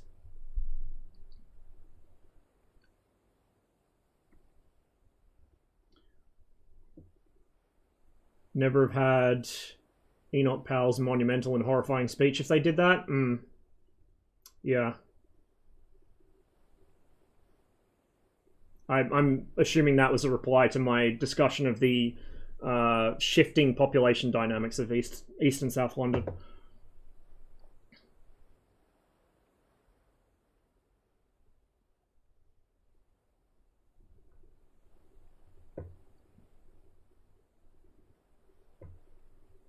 In the US, meanwhile, we just make fun of the Europeans, whether it be French, British, German, piss off whoever we're talking to at the time. Yeah, despite the fact, like, most of the non-First Nations or Latino US population are fucking French, British, German, Scandinavian, or Irish, or Italian. Like, Americans are just Europeans who aren't self-conscious about being Europeans. It's very funny. I won't deny, though, the US is very culturally different to Europe. It's what being separated for a long time does. Like, I think we've spoken before on the stream about you take two populations, either the same population or similar populations, and separate them for a long time. Like, the classic example, God, I'm going to start a fucking shit fight with this one, is Israelites and Palestinians. Like, you know, the Israelite people, the Jewish people, ancestral Jewish people, and the people who became Palestinians grew up alongside each other for fucking time immemorial. And look at how well they get along today. Because we were separated for so long. And, you know, every fucking regional power and every empire stuck its dick in the region that really fucked with it. So I have some very spicy opinions about the situation in the Middle East, which I think offend pretty much every demographic. But put it this way, you could probably guess my position if you think it's informed by that. Yeah. People who grow up together shouldn't be fighting each other. They should be protecting each other from everyone else that comes to fuck with them.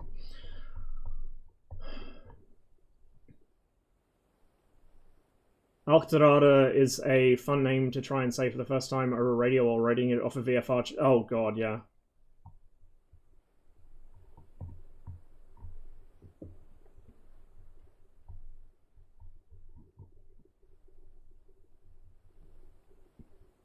Real talk, I really miss the refined Australian accent from the 60s and 70s. Malcolm Fraser's a good example of a stronger example of it.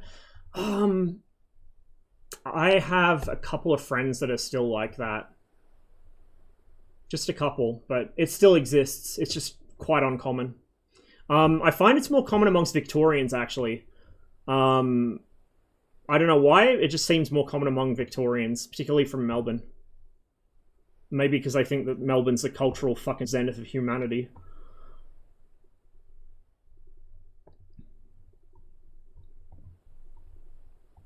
Yeah, James Hardy.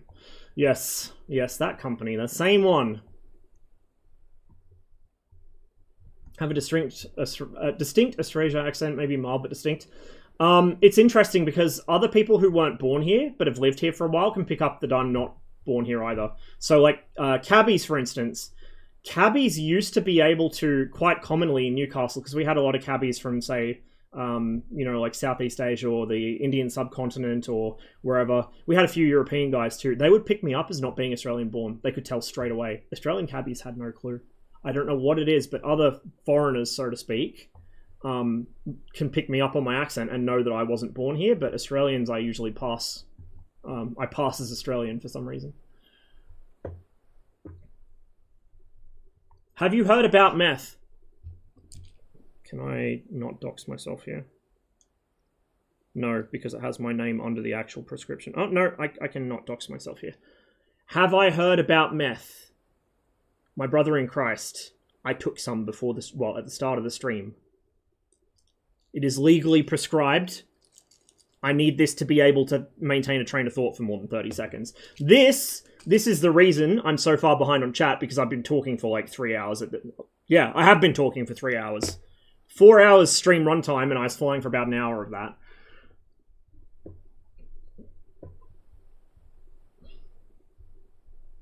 Spend a third of our lives sleeping, high metabolism, and regulating our own temperature was a mistake. We could always be like cats and spend like fucking 3/4 of our lives or more sleeping. To be honest, I kind of wish that was the case. I would love to be a cat and just fucking sleep. Just like facts don't care about your feelings, chapels don't care about your alignment. True. The chads don't care who they kill. They just care that something's flying and it shouldn't be.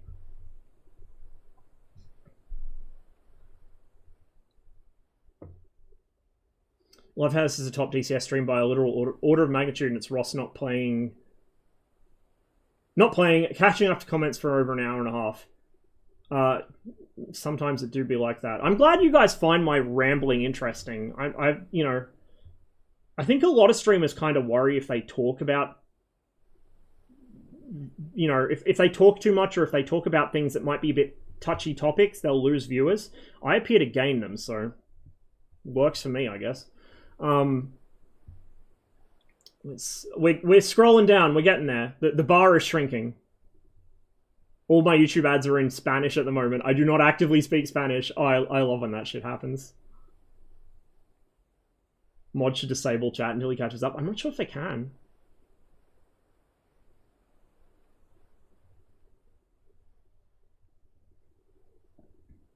Doesn't know enough about the Viggen to even understand what you're talking about. People min-maxing. So the flight model's pretty broken, so is the damage model. The flight model's the main concern, though. If you go to the Viggen bug report section on the forums, I posted a thread. That'll tell you pretty much all you need to know.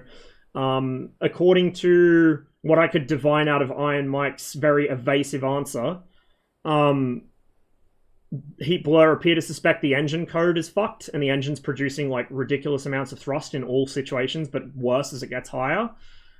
Which was a bug at release, by the way. It was reported at release. Maybe not officially reported, but it was known to exist at release in 2017.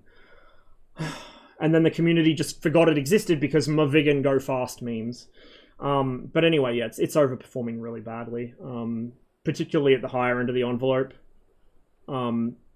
If you fly the jet the way you're supposed to, it works fine. But the issue is, like, Zone 3 is really overperforming, so you kind of... It's difficult to fly the jet within a realistic kind of way, especially the higher you go. And that wouldn't be an issue in itself as much, but there are people who realize that, and they've kind of min-maxed strategies to abuse that to make it impossible to counterplay against the Viggen in PvP, and it's really frustrating. That's why it's an issue. It's just literally, you know, a small group of people ruining it for everyone else. Most people don't abuse this shit. I went on a much longer rant at the start of the stream if you catch the VOD later, but I don't want to turn this stream into literally just nothing but me complaining about the Viggen every stream. As it is, I complain too much about it, and I don't like going over it again and again, so...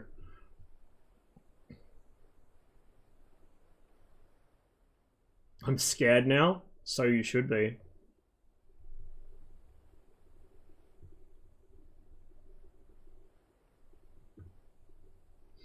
Blows cover. There are quite a few other guys that hang about, but I don't call them out alert. Call Big New out. Yeah, I mean, I don't always know who in the community talks to the same people as me, but I know at least a few people in the community know, you know,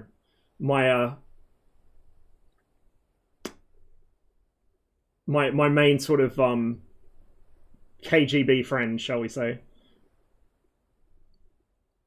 But don't blow cover in chat, because then I'll get in trouble because I brought attention to it. And I don't want him catching any more shit than he already does. Only thing loadout restrictor needs to be perfect is the ability to block... A whitelist or a blacklist, I agree. So then you can do the Viggen's actual correct loadouts, because you can't at the moment without leaving it open to loopholes. So yeah. Actively trying to put you further behind. Love this party streams. I'm glad you do, man. I'm really glad you do. Are we getting to me saying morning in a minute or two then? Well, yeah. So 10:54 we're at, and it is currently 11:15. Oh my god, chat, we're nearly there. We're nearly there. Now after you catch up, you got to fly the F1 with the AIM-9B. I kind of want to do some helicopter stuff. But yeah, Reddit stat. Let's do the F1. We'll do some helicopter stuff later, maybe, or we'll do it next stream.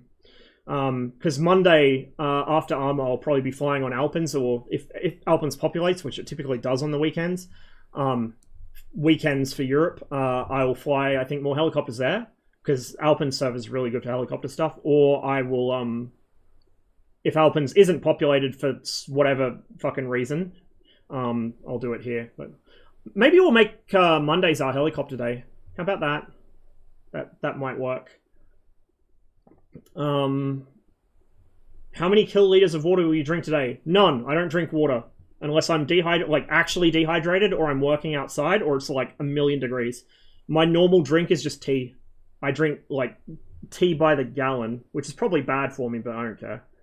If chocolate's in chat, chocolate is not in chat, but if chocolate catches the VOD, I'm gonna go lick a salt cube for you later. chocolate gets very triggered by my lack of proper hydration.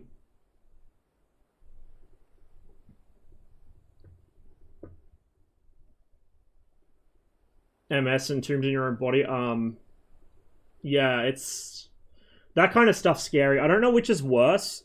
Degenerative physical disorders where you maintain your mental acuity, or losing your mind but your body's intact. I think I'd rather go mentally first, but I don't want to become a flesh zombie. That's the thing. Like if I don't think Alzheimer's or dementia runs in my family. Like everyone in my family, at least in my lived experience, obviously I don't know further back, but people in my family live quite long.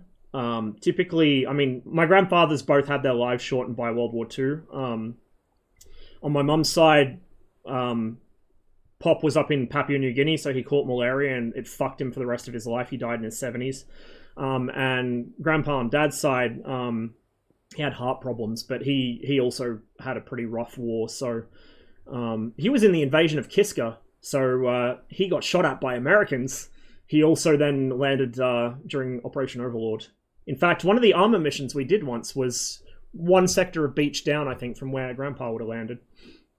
But yeah, like, both my grandfathers, obviously, their lives were shortened by stress from the war and medical conditions from the war. But, like, both my grandmothers lived into their 90s. A lot of my older relatives and more distant relatives, like cousins and great aunts and stuff, like, they all live into their 90s. I think we've had a couple of 100-year-olds. So people in my family generally live very long. Cancer doesn't seem to run in the family very much. And we stay sharp. Dad's not particularly sharp, but I think that's because Dad has the same as me. He's most likely why I have ADHD. I think he's pretty much the same. I'm just like a younger and taller version of my dad, basically. But yeah, like, I don't know. I kind of feel like the physical ones would be worse, because at least if your mind's gone, you're not experiencing it anymore. Or even if you are, you don't remember it. You don't retain it. So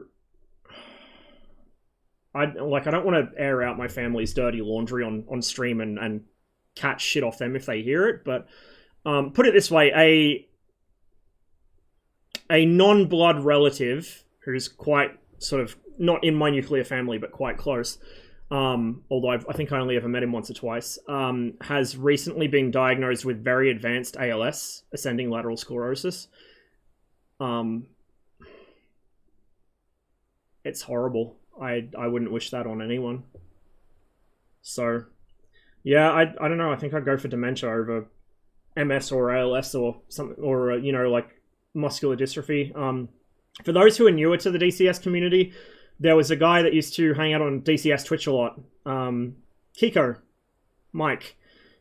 He was a regular in everyone's streams. He was a really wonderful guy. He used to play flight sims when he was younger, but he had muscular dystrophy, and so he couldn't sim himself anymore. He was starting to lose control of his body.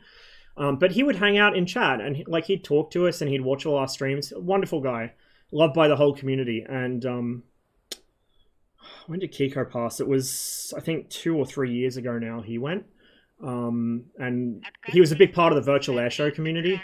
So a lot of the virtual air shows around the time that he passed away were doing tribute shows to him. But it's horrible, man. I wouldn't wish it on anyone. Thanks for whoever just followed. My alerts still aren't working properly. Yeah, 2 years ago. So it was a while now.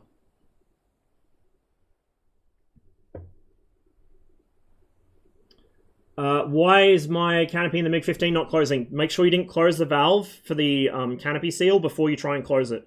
So don't pressurize the canopy before you close it, or the hermetic seal blocks its movement, if that makes sense.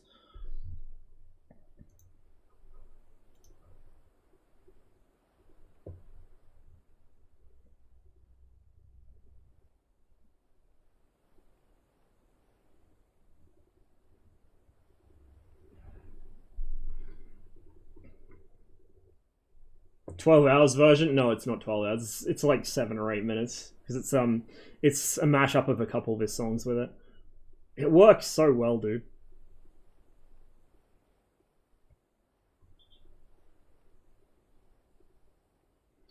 When are you going to fill your plane with 2 kilometers of fuel? Could be difficult. Kiloliters. Yeah, the 21 takes 2.8, so easy.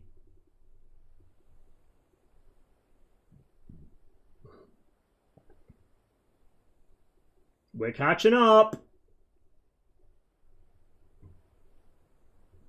The S-75 is even more broken than I thought 3D-wise. The V-750 that's in DCS has telescopic pitot tube. Should extend as the missile gets launched. In DCS, it's erected while it's on the launcher. It's weird that they make mistakes on things like SAM systems, because I happen to know, put it this way, through social networks, let alone access to archives and access to defense personnel within Russia, I happen to know that within social circles of ED, so to speak, there are people who served on those systems. So I'm surprised they got it wrong. Unless maybe they contracted it out to an artist and the artist did their own research, but that seems weird because ED have been so single-mindedly focused on getting every rivet correct on, say, the B1 or the B-52 remodels. It's weird if they would farm it out to an external artist and then they would, like, mishmash the wrong systems together. Maybe that's why ED are being so spurgy with the current remodels. I don't know. That's beyond my situational awareness. How the class has been treating you? Okay, because it's online classes, I get distracted extremely easily, so I'm maybe not as mentally present as I should be, but I'm still participating. I've done this course before.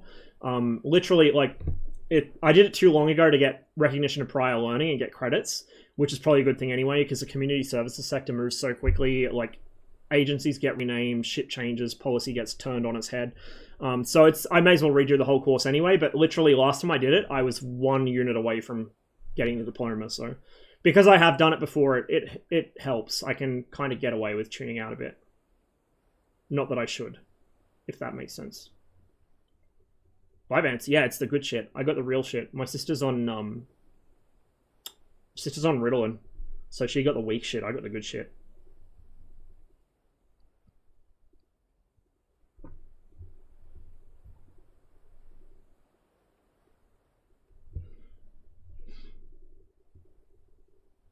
Trying to catch up to my cat on sleep, but she's so too good at it. Yeah. Dude, I would love to just be able to sleep 20 hours a day. That is dreams right there. I've got to, when I go up to visit my family next time, I've got to see if I'm allergic to the little cats. So my cat, my big old boy, he's been adopted by the neighbors because he never moved across. My parents were looking after 2 adjacent farms because friends of the family owned the other half, and they lived on that half for quite a long time while they were building that. Well, not building, but renovating their house. It's a 100-and-something-year-old wooden house. So the cat was living in the hay shed on that side of the farm, on that actual farm. And then when my parents moved over to their house on their side of the farm, the cat was established in the hay shed and he didn't want to move. He comes across and visits from time to time, but he lives in there. So they'd have to go across and feed him. But anyway, that part of the farm got sold to other friends. So they moved in and now they've adopted Porter. So Porter lives with them. He's a house cat now because they have no self-control. And Porter will become a house cat if you let him. He's a right little shit. But yeah, my parents have got a couple of young cats. They'd be less than a year old at this point, I think. They're ferals. So Porter's half feral. My parents' cats are actual ferals, but they're tame. They're tame ferals. And Dad's not allergic to them. I'm highly allergic to cats. But I've noticed around Porter I'm less bad than usual. And Mum says that Dad's not reacting at all to the kittens. So I almost wonder if something about feral cats means I'm not allergic to them anymore, in which case I might have to abduct a feral kitten at some point, I think. Because I can technically keep pets here. It's in my rent agreement. I can keep pets. I just need to cat-proof the place a little.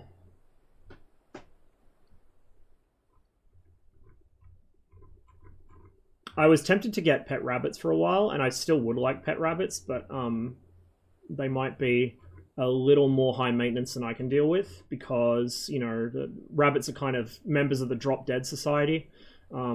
they're not as low maintenance as people think. That's why so many get bought for kids at Easter and then abandoned, which is, you know, not fair on the animal.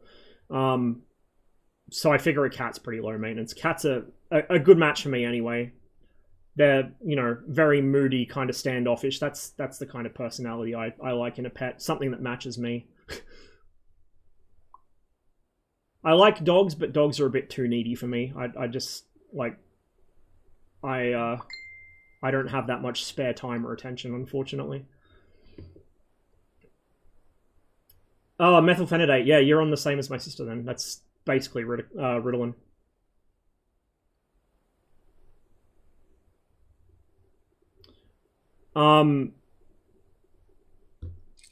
This stuff is not addictive to me either. I mean, it's very low dose. I'm on still the starting dose, so I haven't had my dose increased at all, so it's only 30 milligrams. And that's of the actual compound. So what it is it's lisdexamphetamine. It's not Dexies purely. Pure Dexies is the real shit, but this is lisdexamphetamine. So what happens is when it's inert just by itself, it's completely inert, but when you metabolize it, your metabolism splits off the L-lysine, which is just like a normie sort of amino acid, doesn't actually do anything. Splits off the L-lysine, and then it splits that from the dexamphetamine, and the dexamphetamine is what's actually active. So it's not 30 mils of Dexies, it's 30 mils of the combined drug, and I think the actual release of dexamphetamine is like, I don't know, less than that. But what it does is it delays the release because your body has to break it down first. So it means that it lasts longer through the day, which is really good. But also, yeah, it's not addictive to me because, like, this is the thing. It's a common kind of thing with ADHD meds, particularly the stronger stuff like Dexies. People are like, oh, you're prescribing a drug of addiction to a child. Oh, or in my case, a fucking adult, because I wish I had a diagnosis when I was a child. But, oh, you're prescribing a drug of addiction to a child. Oh, it's dangerous, it's irresponsible. Like, no, if you actually have ADHD, it's not addictive. I need this to function at a baseline. Like, this stuff makes me function more like I used to when I was a child. So I can talk, I can maintain a thought process longer, I can focus on things, I can read a book. I used to, like, smash a fucking 500-page book in an afternoon, and I went from that in my sort of childhood through to my early mid-teens to these days I can't read one paragraph without having to go back over it 4 times because I got distracted. This helps me with that. It's not addictive. Like, I forget to take it sometimes. Like, this is the thing. If you actually need the fucking medication, it isn't fucking addictive. If you're a normie, sure, it might be addictive. But if you're a normie, you wouldn't get prescribed this shit because it's a fucking controlled substance. Like, what the fuck? Day 15 at new job. I barely do any work, make like 4 emails a day and pretend to read army manuals. Today I caught a QA mistake that took me 5 minutes to notice and pretended it took me 5 hours to compare and confirm. This is the hazard of being a salaryman and being good at your job. So one of my mates, Clarky Robs, I haven't spoken to him for ages, but last time we hung out, he had landed himself a job at, like, I think it was a PR firm or something. And, like, Clarky is a party animal from southwestern Sydney, like, real salt of the earth kind of guy. But he landed this kind of high-powered job at this fucking PR firm or whatever it was. And he found that even him turning up hungover late to work by an hour and, like, him not liking dealing with emails and just being a bit not socially awkward, he's a fucking social butterfly, but you know what I mean? Like, he's not the most confident person when it comes to this kind of stuff. He's kind of like me in a way, just better socially. He found that he was still outstripping all the other employees there in terms of work that he was getting cleared, like workload cleared. Like, he could go into work smashed, like, hungover, still coming down off the night before, and he would get more work done in a couple of hours than most employees there would get done in a week. This is kind of the curse. Like, I'm not saying that, oh, well, the lazy workers should pull their socks up. No, far from it. But more like, if you're either just really good at something or you have, like, a really strong internal drive, like I have that army work ethic where I can't stop myself from, like, I have to really be mindful of how hard I'm working because I will accidentally exploit my own labor, let alone the fucking boss do it. Which is not good. That is not a good trait to have. Let's be real here. It's good for the boss. It's fucking terrible for you and terrible for everyone in general. Because then the bosses exploit it. But anyway, yeah, like if you have that kind of work ethic or that kind of level of skill or focus on something, it can get really frustrating if you're doing like the salary man routine or salary woman routine or salary non-specific routine. We don't care around here. We all have the same problems, right? It can get really unpleasant because you feel like you're being worked to the bone, and half the time you're not even being asked to do it, you're just doing it because you feel bored. And even if you stop working yourself to the bone, then you get bored, and being bored at a fucking salary job is probably the worst thing on earth. So, I don't know. I don't know. I still haven't found the ideal job for me. I don't know if I ever will. So I'm doing this course now so I can get a diploma in community services. Then maybe a social work degree.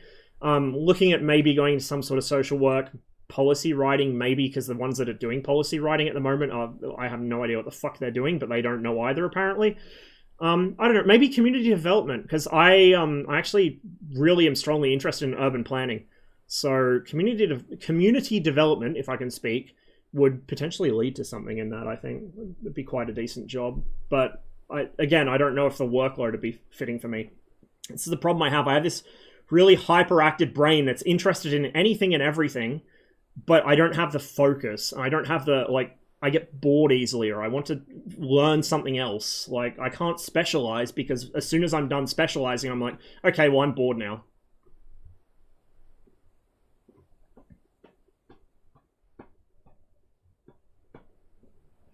Won't blow any cover, but I know at least 2 people that are the KGB. Only realized it when you mentioned it, though. Yeah. It took me a while to pick up on it, too. I think I had to be explicitly told. And then it took me another while to figure out just where they sat in the hierarchy of things. But yes. My brother in Christ, fly the Huey. Tempting. I haven't flown it for a while. I might fly the Huey on Monday. How about that? Hold me to that. When I start streaming on Monday after Armor, tell me to fly the Huey. We'll do some Huey shit. Unless Blue's really badly stacked, then we might fly the Mi-8.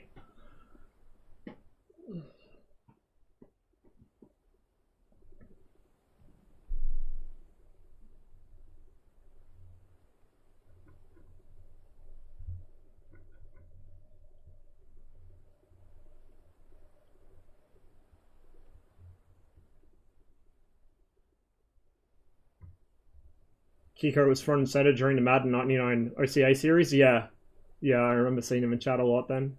He used to stop here pretty often as well. Yeah, it's horrible, man. He was pretty young too. I forget his actual age, but I think he was in his like mid-late 40s. Muscular dystrophy is a fuck of a thing, man.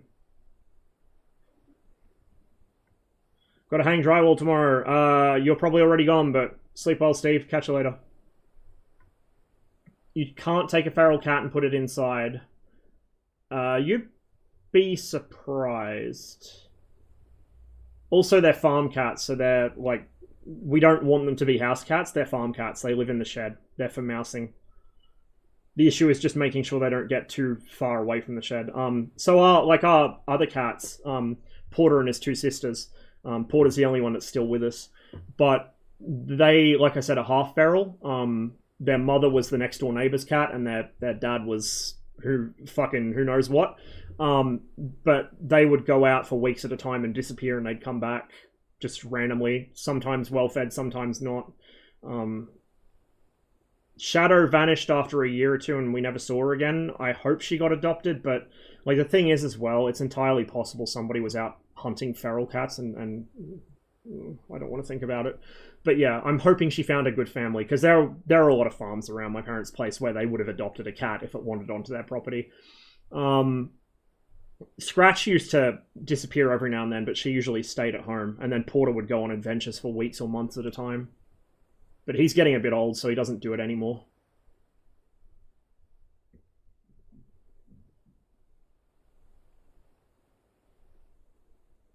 Technically keep pets, but can you practically take care of it? That's why I'm thinking rabbits are a bit high maintenance for me, as much as I love them. A cat, I think, would be ideal. Cats more or less take care of themselves. You just need to keep them fed, change their litter. They're happy.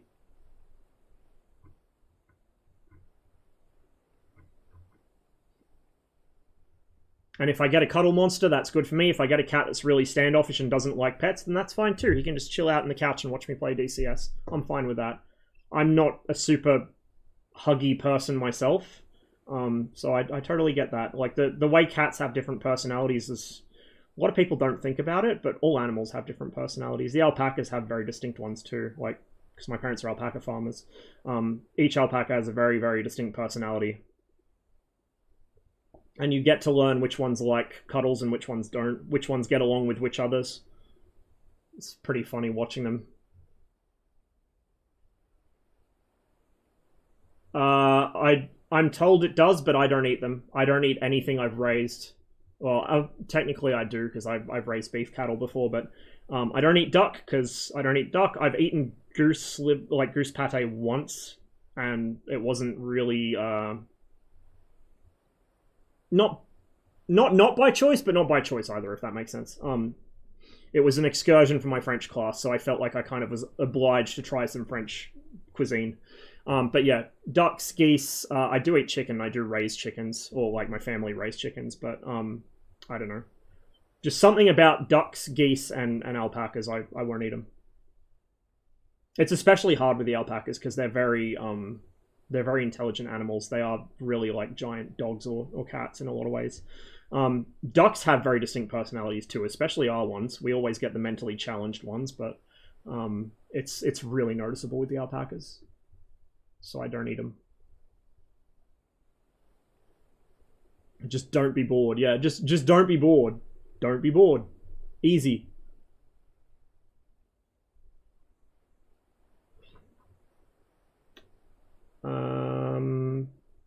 Oh my god, yes, I have caught chat. Super, I have caught chat. I'm only 2 minutes behind. I'm gonna go quickly take a very short toilet break, then we're gonna start flying. How do you make money as an alpaca farmer? Selling fleece, selling breeding stock. It's not a big income. So alpacas are kind of, I guess you could say we kind of fell into this trap. There was a huge speculative bubble on alpacas back in like the late 90s, early 2000s.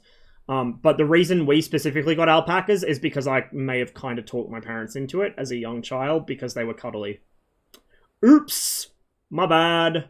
But yeah, it does make a little bit of money, but it's not going to make a fortune. Not anymore. That bubble burst almost as soon as we got into it, put it that way.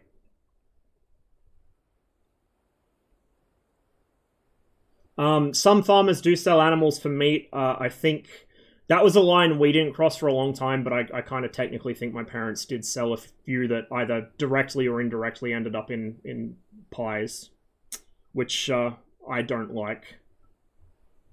I do not approve, and I've told them I do not approve multiple times.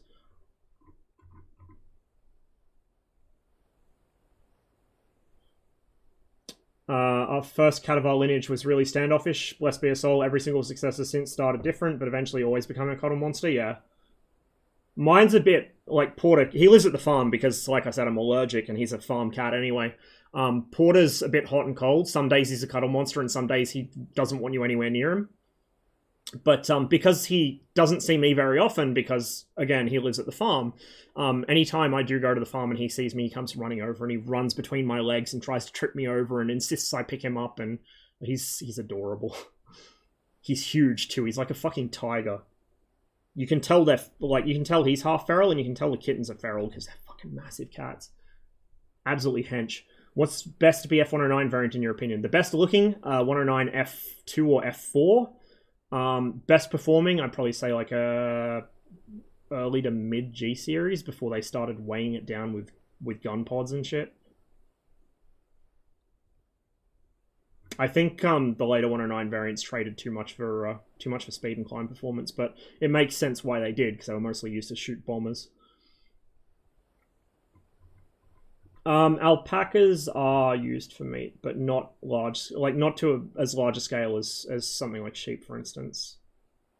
And yeah, in South America, llamas probably are more than alpacas. Here it's because the alpaca speculative bubble did burst the way it did. I think a lot of breeders just took to doing that to kind of break even and cut their losses.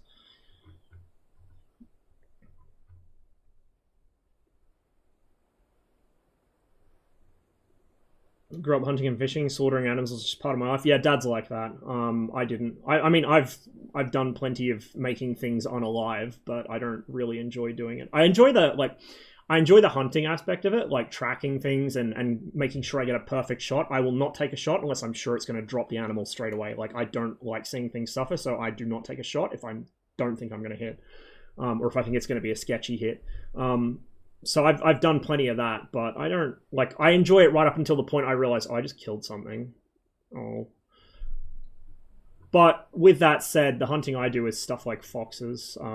It's basically, if I didn't do it, then it would become a problem for our farm animals and native wildlife as well, especially in the case of foxes. So, like, I love foxes. I grew up watching Animals of Farthing Wood, and I always thought that, you know, I grew up in the UK as well with tame foxes in every neighborhood. We had one that used to sleep on the top of our old World War I bomb shelter in the back garden. But out here, it's like, you just got to do it. That's unfortunately how it is.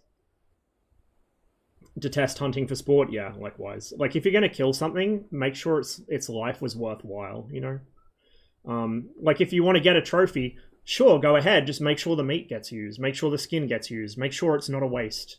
If you're going to kill something, do not let its life go to waste. I'm a bit like that with bugs, too. There are very few bugs I will actively kill. And out of those, I still don't like doing it. Most spiders and things, I'll just take them outside. Or a lot of spiders in here, I'll just leave them in the flat because they solve the roach problem. There isn't really a roach problem here because I let the spiders stay in my flat. I don't really see any here. I don't get them. So, yeah. Sometimes my cat attacks my leg as I'm walking past. Yeah, mine does that. You can see him switch from killer mode to cuddle mode pretty obviously.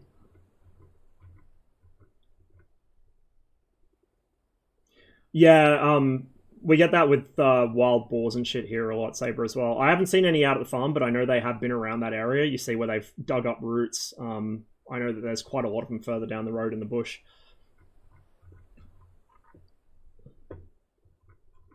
We actually, so my high school had an attached farm that they shared with the school down the road.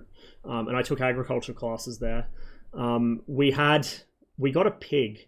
I forget who donated him, but Errol the Feral. He was a feral pig, and we wanted to keep him. He was like, because we got him really young. I think the parents had been shot, so they were like, "Oh, the piglet, we can't kill it. We'll give it to the school, donate it to school." Unfortunately, we couldn't keep him. Like, we straight up couldn't. There was too much red tape involved. So Errol ended up being burgers, I think. But yeah, we had a pet feral pig down at the school farm for a while. Errol the Feral. He was lovely. Oh yeah, yeah. Fucking feral pigs are fucking aggressive bastards. They get big too, really big. Wolf spiders are based. I have a bunch of wolf spiders in the flat.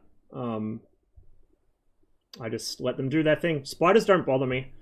Something like a funnel web I'd be bothered by, but otherwise I don't care. Like, they really don't bother me. You know, even a huntsman the size of my palm, I don't care. It's not going to hurt me. It's going to do me some favors by killing any nasty shit that gets in, so I tolerate them. You know, depends how easy it is to catch it. If it's a huntsman where I can reach it and I can kind of shepherd it onto my hand, well, not onto my hand, onto a sheet of paper. I'm not quite at the level where I pick them up by hand. But, like, I'll shepherd it onto a bit of paper and just carry it outside. But if they're up on the ceiling or something, I just leave them because it's not worth the effort. Alright, guys, before I get any further behind, I am going to take a real quick break. I'll be back in about 2-3 minutes, probably get myself a cup of tea, take a slash, and then we will, with probably 10 minutes left in the mission, we'll jump in a Mirage, I think.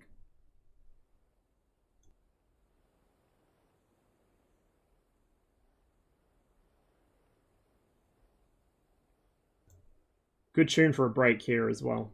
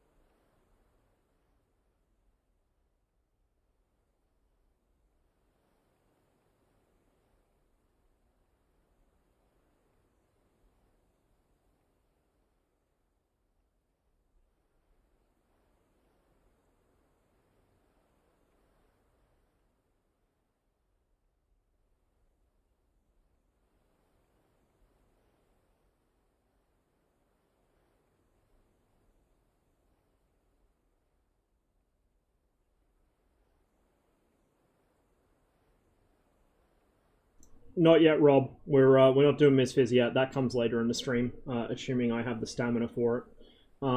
We'll be hopping in the F1. So we're going to switch teams to blue for a bit, just so I can fly the F1 with the AIM-9Bs.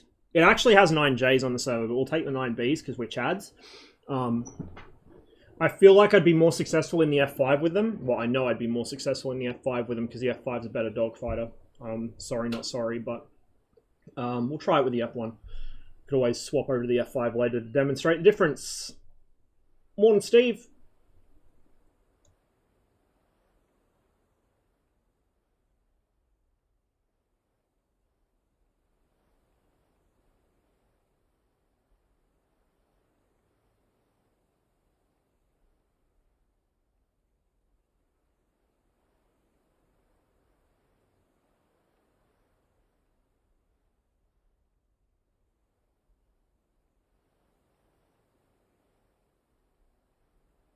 I think the 45-minute Misfizz startup might be my lunch break, actually.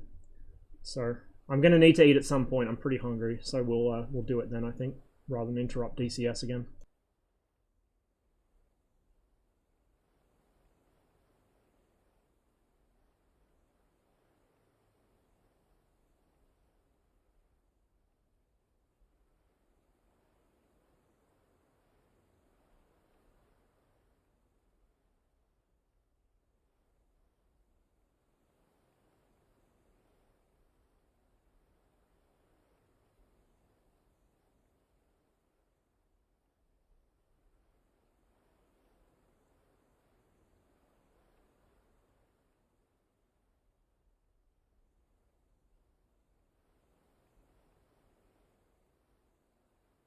Incidentally, for those of you who are interested in comparing and contrasting Meds Ross and non-Meds Ross, last stream was Meds Ross because I had class right after it, but the stream the previous, I think it was Saturday my time, the long one that got split into two parts because OBS shut the bed, that I was off them because I was rationing. I ran myself out. So I don't know. I kind of didn't expect them to make such a noticeable difference, but even I can see the difference. I talk for a lot longer. I'm more talkative in general. I'm more focused. I can actually tie topics back into each other. It's pretty cool. It's just kind of annoying because I end up lost in these fucking. I mean, well, annoying's the wrong word. I end up lost in these discussions for hours on end, and I end up like not actually playing fucking games on stream. I don't know. I enjoy these. Like I do enjoy talking about stuff, and I hope you guys are getting something from it too. But I just wish I could multitask and do this while I'm also flying. But you know, no such luck.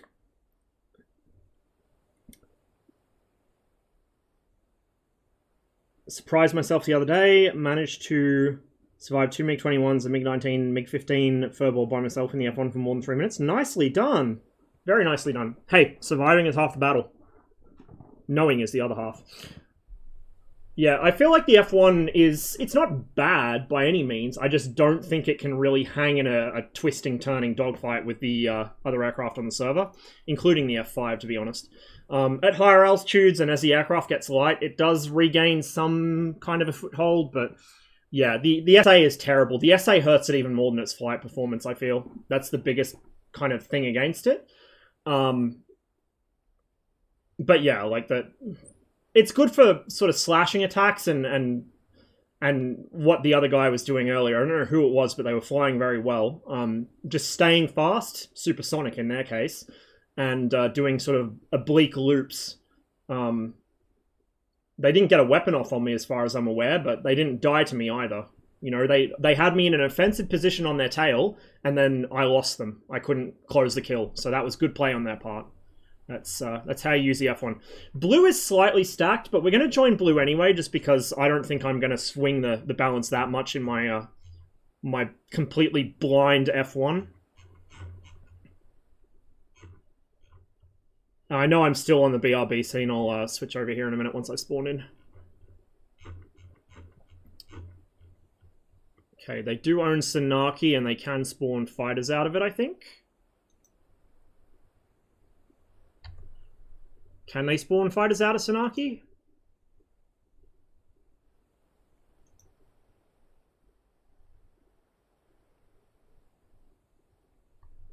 Why is it not letting me slot in there? Oh, there's no F1 slots at Sanaki anyway. Oh, no, wait, no, I'm dumb. There are. They're just scroll further down. I forgot how alphabetical order works, because I'm a very smart person.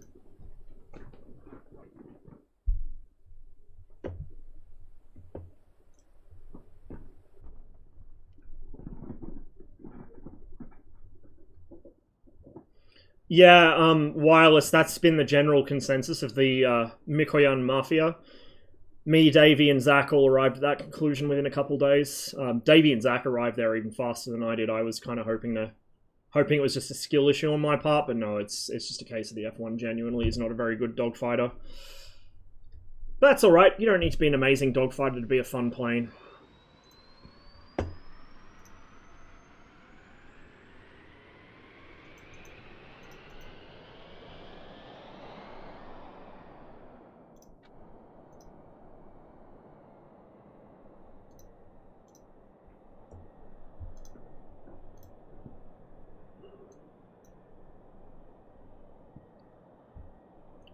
Let's 303.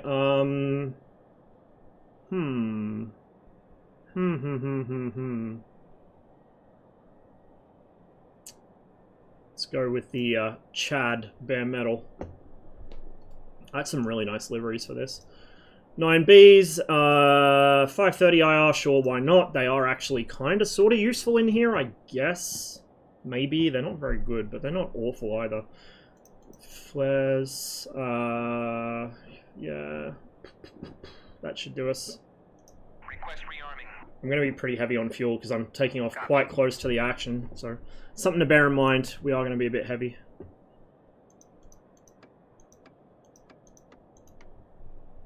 Okay, go ahead and start the jet. Dude, the torpedo kills are so satisfying.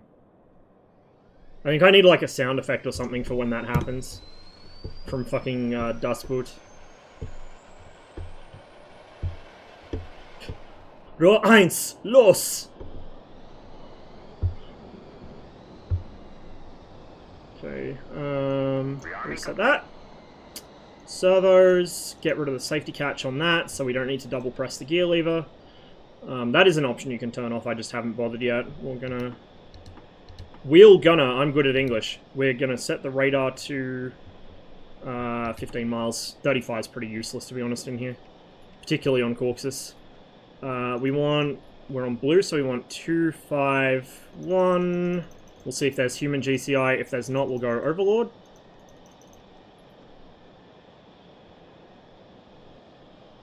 Well, it's quiet so far, but we'll just leave that for a minute. Get the lights on. We'll get the ECS up and running. Align the gyro. Get all these on.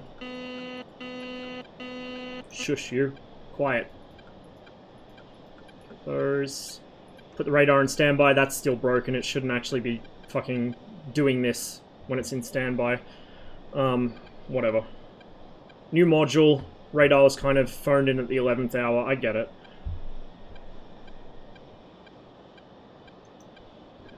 Nozzle steering high gain, and then we'll come down here. You don't actually need to futz with the Mark 12 transponder, I just like doing this. In real life you would set this up, but in DCS it doesn't matter, it doesn't actually do anything, it's not even functional, so I just like to set it up for some immersions.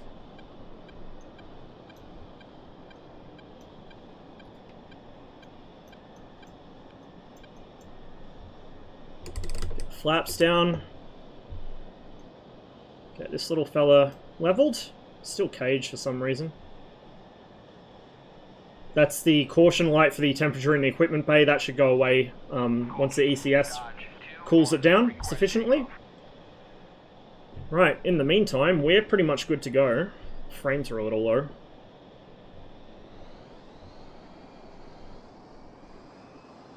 I can't look while I'm on stream, dude. What is it? I'll check later. Oh, parking brake helps.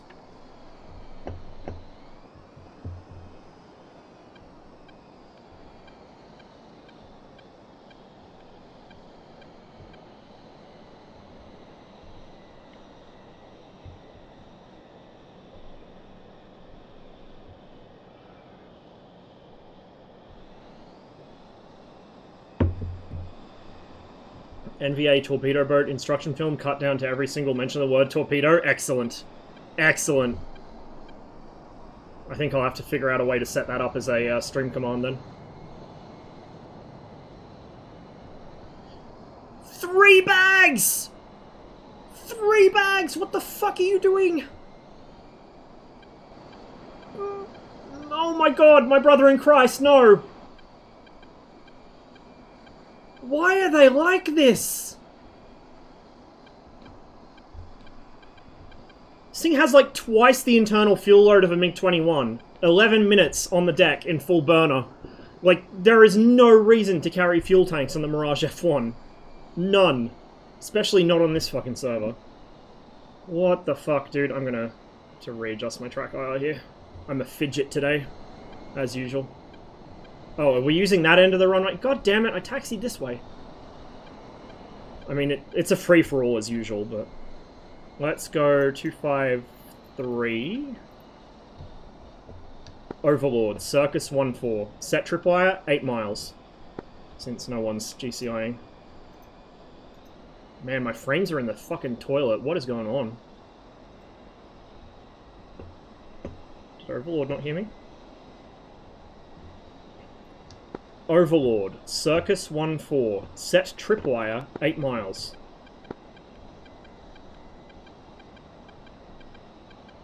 Am I accidentally releasing the button? Circus 1-4. No, okay, there we go. Overlord. Copy. Warning 8 nautical miles. As I veer off the Circus taxiway 1-4. here. Overlord. Copy. Warning 8 nautical miles. Oh no, Overlord's just laggy today, I guess. Bro's gonna go full burn in the entire sortie and still be slower than me cruising at mill thrust with no tanks. Like, this is the thing. If you take tanks because, oh, my burner, my get there fast, you're not gonna get there fast, my dude. You're fighting the fucking drag off the tanks. I've said this before, I've said it on the Discord, I've said it on stream, mainly aimed at the F-5 pilots, but this goes double for the fucking F1. Do not take 3 bags. You do not need 3 bags. Fuck, you don't even need 2 in the F1. The F5, I usually take a single 150 gallon, or if I'm feeling really sporty, I'll take a pair of 150 gallons. Oh, my fucking chair's sinking again. Not this shit again. Ah! Anyway, do not take triple bags for any reason in any aircraft unless you're ferrying literally across the map or you're doing what POM does on Growling Sidewinder in a Hornet, which is pretty thirsty, and you're at low level in the mountains. POM has a reason for triple bags and he knows when to jettison them. The average DCS player doesn't. They hold on to their bags in a dogfight. Oh, okay. Okay. We're in a hurry, are we? A hurry to get shot down and add to the blue attrition. Cool beans. Go ahead. Yeah, like, there's no reason to take triple bags in an F5. A single 150 gallon or a pair of 150 gallons is more than enough. Don't use the 275s at all, except for ferry flights. The 275 is huge, it adds a shit ton of drag. You're better off with a pair of 150s than a single fucking 275. I'm, like, 90% certain. I haven't done the actual maths, or had someone do CFD on it, but I'm pretty sure that's the case. Oh, no, wrong button. That way. It's not like the Eagle where, you know, 2 wing tanks are equivalent to 1 belly tank, because those are all the same size tank, and that's just because of the way that the transonic shock works out. But on the F5, I pretty much guarantee you that the drag penalty off a single 275 is worse than the one off 2 150s. And the 150s, you get an extra, what, 25 gallons of fuel? So I don't know why you would ever take a 275. And the amount of fuel you waste in Afterburner just to counter the fucking drag off the tanks, you may as well not be carrying tanks in the first place. Like, you do not get more long range by just adding more fuel and then flying at fucking Afterburner so you don't fall out of the sky. It's stupid, dude.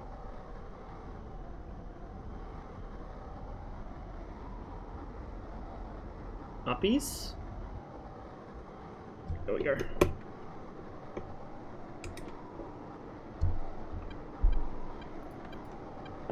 I'm still pretty inexperienced with this jet, so I don't expect miracles.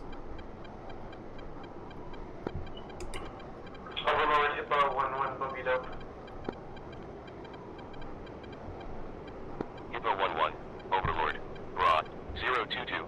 16. 3000. Beam northwest. 048. Oh shit, I always forget this. There we go. Does anyone happen to remember Sanaki's Takan off the top of their heads? It's like 71 X-ray or something, isn't it?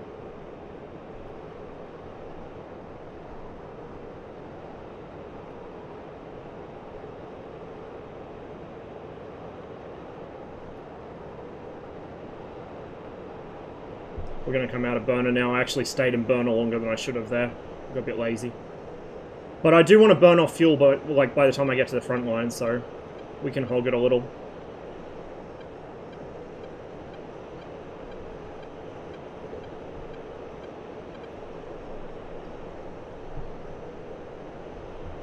It's a 2,200 litre tank.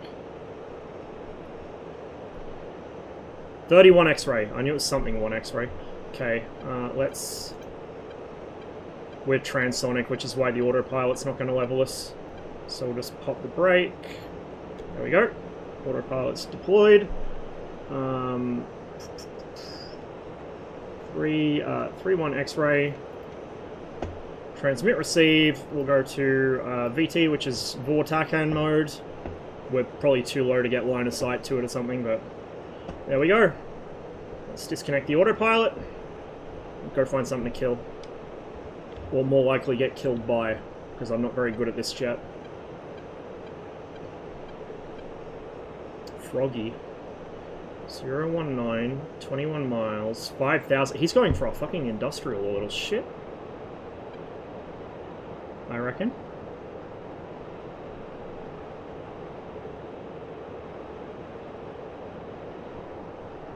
So we're just going to burn over to him. Try and catch him before he gets into the real mountains, where we're going to have a hard time fighting him if he goes to ground clutter. Just double check. Overlord, Circus 1-4. Bogey Dope, Frogfoot. Circus 1-4, Overlord, Raw, 350, 15, 4,000, being west, Frogfoot. 4,000 feet, not 4,000 meters. I gotta remember I'm in Imperial here. So he's quite far out. He is going for the industrial. What a Chad. Or maybe a depot.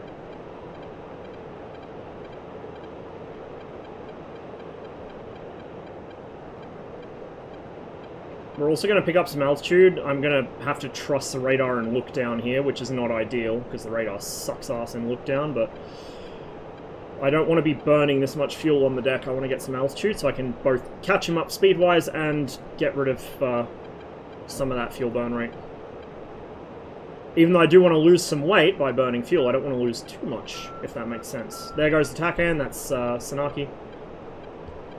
There's Takan volumes over this side, I think. Circus 1-4, threat, Raw, 294, 8, 2000. It's already turned all the way down, it doesn't work. Shit.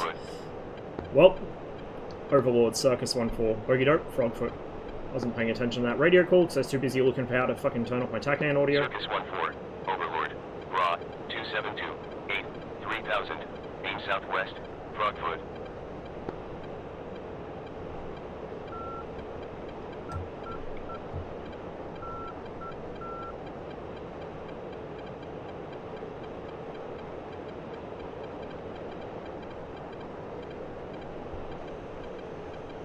The radar elevation is apparently bugged. It's stepping in tens of thousands of feet instead of thousands, so this is going to make this intercept a little harder than it should be. Overlord, Circus 1-4. Bogey Dope, Frogfoot. Should be off my nose somewhere. I think I just saw him. Circus 1-4. Maybe? Overlord, Raw, 213, 8, Nope. 8000, drag south, Frogfoot. It's just clutter. He's co-out with us, though.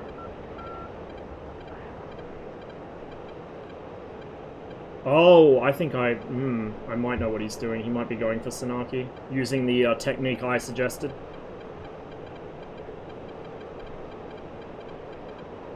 Overlord, Circus 1-4. Bogey Dope, Frogfoot.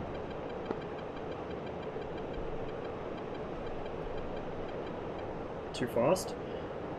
Overlord, Circus 1-4. Bogey Dope, Frogfoot. We're still in burner. Oops. Circus 1-4, Overlord, Raw, 1777, 1000, drag south, Frogfoot. Yeah, he's doing it. He's gone for a pop-up attack on Sanaki, the little shit.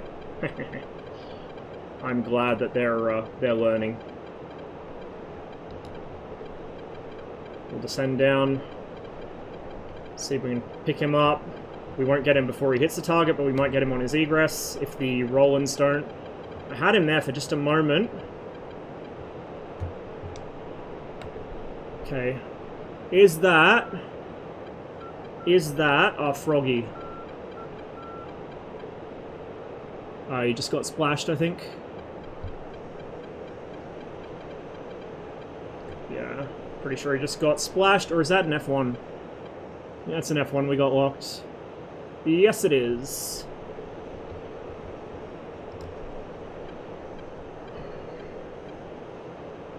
Journal run? I haven't done any air to ground in this yet. I need to learn. I think I'm going to enjoy the snabs. Snabs look like they'll be fun.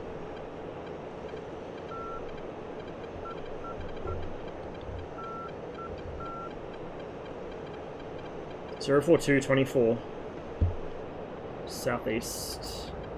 So he's probably RTB, but we'll go have a look.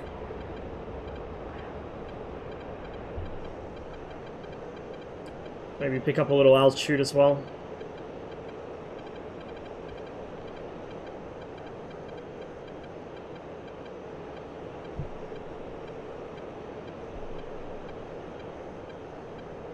I do hope they're able to work on the radar more and improve it.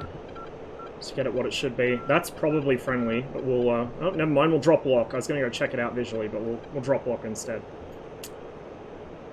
Very janky. I do hope they work more on the radar, though. It's probably the weakest part of the module, to be honest. Overlord, Circus 1-4, bogey dope. Circus 1-4, Overlord, Ra, 053, 19,000, beam southeast, fish bed. Nice and high.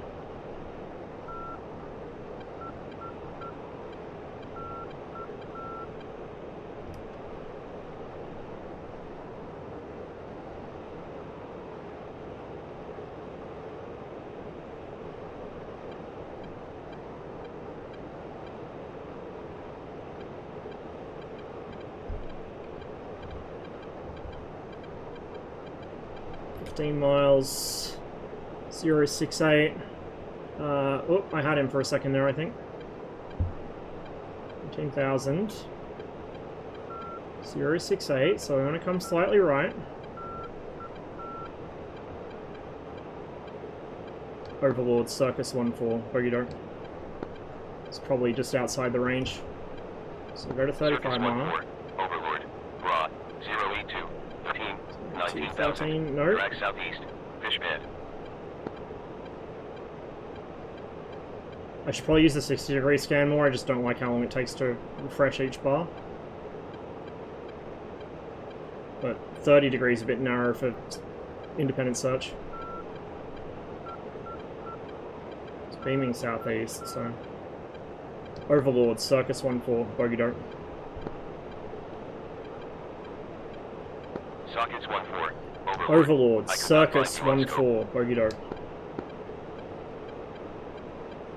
It's going to be a very short sortie, we're going to run out of fuel pretty soon. Ra, 100, I'm not really minding it much. Drag southeast, fish bed.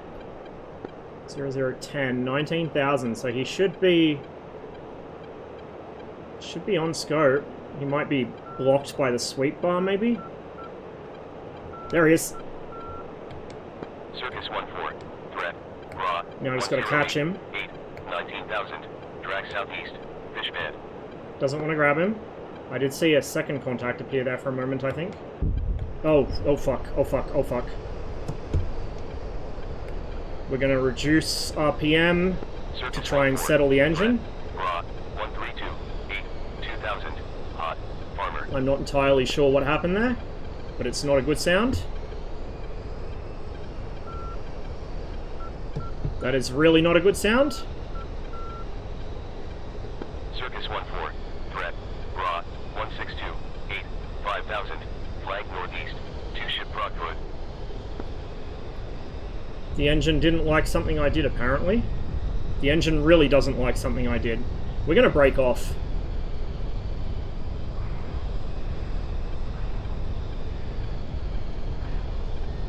That is a lot of planes down there. What we're going to do is shut down and relight. Circus 1. This is not an opportune moment for it, but that's what we're gonna do. 6, 13,000. Flank north. Fishman. God, this engine is such a fucking shitbox. Come on, come on, catch. Catch! There we go. She caught! Overlord, Circus 1-4, bogey dope. Sockets 1-4. Overlord, Circus 1-4, bogey dope. Couple Circus contacts 1-4. there. Overlord. Not sure who. 146. 7. 146. 2000. Beam southwest. Frogfoot. Probably hostile. Is that a helicopter? That is a helicopter. Interesting. Circus 1-4. Merged. 150. 1000. Frogfoot. I can't tell whose helicopters those are. Shit. Overlord, Circus 1-4, bogey dope. Circus 1-4. Overlord. Raw. 0971. 2000. Drag east. Frogfoot. Oh, missile shot. Somebody else might have bagged him, maybe? Not sure.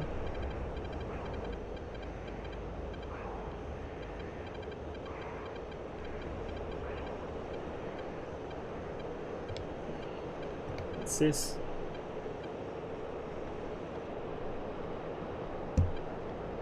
Circus 1-4. Merged. 057. 1000. Fishman. Interesting that gets turned. Overlord, Circus 1-4, bogey dope. I wish we could get declare calls. Circus 1-4. Threat. Raw. 092. I think that's a 21. 2000. Beam south. Fishman. I think, but I'm not sure. Circus 1-4. Overlord. Raw. 096. 8. 3000. Drag south. Fishman. I'm probably gonna get popped here while I'm trailing Circus this guy. 1-4. Threat. Raw. 055. Maybe even by Sam's. 6000. As my fuel state, not real great. Frogfoot. Could be worse though. Circus 1-4. Threat.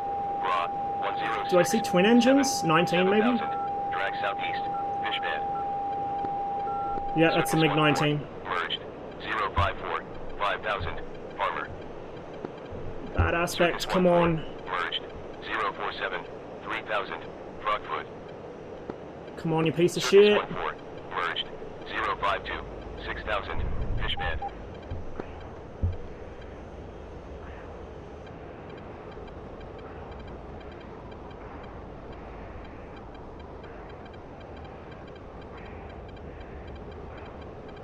The fuck is that? Is that a 21? No, that's a 19, and he's very slow. Why is he so slow?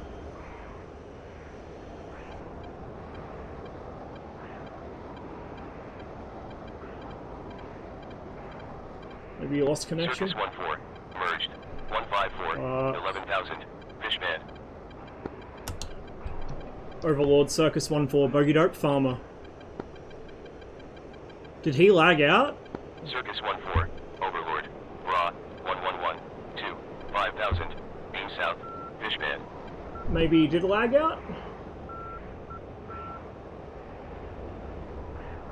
Bruh, I'm so blind in this jet. I feel like the Mirage F1 really needs human GCI to be any kind of use as a fighter. 0788. 5000. Hot. Fast. Farmer. Got 2 something ship here. Fishman. Circus 1-4. Threat. Raw. 239. 6. 1000. Flank north. It ain't friendly. Oh my god, it didn't even try. Oh, it's so bad, it didn't even try.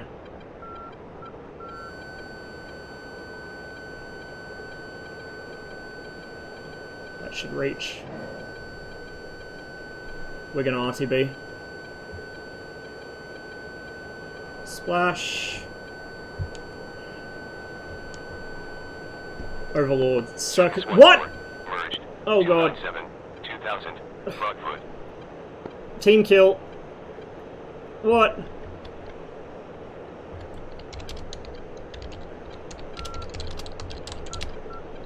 I was sure that was a fucking Su-25 from the side.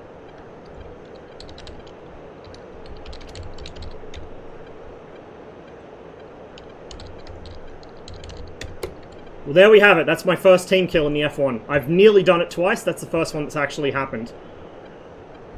Circus 1-4, merged. 078, of course. 3000, Fishman. And now my radar's bugged. Threat. And I'm nearly out of fuel. 175, 8, 4000. Oh, I'm so screwed. Northwest, Frogfoot.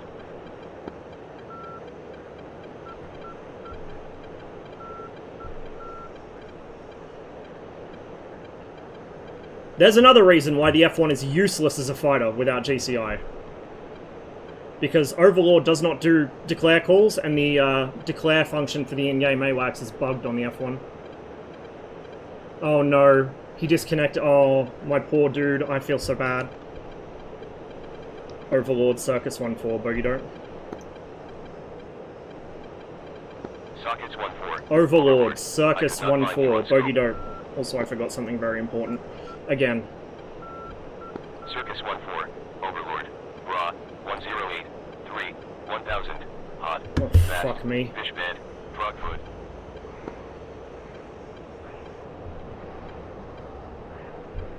Probably gonna run out of fuel here. I ended up way further east than I thought.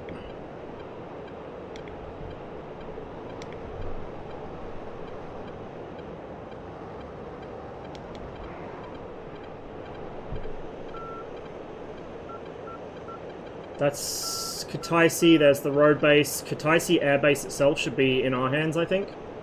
I don't know if I'll be able to... Well, I can't spawn there, obviously, but there it is. Overlord, Circus 1-4, bogey dope.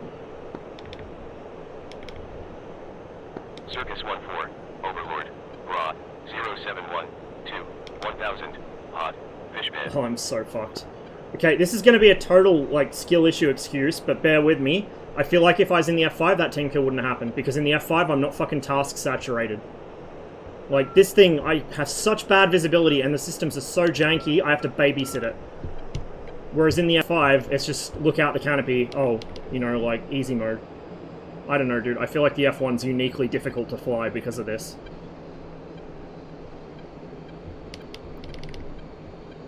This is where I catch a fucking R3S up the bum. Oh, no, this is where I run out of fuel. That's where this is. This is going to be an interesting dead stick. Belly land, why?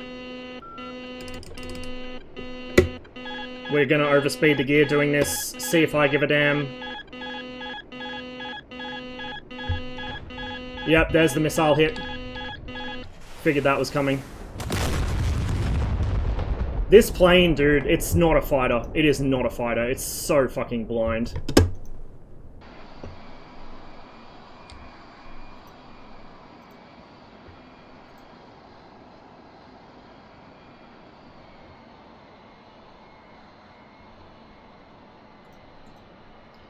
Well, that was a humbling experience. We got a kill with the 9B, though, so the missile everyone on blue thinks is useless.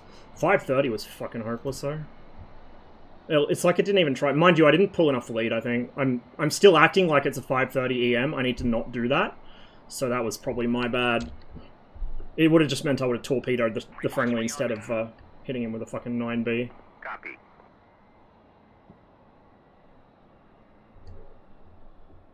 Yeah, people say that 530 IR is useless, not the EM. Everyone knows that EM is fucking cracked.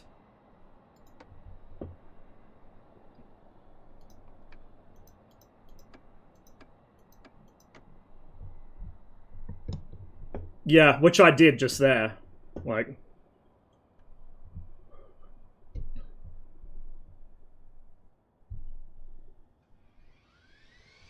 Get used to it, the 23 will be like that too, Saber. Oh. Didn't move the throttle quickly enough.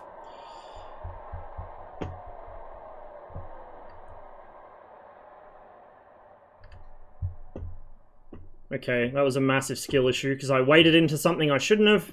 I was completely without situational awareness. I saw something that I thought was a Su-25. It was roughly where a Su-25 was supposed to be, so I shot it. That's, textbook fucking team kill right there.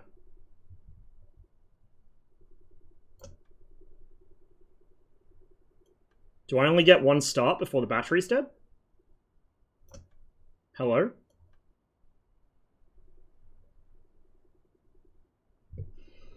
Seems so.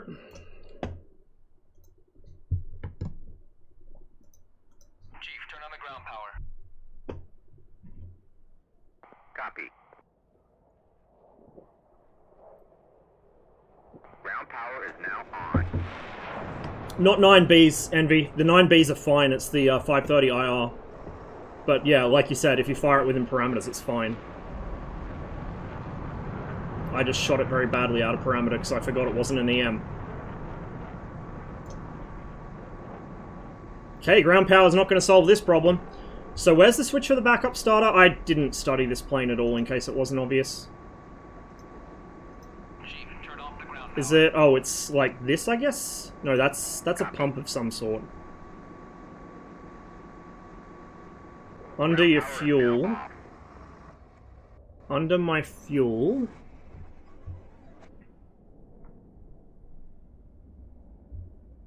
Oh wait, that's a switch? Okay. Right. Well.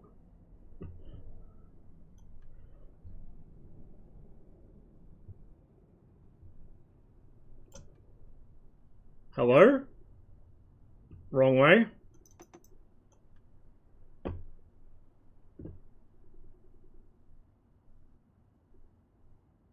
Nope. It's dead. I broke the jet somehow. I probably burned the motor out somehow.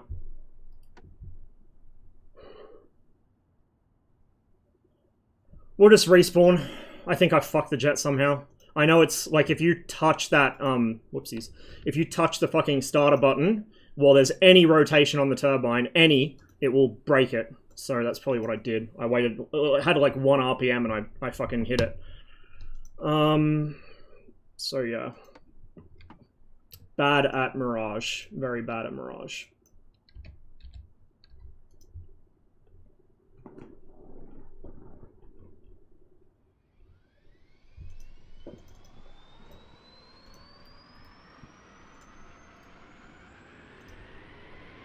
Request rearming. Copy. Oh, somebody just had a spill. Okay.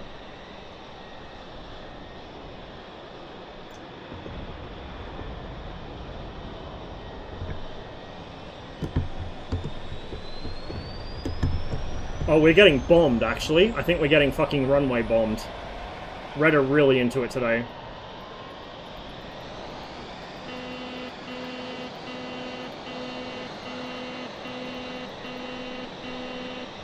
Sorry about the beeping, I just want to get this spooled up before too long. Lights on.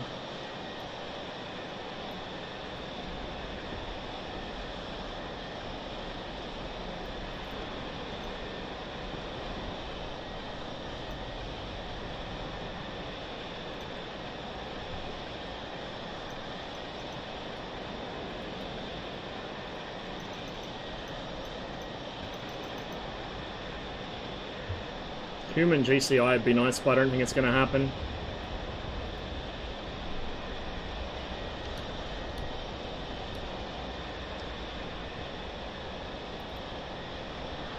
Let me just double check, because I accidentally... Yeah, no, 251's silent. Overlord, Circus 1-4. Set tripwire, 8 miles. On TACAN. Circus 1-4, Overlord, copy, warning 8 nautical miles.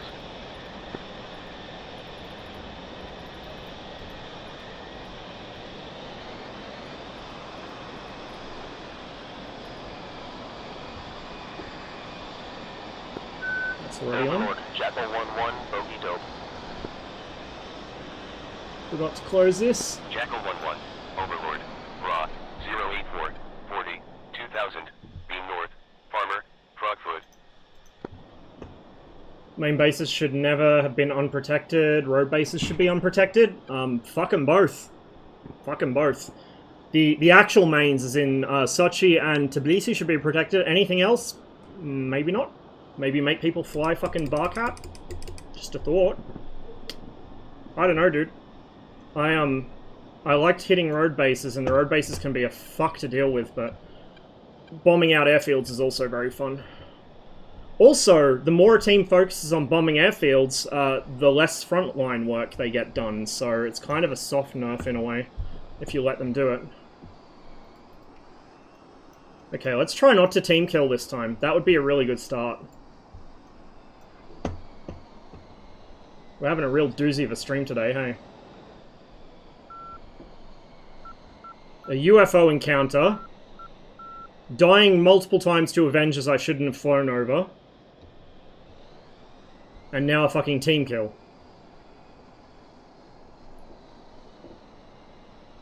Blue frontline troops be dying because of manual startups. Hey look, my manual startup is usually quicker than the auto start.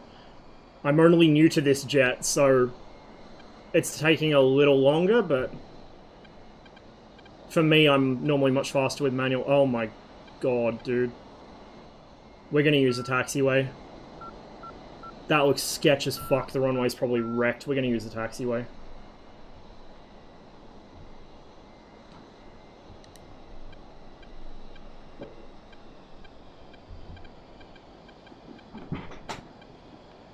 It's just a penalty point system.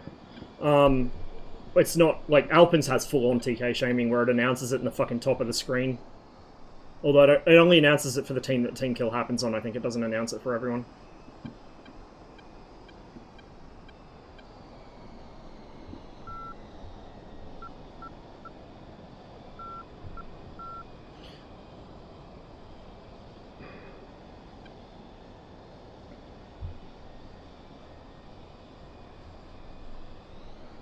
I think more SAMs in the rear areas would be cool. Like, I get people don't like flying into Avengers and Chaparrals and shit, so maybe, like, the same or maybe slightly even less SAMs on the front line, but big SAMs in back. Force people going on industrial strikes to actually put some fucking effort in. The only problem is, they'll engage the bombers, so you might need to set them to ignore the bombers and then use, like, a medium altitude system.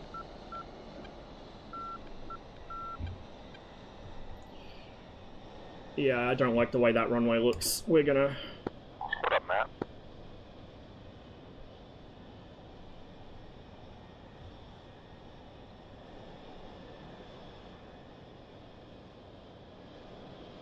Yeah, I know you can. It just... For me, it needs to be logical, so I would want something that kind of shouldn't be engaging bombers, if that makes sense.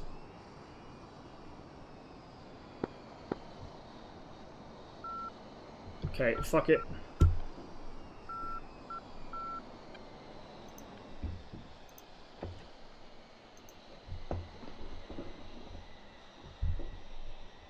Did I remember to set my tripwire?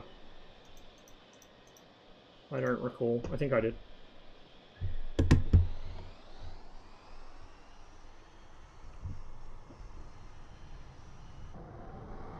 Should have stood on the brakes till the burner's lit, but whatever. We're just gonna send it Jackal 1-1. and hope for the Threat. best. Bra 120 7 18,000. Flag west. Fish bed. There's people Rockford. coming off the runway still, so there must be a path between the craters, but I don't want to risk it, especially in a jet I'm not familiar with. Jackal 1-1. Threat. Bra 121 7 1000. Flag northwest. Farmer. Jackal 1-1. Merged. 127 23,000. Fishman. Jackal 1-1. Threat. Bra 103 7 6000. Flag west. Frogfoot. Jackal 1-1. Merged. 107 5000. Farmer. Jackal 1-1. Jesus, Jackal Threat. 1-1. Bra 138 7 8000. Hot. Fishman. Man's fucking orbiting to Tbilisi or something. It's an F-5. Bit of desync going on today.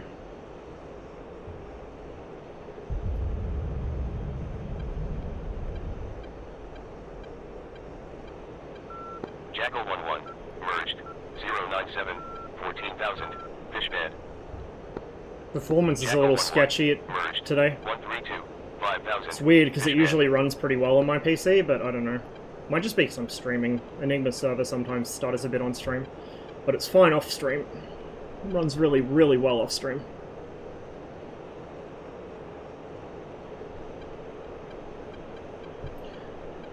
Overlord, Circus 1-4, bogey dope.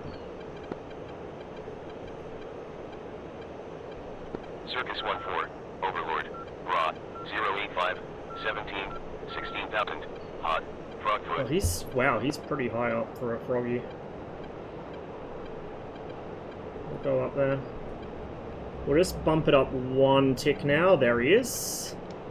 Jackal 1-1, merged, 053. So the elevation is bugged on the radar, but you can kind of get around it. That's him. He's closing with me. He's about the right altitude and distance. That should be him. Issue is I just don't want to really get into a position where he sees me merging. Threat, raw, 085, 8, 17,000, hot, Frogfoot. That's not a froggy. That's friendly, I think. Overlord, Circus 1-4, bogey dope. Is that him? Circus 1-4, Same Overlord, guy. raw, 079, 4, 11,000, flank northwest, Frogfoot. What the fuck? That's an Circus F1. 1-4, merged, 073, 12,000, Frogfoot. Bro. I am so fucking tumbleweed in this thing. So there's at least one F1 with us. There's allegedly a Su-25 somewhere who I've not seen. What's that? I think that's a Su-25. It's hard to tell. Overlord, Circus 1-4, bogey dope. I'm going back to 7 miles. 15's too much. Circus 1-4, Overlord, raw, 080, 12, 5,000, hot, farmer, Frogfoot. Red's going to push a sector, so I'm probably going to have a SAM spawn under me. 076, 7, 2,000, hot, fishman.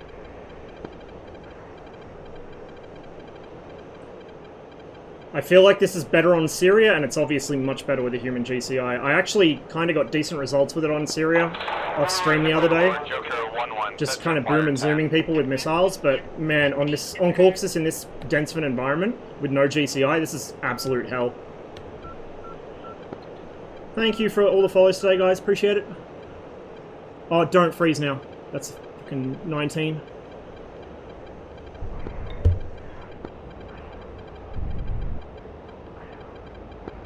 Overlord, Grizz 1-1, set warning 12. Circus 1-4, threat, raw, Torpedo. 96, 8, 5,000. Rohr 1, los! Grizz 1-1, Overlord, copy, warning 12 nautical miles. He's probably going to outrun that. Just barely. Nope. Boom. Deleted.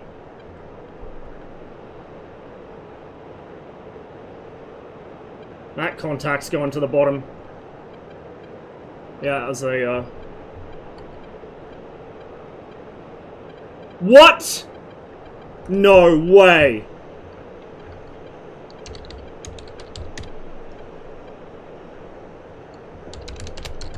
No fucking way!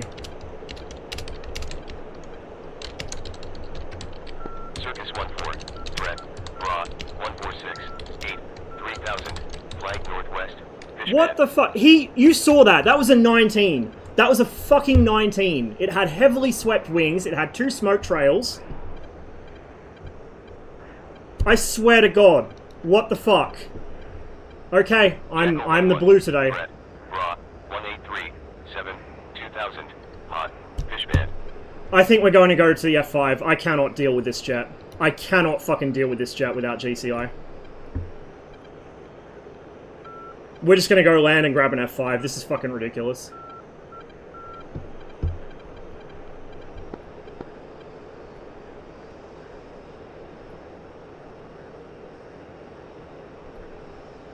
Punished for killing a team member? Yeah, not surprised. Whatever. F-5 is a better jet than the F-1 for dogfighting. Don't at me. Dude, it was a fucking... I saw the wings! The wings were really heavily swept. There was no fucking way that was an F-1, surely. Whatever, we'll let someone else have an F-1 slot. We'll get in a fucking good plane. The F-5 is easily better. Like, it's not even a meme. The F-5 is easily a better fighter than this. Anything is a better fighter than this. This is a fucking hopeless fighter. Like, you can't see in front of you, which is the one place you need to see in a fighter.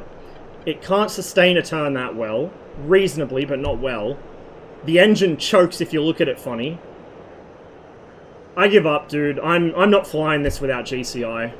Oh, looks like I just lost connection anyway, or got kicked. Overlord, Grizz, 1-1. Okie doke. Yeah, I think I just got kicked or something. Whatever.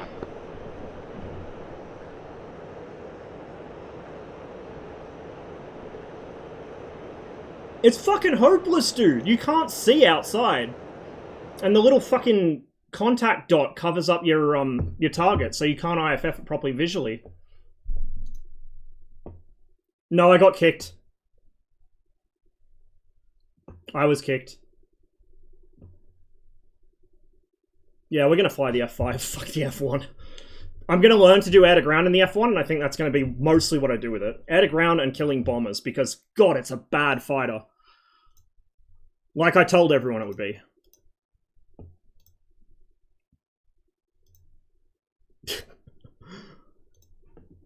I don't know, dude. It looked like a fucking MiG-19 to me. Maybe if there's a clip or something, I'll go back and look. But I swear, in the heat of the moment, I saw heavily swept wings and 2 smoke trails. Which is a MiG-19. There's nothing else in the game that looks like a MiG-19. Unless I saw the 19 past me and then, like, my eyes migrated to an F1 that was near him. I don't fucking know. TAC view will reveal all. Whatever. We'll F5.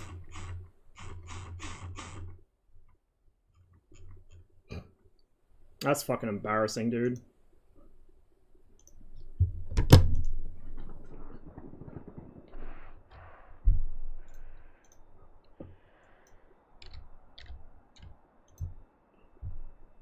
And now, because I'm in a jet that can actually see outside and maneuvers well, and where I don't have to worry about the engine exploding on me for no reason, I can actually look outside and properly VID things. We're not going to take a fuel tank because we're literally right at the front line anyway. Don't really need one. Request rearming. Copy. Oh, no, not ground power.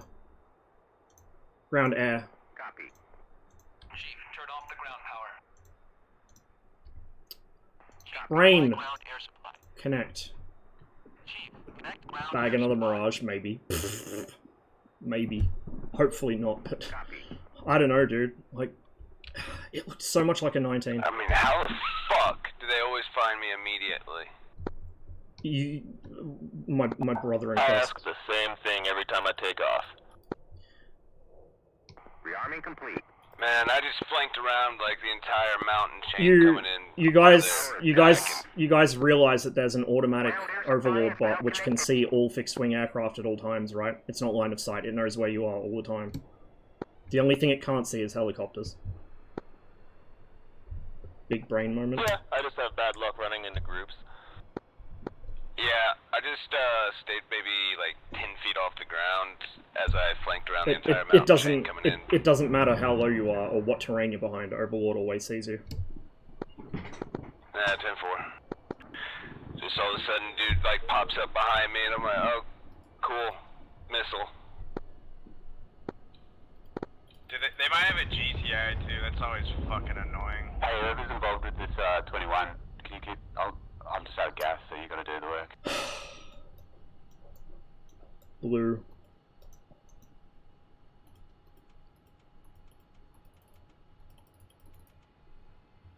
At least I haven't crashed on takeoff yet, so... Wait a second, did our runway get bombed? Why is there so much hole on the runway? Yeah, it looks like it got bombed. Just use the taxiway. They've been doing that like a lot this campaign. There was like a fucking airfield war a couple days ago where we're bombing the shit out of each other's runways. Based. I reckon it's fucking cool.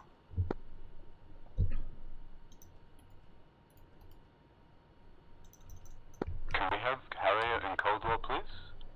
When all runways are gone? Chief, apply ground air supply. Copy. Air is now applied.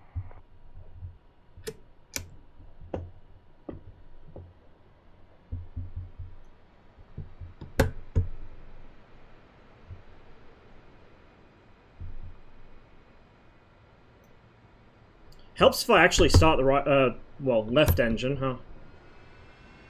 What is wrong with me today? Fucking hell. I am not having a good one.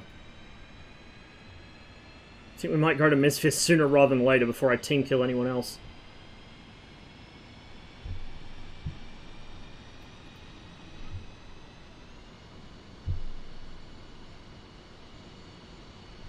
We'll just crossbleed it.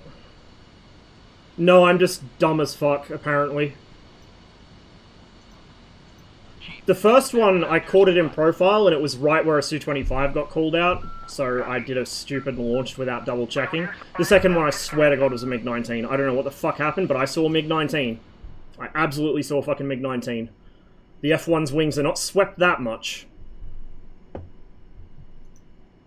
So whether there were two merged with each other and I just happened to accidentally swap, you know, padlock one and then jump to the other as I turned and looked behind me, I don't know. Like, I honestly don't fucking know, dude. I'm having a dumpster fire today. Let's run her up.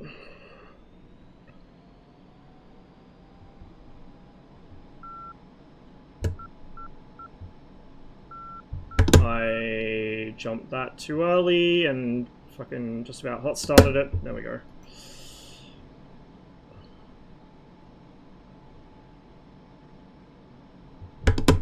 Hello?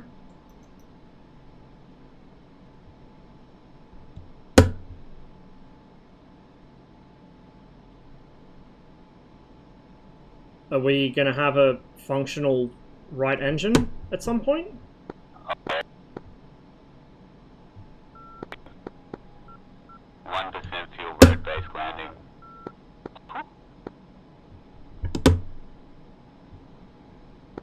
Be advised there's a bomb on the middle of Cinex. Good evening, ladies and gentlemen. This is your Magic. Magic is Phoenix 82. Phoenix, Magic's online. Hey mate, appreciate the effort, but your mic's a bit broken. Oh, is this the fun bug where the engine instruments on one side don't work? Wait, is this better or is it still broken? Bro, what the fuck is wrong with my jet today? Well, what the fuck is wrong with me today, I should say. Okay, well, we'll get the fucking ground air supply back up. Is my microphone better or is it still broken? Better, but it's not great. I am so bamboozled. Oh, no, I'm dumb. I wasn't holding the fucking... I really am having a fucking mess today. Close that. Run them up. Okay, just Hold change the start microphone, is this button. better?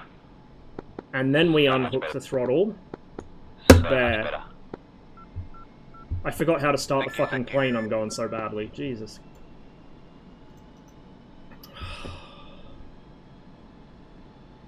Peaceful thoughts. Joker 1-1, are you RTB or are you still available to engage? Joker 1-1.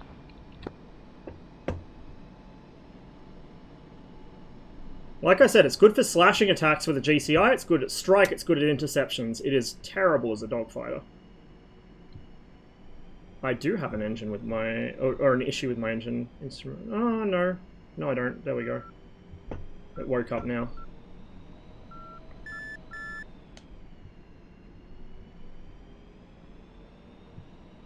I need to remember to back trim. We'll get ourselves to the taxiway because, like I said, I don't trust that runway. Looks like it's been bombed to shit, and there's a bunch of wrecks on it. Want 6 units nose up trim. Ish.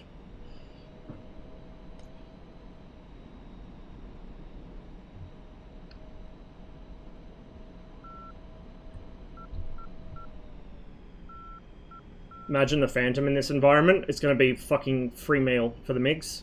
Absolute free meal for the MiGs. Mark my words. Fucking come back and when the Phantom's released and it's on this server, come back and you tell me how right I am. Because everyone's going to be down in the weeds like they already are, so the Phantom's not going to be able to see shit. And the smaller, more agile fighters are going to beat the crap out of... Oh my god. Am I going to have to move over for this guy? Nice kill on that SU.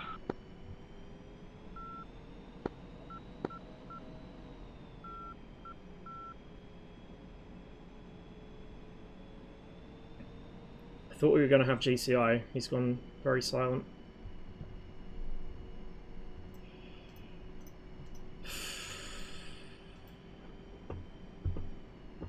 I have to, dude. The runway's fucked. Do not touch my wing. Do not touch my wing. Do not touch my wing. Okay, good. Sorry, lads. I'm a reckless individual.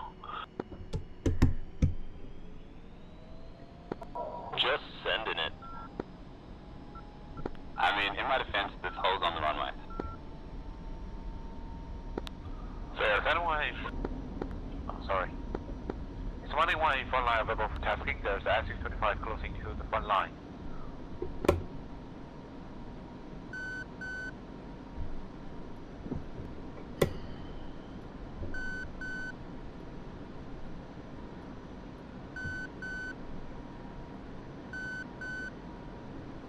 Track reset. There we go. No hope for American fighters. The F-8 will be interesting. I don't know if I'd say it'll do good, but it'll be interesting. The thing is, the American fighters are all very heavily built aircraft, designed for, like, operating in large numbers, with very heavy external situational awareness support, pretty far from home. It's a very different contrast to the MiG fighters, which are small, lightweight fighters designed to operate a couple dozen kilometers from their airfield. So the difference in philosophy is one that doesn't translate well to DCS, especially because people fly on the fucking deck all the time in DCS. If you had a way of forcing the red guys up to higher altitude, the Phantom would do pretty well, but down here on the deck it would be absolutely fucking useless, in my opinion. Boss 11, GOM 11. There's a 4-ship MiG-21 coming for you guys. Circus 1-4 available for tasking out of Sanaki.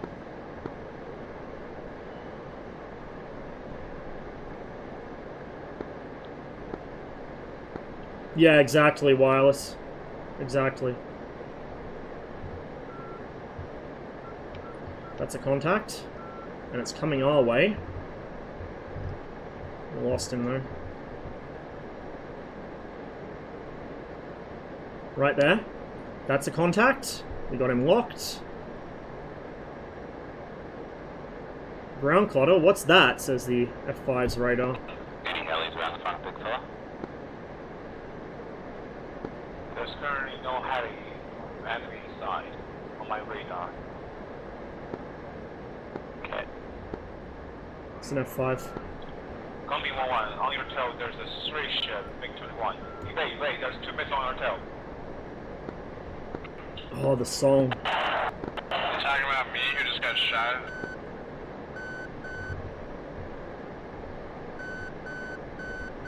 That's a contact. See how quickly I can spot them? Just practice.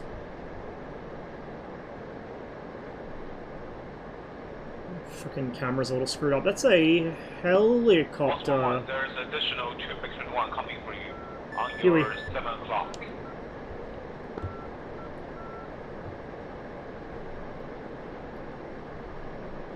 We didn't get a response out of the GCI, so he's obviously busy. Man, this thing's fast without a fucking bag on. Jesus fuck, I'm not even at mill power. I'm throttled pretty far back. Just doesn't care. Okay, we got 2 contacts there, but we're gonna have some trouble picking them up. We're gonna return to search. Here we go. Got him locked. Yeah, mate. I'm currently headed towards like 5 planes. Is anybody else with me, or? I need to unfuck my track IR because it's totally out of whack. There we go. On the front line right now. That's an F1. See, I successfully ID'd an F1 this time. I'm not total potato today. I'm headed to the front line right now, so I'll be there in 3 minutes. We're just gonna go 10-mile range because everything's so close to me. We're at the front line now, more or less. Up there. My dead body is 4 other jets. 4-ship MiG-21 and single group of MiG-19. I think that's Clutter. There's 5 Thanksgiving aircraft in the front line right now. Enemy, all enemy. So what you're telling me is this is a suicide mission? Yeah, kind of. I'll take it. We'll actually duck back out to 20 mile. There's one. Got him. Swoopy 2 for all, See how easy this is? This fucking radar's cracked, dude. I don't know how anyone thinks this radar's not good or not useful. Like, you're insane. It's broken how good it is. It's a Huey. Yep, I know, man. Give me a heading to... Who's coming to the site? I'm pretty low over the front line here. This is pretty risky.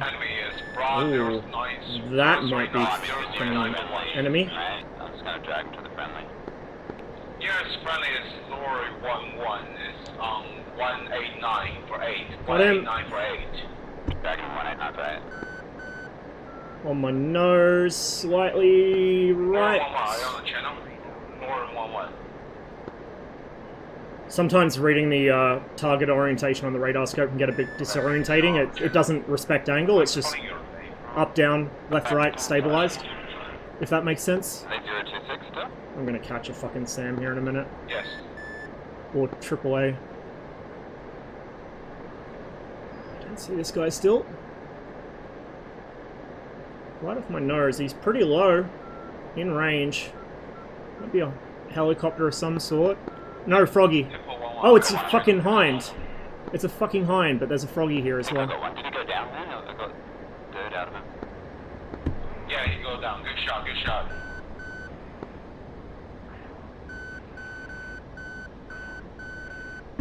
We'll go over the top. We'll try and tuck in behind him. And then... Jekyll 1-1, Jekyll 1-1. Nearest Pop threat in. is MiG-21 base. Ron 300 for 2. 300 for 2. This radar's fucking amazing, dude.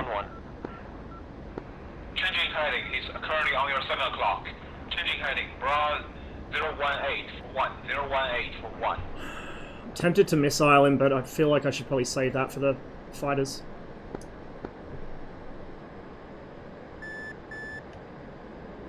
He's currently on your 6 o'clock. Fuck! Master Arm helps. Giant. Oh, bro! That was nowhere near. No, I'm talking to Jekyll 1-1.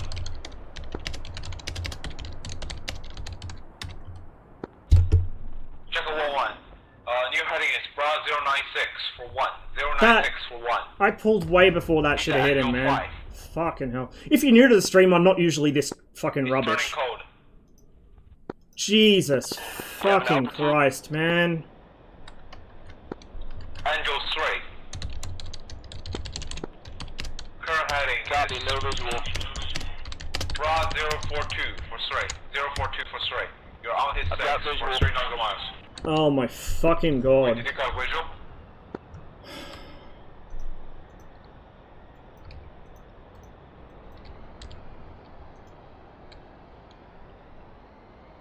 I feel like one more flight that goes like that, we're just gonna fuck off to Misfires. I am clearly not built for DCS today.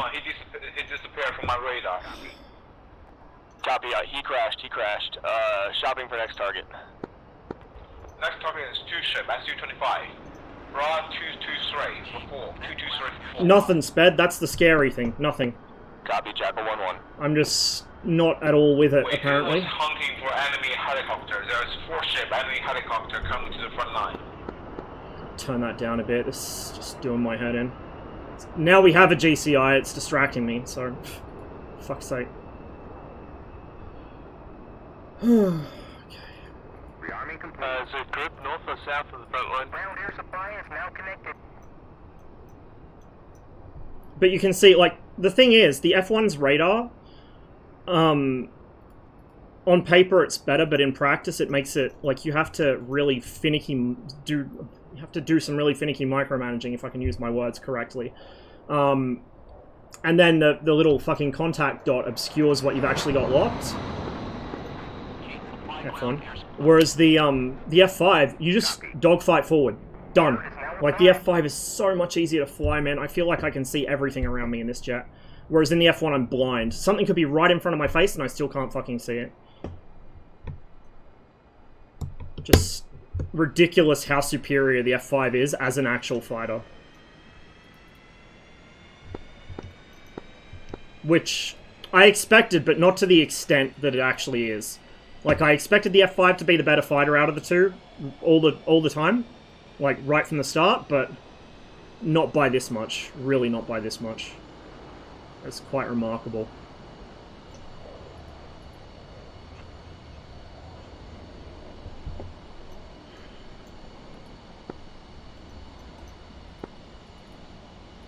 We don't even have an external tank. I don't know why I'm turning that switch on.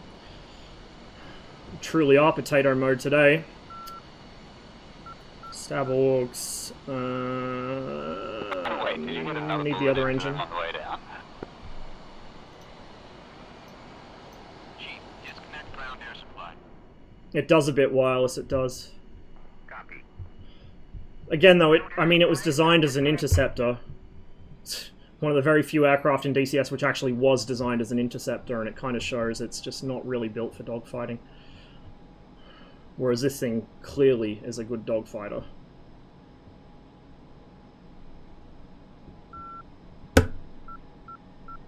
Might be a hot start.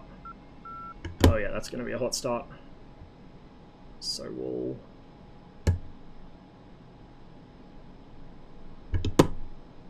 Come on. Have to repress the button, I guess. Yep, there we go. Whee! It was a bit close. Sorry, I had it. Oh no. What have you done?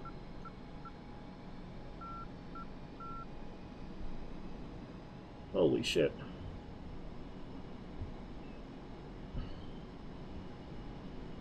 Oh, okay, well. Whatever you've done, I guess I'll find out sooner or later. Enigma's Discord, I'll check it later. Oh man, I am one big skill issue today. Feels fucking bad. After all this shit I talk about, it's so easy to VID things. Yeah, it usually is. Or, you know, it's so easy to not fucking overfly SAMs. I've been doing both today. Both. Well, the other thing is, Cotty, if I check the Discord now, I'll lose my place on the channel I was checking, so... I'll check later. Whoosh.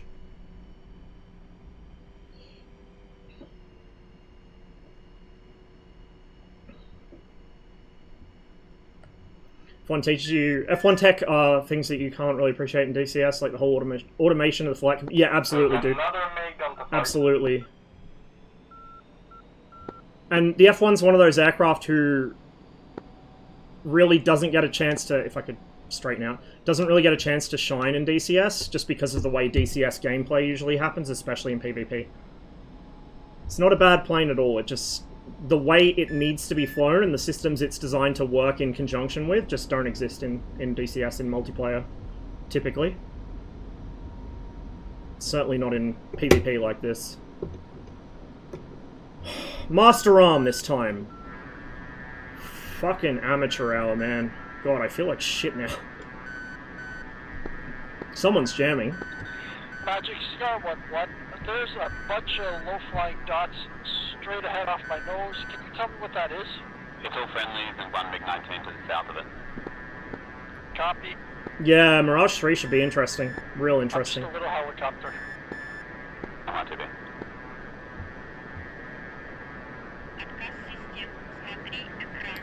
Alert's still not working, but... Oh, no, that one did work. Hey, Jeff. Cheers for the resub. My follow alerts aren't working. The subs are, though. Appreciate it, man. Whatever you do, don't watch the VOD for this stream. Just don't. Just don't. Oh, it's been a dumpster fire, man. It's so bad. I've team killed twice in the F1. I've flown over SAMs multiple times in the MiG-21. I just rammed into a hind because I forgot my master arm, and apparently there was just enough desync that I thought I avoided him, but I didn't. It's amateur out. Mirage 3 versus MiG-23. The MiG-23 will fucking floor it, dude. The MiG-23 will easily kill it. The MiG-23 is so much better than people expect it to be. It's not a super fighter, but like compared to things like the F1 or especially the Mirage 3, it's a superior aircraft in every respect. Like, including sustained turns, even. The Mirage 3 can't sustain a turn to save its life. Most deltas can't. The MiG-23 is going to be really rough for all the blue players who think it's going to be like the worst fighter ever or whatever. Mark my words, there's going to be a lot of copium in circulation when the 23 comes. Oh, hello. Whomst are you? There's two there, actually. We'll take the left guy. Got him locked.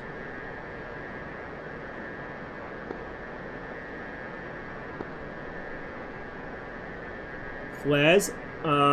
Deploying underneath. Probably friendly. Just double check. A10, I want to say. Yeah, it's an A10. Okay. Just flaring because he probably realizes it's me and he doesn't want to get team killed. I don't think anyone else really uses the F-5 radar that much on here, even though they should.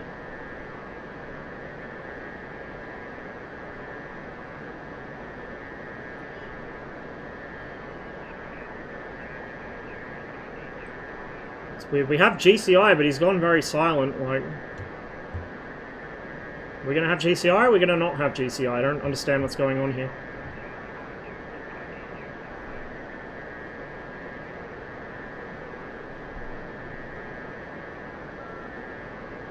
.108. They just took off from a road base, probably.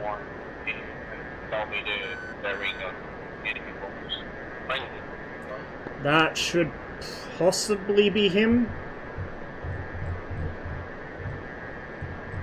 Shit. Back to search. Right there. There's two contacts. We'll take the left. Again. Final approach from Kabul. Fuck. Forgot to reset my elevation. Okay, up. There he is. Down. Acquired. Sometimes you need to finger fuck the elevation a little. Particularly if you're clumsy like me. Is that the guy that just crashed? I think it might be.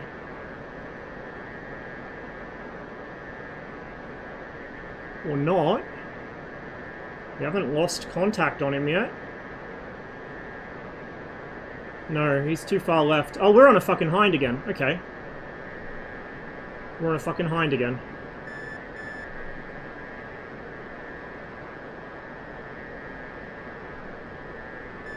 We got a froggy somewhere around here. 069.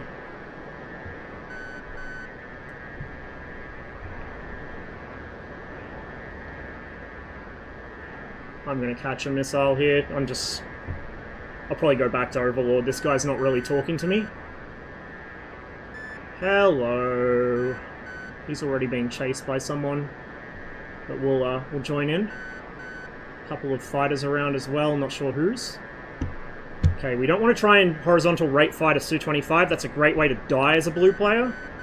What we're going to do is go over the top and re-attack from above.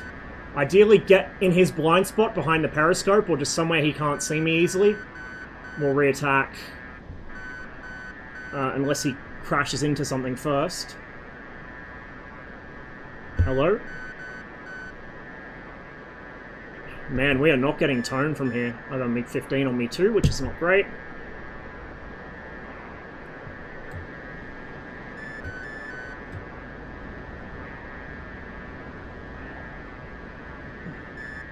It's a fighter, that's a 21. Oh, that might be wait, no! Oh, it's a Mirage F1. Motherfucker, they look like every fucking Soviet aircraft from a different angle. Seriously. Holy shit. Okay, we got a couple F1s here. We're all bullying the same Su-25, apparently. Bro, that's gonna fuck with me so hard. Depending which angle you see him on, they look like a MiG-19 or a MiG-21 or a fucking Su-25, like, Jesus. You are a Sabre. Smoke trail, that means it's an F-86. If there was no smoke trail, that would be a MiG-15. See, I swear I can VID things, guys. I'm just having a bit of a moment today with the F1s. It's going to take a while for the VID memory for the F1 to settle in. Oh, yes. It's coming towards me or away? Away. but we don't have aspect here.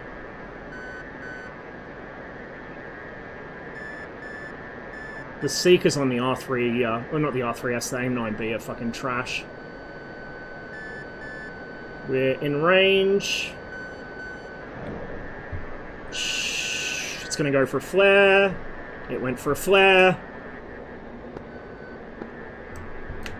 That was a bad shot. We're gonna go up. We don't want to play with him at his altitude, we want to go up. We want to re-attack. He's turned east, it looks like. I've actually lost sight of him, but the dogfight mode should grab him back up. Maybe. Yeah, there he is. Hopefully he didn't see that launch.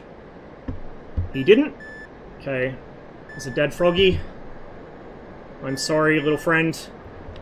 We got a contact on the nose, bearing hot on us real fast. Can't grab it. Oh, come on, come on. Got him. That's a fart. This is really risky to be around. I think it's one of our farts, but still. Sometimes you catch a chaparral or something from him. What am I chasing here? It's right here. I don't see him physically. Oh, there he is. Say question mark F1, I think. Yeah, that's an F1. Fuck, dude. They're actually difficult to visually distinguish from the Soviet planes. Like, that's not me coping because I'm a team killer today. That's legitimate advice, is look very fucking carefully, because the F1 from the side looks like a 21 or a Su-25, depending on angle. And from the top, it looks like a fucking... If it's a sharp angle, it looks like a 19. If it's or a shallow angle, it looks like a 19. If it's a full planform, it looks kind of like a 21. Tail, for planform views, probably the tail's going to be the distinguishing feature, because the tail plane on the Mirage F1 is much larger than any of the Soviet aircraft. Whereas from the side aspect, it's going to be difficult in general, because there's not a lot distinguishing it. Yeah, we're going to go to Overlord. This GCI is not even speaking anymore. Overlord, Circus 1-4, bogey dope. It's the 2 detailed LOD? It probably is. Probably is. 3001, 1000, hot, faggot, 2-ship fish pad. Excuse me? Hi, F-5, I'm behind you. Are you in comms?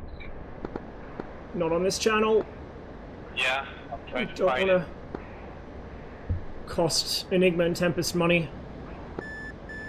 I don't see where that guy is. I saw his missile trail. I don't see him. Okay, we got one behind us. That's a start. We know where one of them is. He's behind us. We're going to start pulling harder because we're not rating at our best speed here. We're going to spit him out the back, unless he's a smart cookie who knows he has an emergency afterburner. Many MiG-21 players do not, or they don't use it for whatever reason. That was somebody in front that I locked. There's the second one. You want to hold about 400-ish knots. 440 is your best rate in the F-5, but I find 400 works better against the MiG-21, just because of the speed differentials between the aircraft. There's one. We're slowly coming around. I can't tell which is which, though, because there were two of them. We're getting a bit slow, so we're going to back off the stick pressure. There's both. They're both behind me. But behind me in a way that I can control. That's a Viggen. So we do have help. Probably not very useful help, though. There's a 21.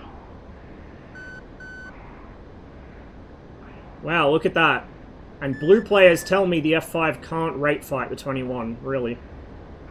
Oh, but the 21 gets slow. Yeah, and then he dies. Then he fucking dies. Can you see me the position of the blue bombers? Pulled a little harder than I should have there. There goes the Viggen. He just got murdered by, I think, the ground forces. This MiG-15 is going to be my problem in a second. Okay, we can start kind of pulling here. This 21's committed to the 2 circle. Kind of was hoping he would go 1 circle there. There's a froggy, who very nearly got me with guns. Bit of a delayed merge pull there. MiG-15 back to Qatar, see if anyone wants to help me out. Shit, something just hit me. Probably the fucking MiG-15. Yeah, Triangle 1, I'm on top of Qatar right now. Where is he coming from? 21's under me. It's coming straight out of the east, and he's just chasing me. I'm a Saber. Straight towards Kutasi. On the deck. Copy that. Low on the, or a bit slow on the gun pull there. Gun trigger words. Fuck me. Heading westbound out of Kutasi on the deck. MiG-15's up my arse. That's his traces going past. I don't know what this 21's doing. Oh no, there's another 21 behind me. I stand corrected. Do a bit of an unloaded roll. What's your distance from Kutasi? Froggy's behind me too. Shit. I'm gonna be on top in a couple seconds. I got the entire red team on me here, and I think I just got gunned by a helicopter. Nope, Shilka. Slightly south of it. Jesus, dude. I can't catch a break today. It's one of those.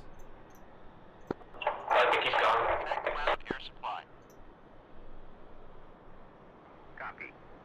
I think I'm just gonna... That's not what I wanted to press. You know, I'm just gonna fucking detune 251 because I cannot hear myself think over these guys. And the GCI's not actually giving, like, particularly useful calls to me.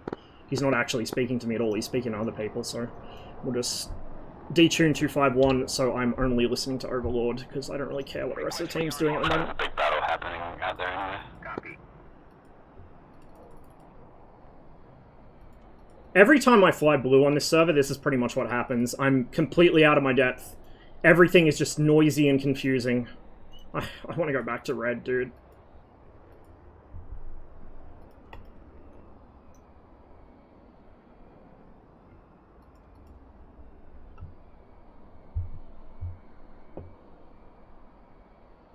Hey, have you guys been able to re-arm at Kutasi? Oh, the emergency afterburner on the 21?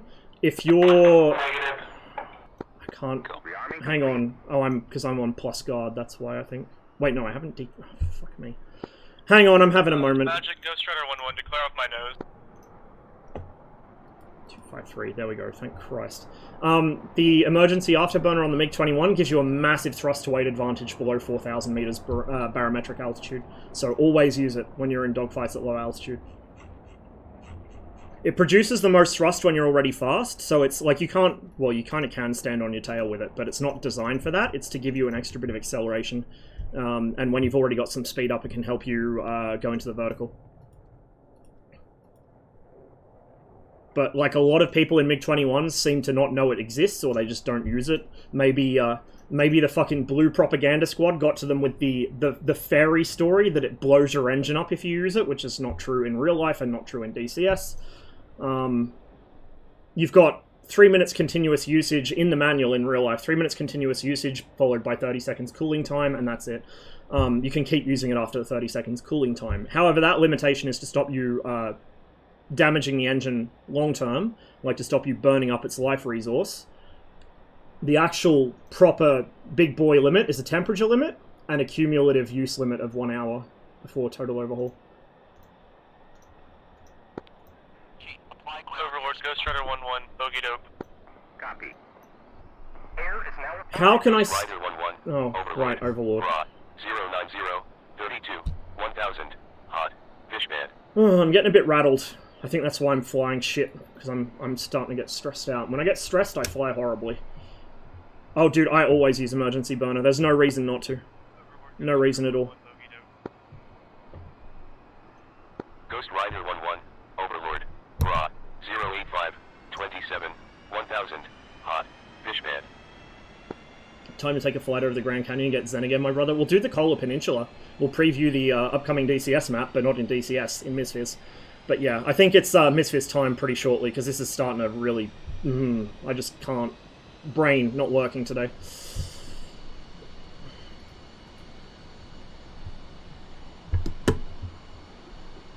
Not today, Super, but I think we will do that at some point, because that does sound like a pretty nice flight. Nice chill flight, and a challenging landing.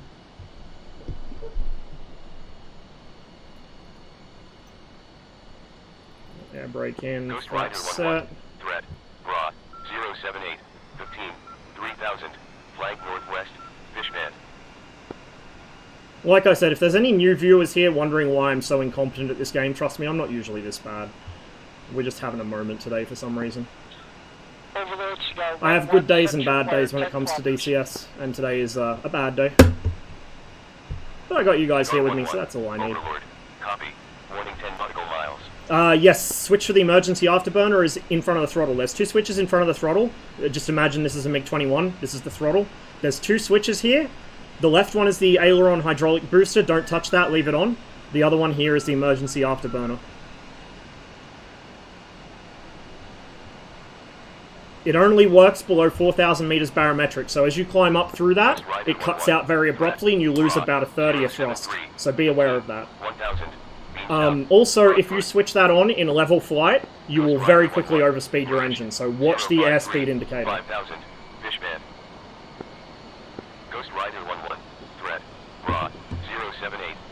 Wireless, you would have had it flame out because you had it running while you were level flight and you exceeded your speed limit.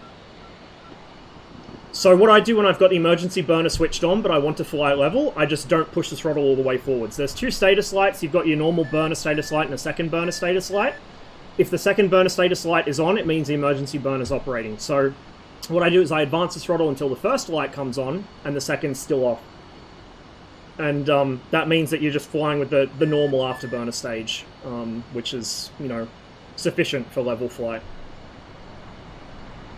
In front of the countermeasure button, yeah, like it's literally, this is the actual horizontal panel in the MiG-21. Here's your throttle, here's the countermeasure button. It's 2 switches right there. The right one is the emergency burner. 2000, drag northeast, Frogfoot.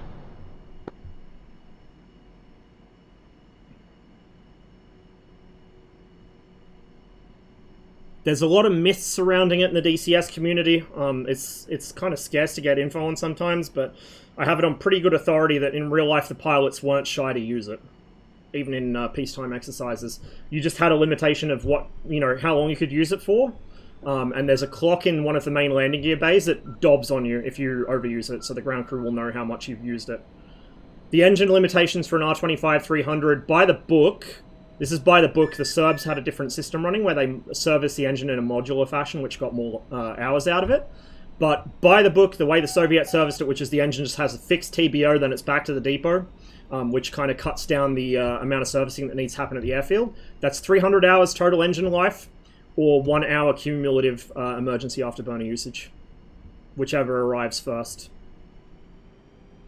That's not to say the engine's slagged or broken or useless or whatever. It's literally a limitation, just so that when the engine gets sent back to the depot, it's not too difficult to restore it. Really, guy? 1000, faggot. Blue team. I'm glad I'm not the only one having a moment today. That's an F1. And somebody else just crashed into a hangar. Ghost Rider 11, merged, 0601. Yo, whoever's in the F1 at Sanaki on the taxiway, just give up, dude. Your landing gear's collapsed. You're not going to get out of that. Just reslot.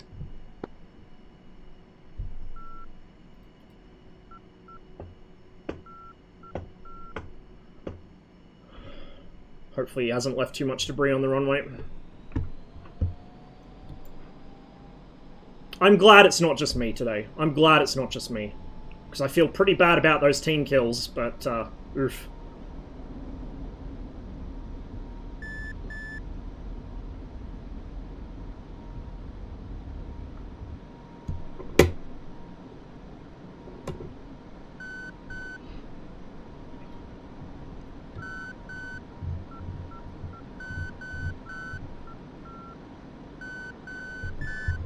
Ghost Rider 11, threat, raw, 100, 15, 3000, hot, 2 ship fishman. Turn the video gain up, I turned it down too far.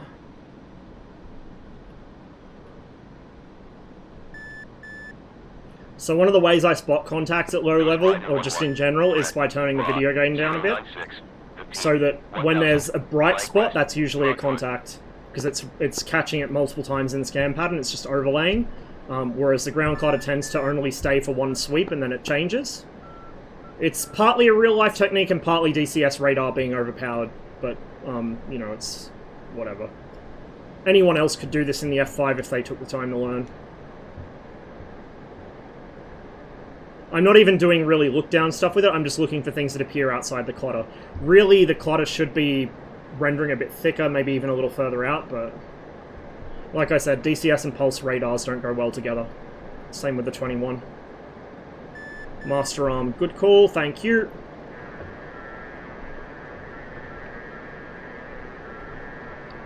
Ghost Rider Fishman. Ghost Rider 1-1. Threat. Raw. 091. 15. 6000. Hot. Fishman. Angle about 5 degrees up. Overlord, Circus 1-4, bogey dope. Circus 1-4, Overlord, Raw, 086, 23, 1000, beam north, Fishman, Frogfoot. He's going to be off the scope, he's a little far. I'm throttled pretty far back. Look at the control enter, look at where my throttle is, sitting about 50%, and look how fast I'm moving. This is a clean F-5 with just tip missiles. Like, it's ridiculous how clean this aircraft is. I don't know why people complain that the F-5 is, like, not good. It is a very good plane. Quiet. It's probably a friendly. We'll just go buzz him and have a look. Oh, we dropped him? Shenanigans 1-1. It's a good call sign, especially for this server. Shenanigans 1-1, threat, Raw, 116. It's hot with me. 2000, drag south, Fishman. I don't see him visually yet, but he's directly on my nose. Okay, he's still closing with me. He's about 2-3 miles. Slight right of the nose. Helicopter maybe. Probably a helicopter.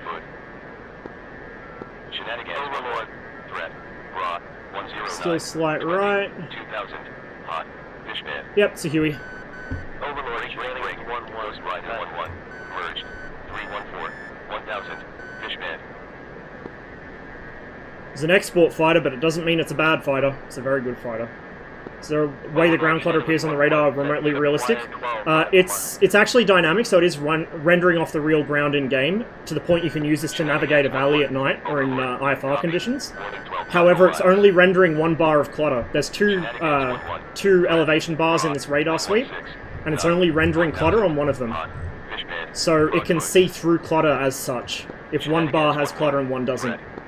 You can just tilt the radar so that the clutterless bar is looking at where the target is. There's a few other ways you can kind of cheese it too. It's too good at dogfight mode, so like if you go into dogfight mode, there's a contact, I think. Might be clutter. If you go into dogfight mode and you lock a contact, no, that was an actual contact. If you go into dogfight mode and lock a contact with terrain behind them or pointed at the ground, it shouldn't really be that good. It shouldn't lock them, or it should lock clutter instead. But that's not how it works in DCS. Is that a Su-25? I think it is. Yep, it's a froggy. Shenanigans 1-1, threat, Raw, 140, 12, 2000, flag northwest, 2-ship Fishman. Ghost Rider 1-1, merged, 029, 2000, Frogfoot. We absolutely do not want to get into a turning circle fight with him. 118, 2000, Fishman. What we want to do is what we're about to do here. Cigar 1-1, threat, Raw, 119, 10, 3000, hot. In range, Fishman. there's the shot. He didn't see it in time. We got a 21 merged with us, 127. It's going to be on our right-hand side. That's probably him there.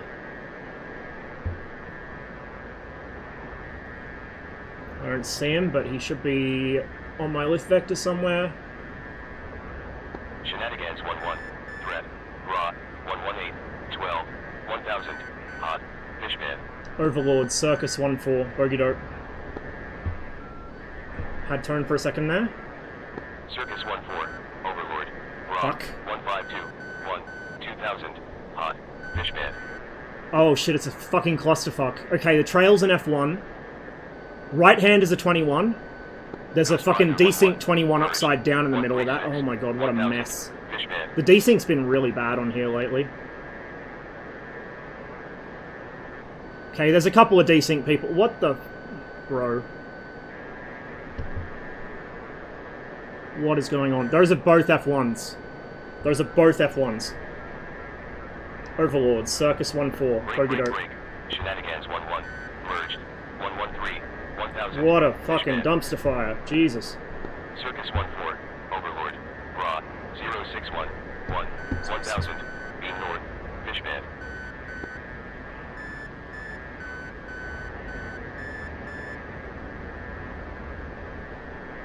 Overlord, Circus 1-4, bogey dope.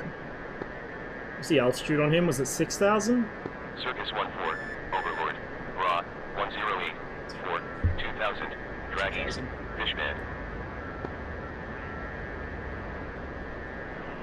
2,000, come on, bro. Don't seem we might need to drop back to search here. Overlord, Circus 1-4, bogey dope, 124. Me. Circus 1-4, Overlord, Raw, 126, 3, 1,000, drag southeast. Bro, I'm Fishman. struggling here. Shenanigans I had 1-1, something for a merge, second. 068, 2,000, Fishman. There we go. Something on my nose. I'm gonna get dragged over air defense, probably. I think I just got shot at by air defense. Oh, it's a Shilka. That's a 21. Sure as I live, that is... No, it's a fucking F1. I swear to God. Dude, these fucking F1s are a menace. They look so much like MiGs. Overlord, Circus 1-4, bogey dope. Bruh. Sockets 1-4. Overlord, Circus 1-4, bogey dope. And someone's fucking open mic on the channel. Circus 1-4, Overlord, Raw, 312, 14, 7,000, drag north, Fishman. Oh my god.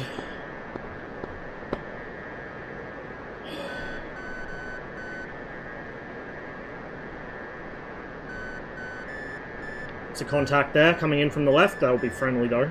Almost certainly. That nearest hostile's, he'll be outside the range we can lock him at. TDC only goes up to 10 miles. Which is halfway up the scope in 20-mile mode. We've got somebody there. Overlord, Circus 1-4, bogey dope. 2 somebodies right there. Sockets 1-4. Overlord, Circus 1-4, bogey dope.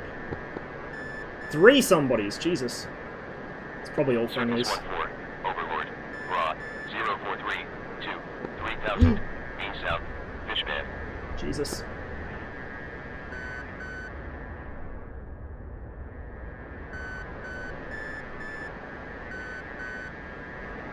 Overlord, Circus 1-4, bogey dope.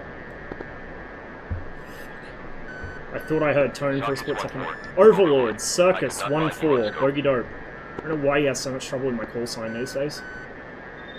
Circus 1-4, Overlord, Raw, 135, 3, 1,000, drag southeast, Fishman.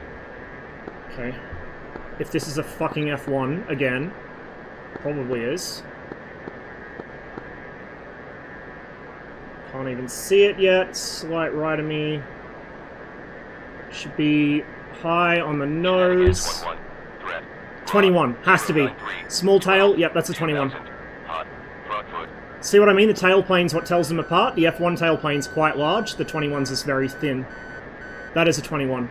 100%. If I team kill here, it'll be physically impossible. He is also apparently unaware of me. Do I risk the guns? Yeah, let's go. If he makes any sudden maneuvers, I'll probably go for a missile, but I don't think he realizes I'm here. Shenanigans 1-1, threat, No, he knows. 167, 3,000, beam northeast. He knows. Fishman. Fuck. Fuck. Good overshoot. We don't want to do that, so we will come back down quickly. Lost sight of him behind the cloud. That might actually help me more than it helps him. We've got a Froggy here too somewhere. There's our 21 buddy. He is flying the other way. Just double check that. No, is that a fucking F1 again? I swear to Christ. Shenanigans 1-1, merge, 046, 2,000, I can't. Broadfoot. Overlord, Circus 1-4, bogey dope. I want to say it's a... It's an F1. Fuck me. Overlord, Raw, 123, 1, 7,000. Wait. Drag southeast, Fishman. Yeah, it's an F1. Where's my 21 gone? Threat, Raw, 109, 12, 6,000, hot, Fishman. Overlord, Circus 1-4, bogey dope. Circus 1-4, Overlord, Raw, 107, 5, 5,000. Overlord, trunk 1-1, chopping.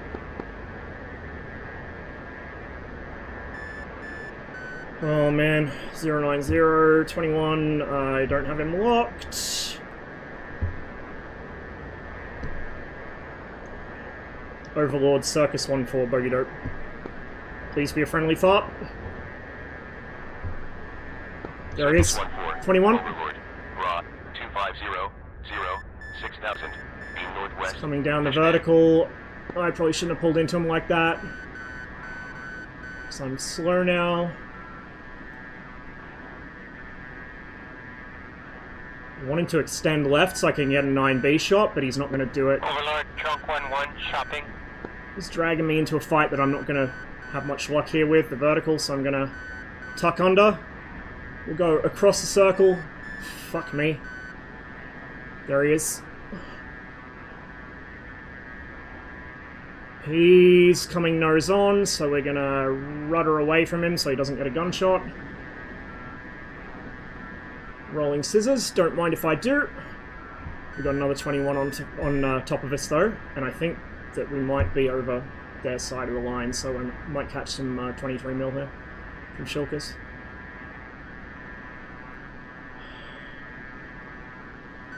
I really want to get him into a rate fight on the deck, but he's not falling for it. I'm not sure where the second 21 is. I'm actually going to risk turning my back on him, just to get some airspeed back. Overlord, Circus 1-4, bogey dope. I'm very low on fuel here. We're probably going to run out of fuel in this fight if we don't get killed. Threat, raw, 135, 4000, hot, fishman.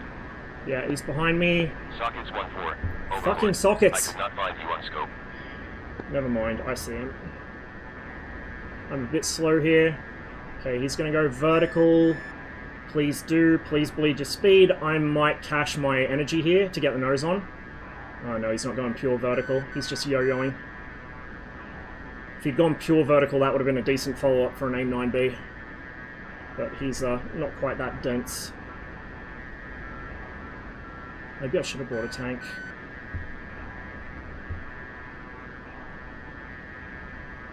Please, extend vertical, extend vertical, extend vertical, extend vertical. No, he's coming back into me here. Shenanigans 1-1, merged, 142. That was kind of silly of me to follow. He's going to scissor back in, maybe. Extend, please? Please extend? Oh, yes, he is. Bit close, very close. That's never going to hit. It's me, I'm the bad blue F-5 pilot. Come on. Come on. Oh, come on. He almost wobbled there. I'm going to lose my engine shortly. There's a wobble.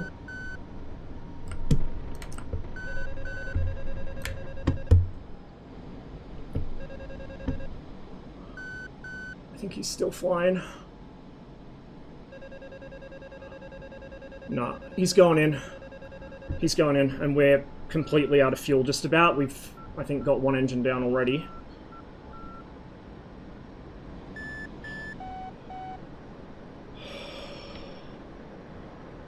I haven't been this stressed out on this server for a long time, dude. It's a bit wild today. Are there any friendly road bases near me? Probably not. Yes, one across the river. Praise Jeebus. What direction do I approach it from? 3000, hot, Albatross. From the south. I'm probably going to have just enough fuel to get there. Just enough. Oh, it's easy, dude. It's easy. You just fucking... I don't even use gun mode. The gun mode apparently is buggy or something. I just use missile mode because it gives me a steering dot on the radar. Just missile mode, dogfight aft, put the fucking thing on the thing and pull the trigger. Pretty easy.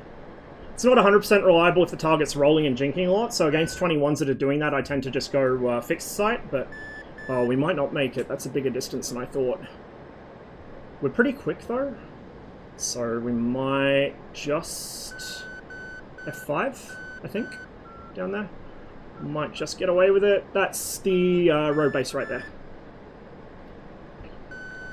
Radar to standby.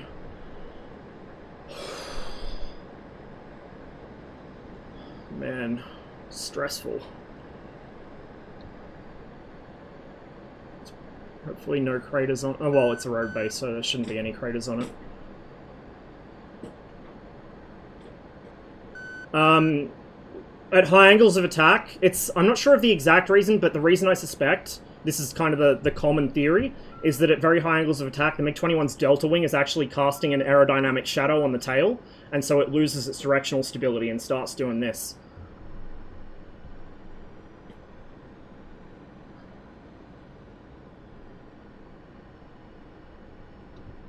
This is going to be a really sketchy landing. I'm going to lose my engine any moment. I have to make a fairly steep turn here while dropping our gear, which would be a very bad no-no moment for the engine to quit. But that's the only way I can get myself actually lined up in time.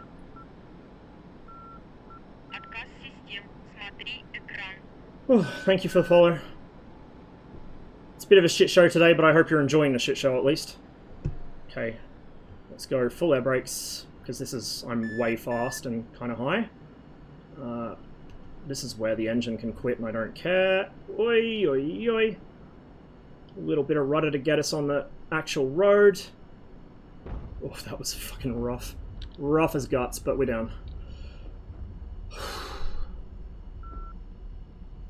I feel like I fucking need a smoke after that, and I don't even smoke.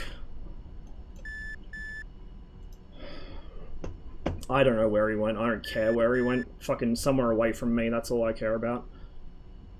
Oh, man, the Mirage is a menace because you straight up can't tell them apart, or at least I can't, and I'm usually pretty good at visually IDing aircraft, right?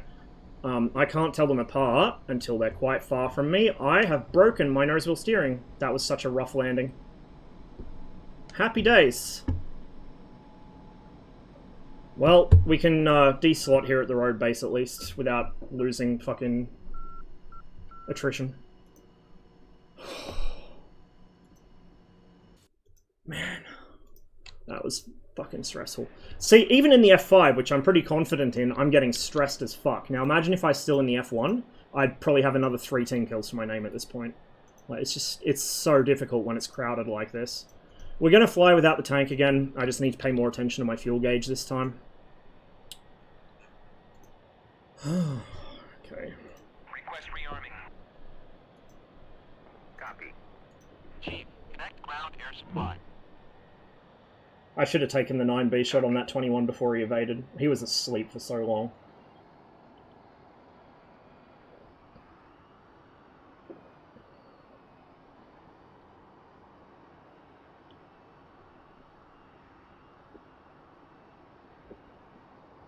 I'm glad you're learning something, Manlet, even if today it's what not to do.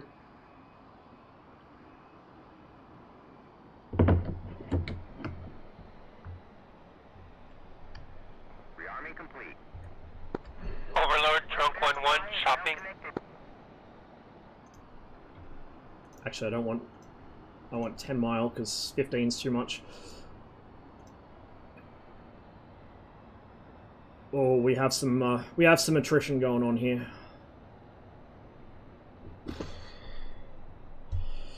Man. Rough day to be blue. Copy. Air is now applied. No, we don't want that, because we don't have an external. Okay, oxygen. Set up Mark 12. Get our lights on. The internal lights, I don't use nav lights unless I'm actually flying at night or it's slow lighting and I'm trying to taxi without getting run into. But, you know, like, in combat ops in PvP servers, I never have my exterior lights on. Words are hard. Let's get a bunch of shit set up before we actually get the engine kicked over. Otherwise, I'll get myself out of order, get ahead of myself, and I'll forget what I'm doing. Because I'm not too sharp today. Oh, the hides are pressurized because of the air starter. Okay. I was like, my engine's not running. Why is the nose lifting? But I guess the air starter pressurizes the hide system as well. Oh no, I do have it applied, so we'll just go... Set trip wire 8 miles. Lift engine start.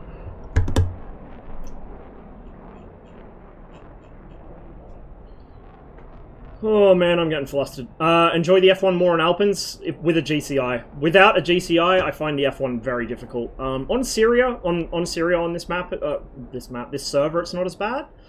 Because you've got more open spaces and a lot less mountains to deal with, and visual clutter, so it's easier to spot people. But, oh man, on Caucasus, here or on Alpines, I find the F1 really, really genuinely difficult. That was a hot start. I hope that didn't damage anything. Shenanigans 1-1. Set tripwire 8 miles. I waited too long. Shenanigans 1-1. Overlord. Copy. Warning 8 nautical miles.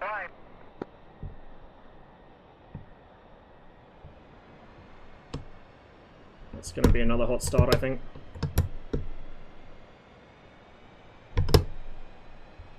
Hello?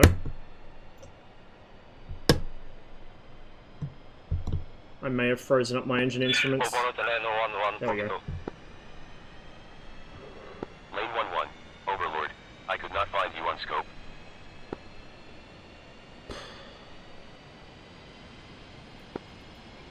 Still not pressurized, or not pressurized, still not electrified for the starboards. There we go, now the generator's running, get those on. Both of those, thank you. I know some people run with the starboards disabled on the F5, I don't see the purpose of doing that, it just makes it squirrely and harder to fly. You really don't need that on the F5. It's going to make you bleed speed anyway, because you'll pull and overpull and then overcompensate and wobble and all sorts of unpleasant shit. No need for it. Ghost Rider 1-1. Overlord. Bra. 080. 30. Get rid of the ground air. Flank northwest. Frogfoot. I really need to wedge this seat so the fucking gas piston doesn't sink on me.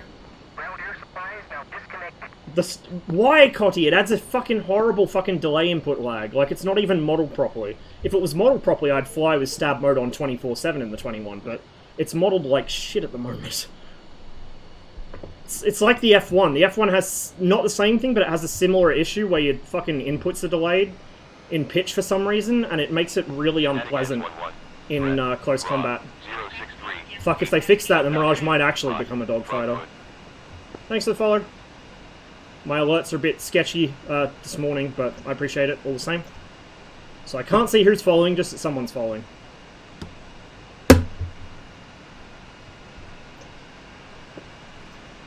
That means you need to adjust your curves, Cotty. Means you need to adjust your curves. DCS lets you do that very easily, individually for every aircraft, my man. Like, that's the one thing that DCS has over every other sim in existence. It has the best control setup, hands down, of any sim ever made. And you're not using it. 4000. Frogfoot.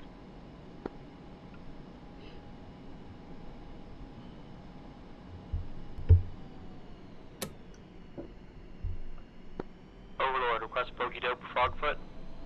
Oh man. Wonder if our runway's repaired yet. I'm scared to find out. Last transmitter. Overlord. I could not recognize your call sign. Shadow 1-1. Overlord. I could not find you on scope. Overlord. Shenanigans 1-1. That's my score carried over from last session, which was, I think, last night. Oh! Connection loss? Server restart? Shenanigans 1-1. Overlord. Stream's fine, so it's either I dropped from the server for some reason, or connection timed out, for fuck's sake. You know what, guys? It's not my day in DCS. I don't feel like going through the motions of that again, so we're just going to call it for DCS. I'm going to take a break to get something to eat, because I think probably half the reason I'm hopeless today is my brain's just no fuel. So I'll be back in a little while. We'll do some Mizfiz, and hopefully that will go better than DCS has, because boy, we did not have a good one today. So yeah, I'll be back in probably about 15, 20, 30 minutes, depending how much you guys talk and how much chat I feel the need to catch up on, but it shouldn't be too long. And sorry to anyone I may have accidentally team killed today. It's been one of those days.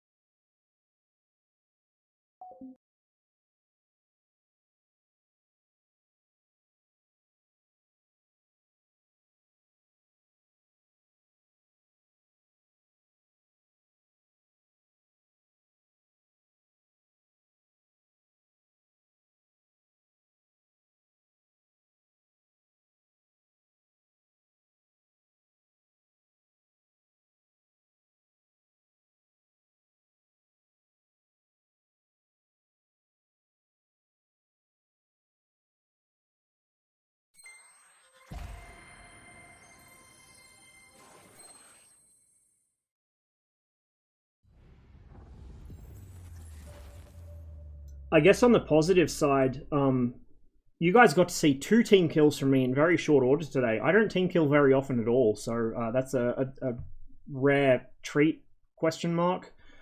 I guess. Oh man, fuck. I'm never gonna live this down.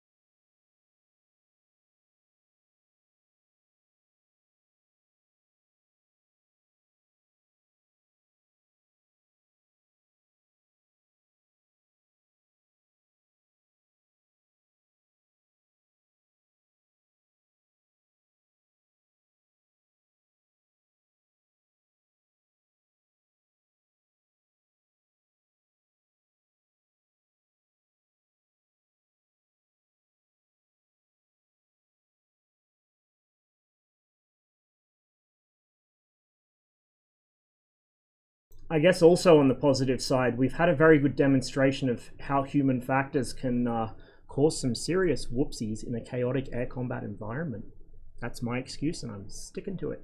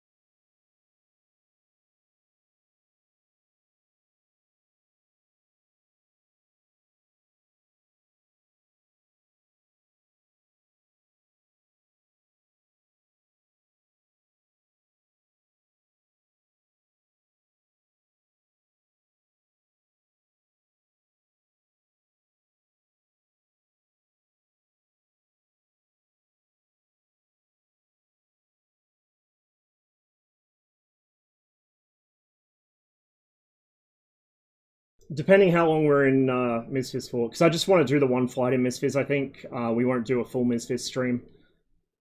I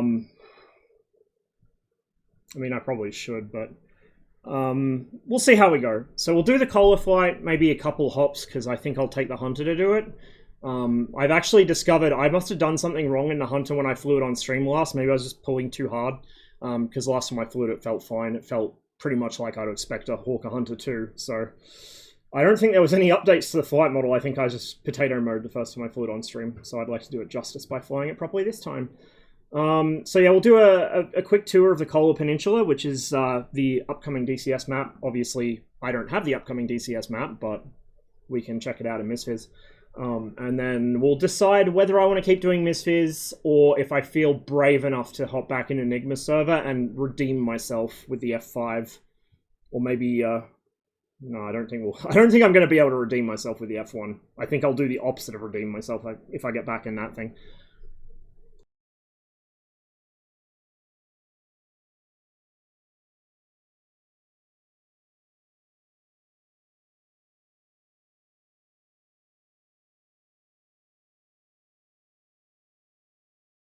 For me, it's less so the key bindings, even if they've changed them now. I haven't played for a while. It's less so the key bindings that keep me from playing more IL-2. It's more like the fucking flight models. Particularly when I see fucking 190s doing like AOA that the Hornet can't do, that kind of puts me off, you know. Or 13mm Mingashoss deleting my entire fucking plane, while 20mm Hispano with HE filler does like fuck all to German planes. It's pretty disheartening, especially for someone that mostly plays allied stuff in IL-2.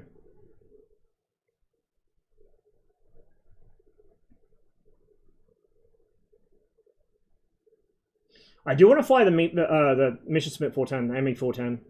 I've always had a soft spot for that plane.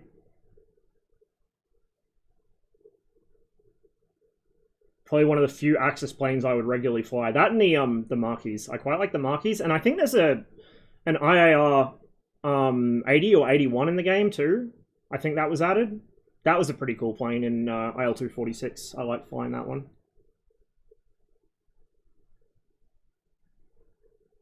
It's trash, you'll love it? Excellent. That's what I want to hear. Who would have thought a plane with less wing area and like 2 tons heavier would maneuver worse? Dude, imagine if they gave us the 210. Imagine if they gave us the fucking 210. That would be hilarious. Imagine the tears. Mozzie shits on it? I'm not surprised. I'd expect the Mozzie to shit on anything that size. I feel like the IL-2 Mozzie is a bit of a UFO in some respects, so like its roll rate seems ridiculous. DCS Mozzie's quite agile itself, but when you watch like the IL-2 one doing its thing, it's woof.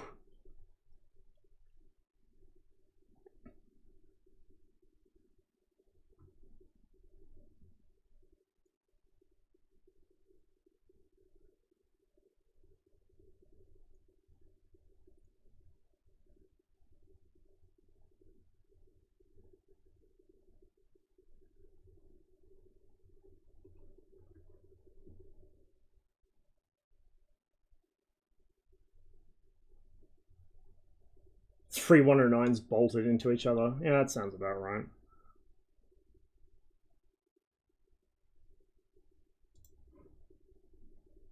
And yes, DCS does have a different damage model for the Warbirds versus the Jets. The Warbirds were the first aircraft to have it added. The Jets haven't received it yet, but are supposedly getting it at some point in the future, which I look forwards to when I, you know, am in a fucking nursing home and unable to feed myself. Oh, the tune. Okay, guys. I'm going to get some lunch. I will be back shortly.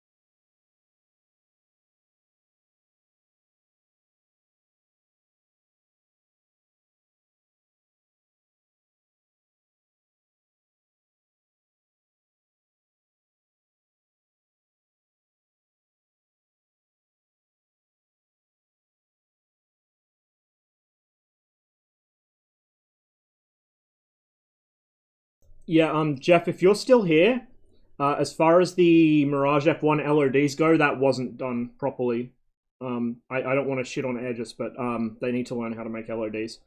Taking the LOD 0 and removing the cockpit model from it is not making an LOD. LOD 3 for the F1 has more fucking polys on it than LOD 0 for the MiG-21. Like, that's not optimization. You may as well not make LODs at that point.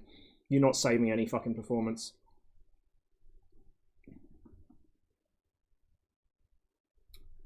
Thank you for that. Appreciate it. Oh shit. Fuck, how many was that? 10. Cheers, Pom. Appreciate you gifting those. That's for the Mirage F1. It's a memorial to the teammates I team killed with it. Oh no, yeah. I bought Pom the F1. Me and Maple both tried to do it, but Maple got him on the standalone, and I got him on Steam. Because Maple forgot Pom's on Steam client like I am.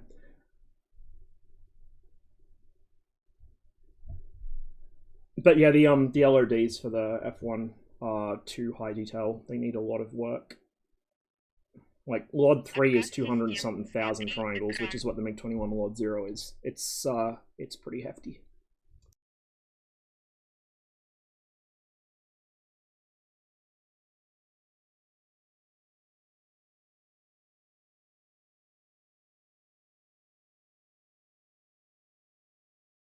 Отказ систем. Смотри экран.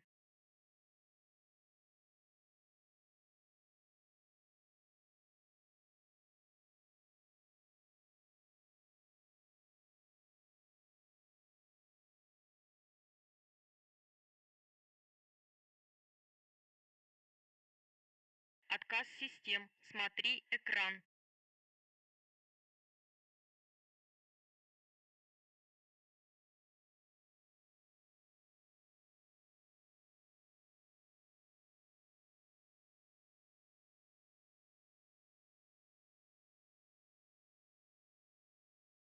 Отказ систем. Смотри экран. You know what my mistake was, guys? I woke up this morning thinking I was going to have a pretty chill stream, just have a nice cruisy day. That was my mistake, because that never happens when I think that's going to happen. I should have woke up and thought, man, this stream's going to be a fucking dumpster fire, because then it would have been amazing. It would have been perfect. There would have been no issues.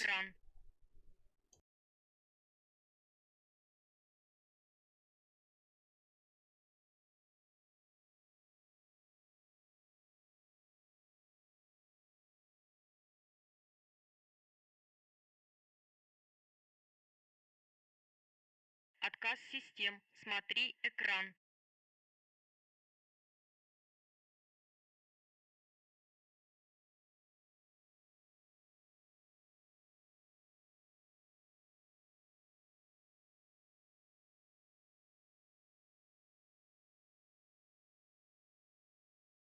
Отказ систем. Смотри экран. Cracks, I missed your question, but if you're still here, what do I think about the rear aspect caucasus? Excuse me, I've got a mouthful of chicken here. I like it. I think that there are some issues that need to be resolved re particular aircraft, which are uninterceptable now, but other than that, it's fun. I'm not entirely sure how I feel about the 9J being added. I don't think it's going to be super broken, but I don't know. I kind of feel like rather than the 9J be added, I would have preferred to see the R13M removed. But overall, I think it's a good example of what I've been saying all along, is that a lot of blue players have become heavily over-reliant on the AIM-9P5, myself included, to be honest. So it kind of reveals that. Red are absolutely fucking smoking them in air-to-air combat at the moment. Yeah, it's been interesting. I think there's a lot of potential there. It just needs some fine-tuning. And it's been a lot of fun for me in the MiG-21 over the past few days. I haven't been streaming it, but I have been on the server in the 21, and boy, has it been a riot. Except for the UFO encounters.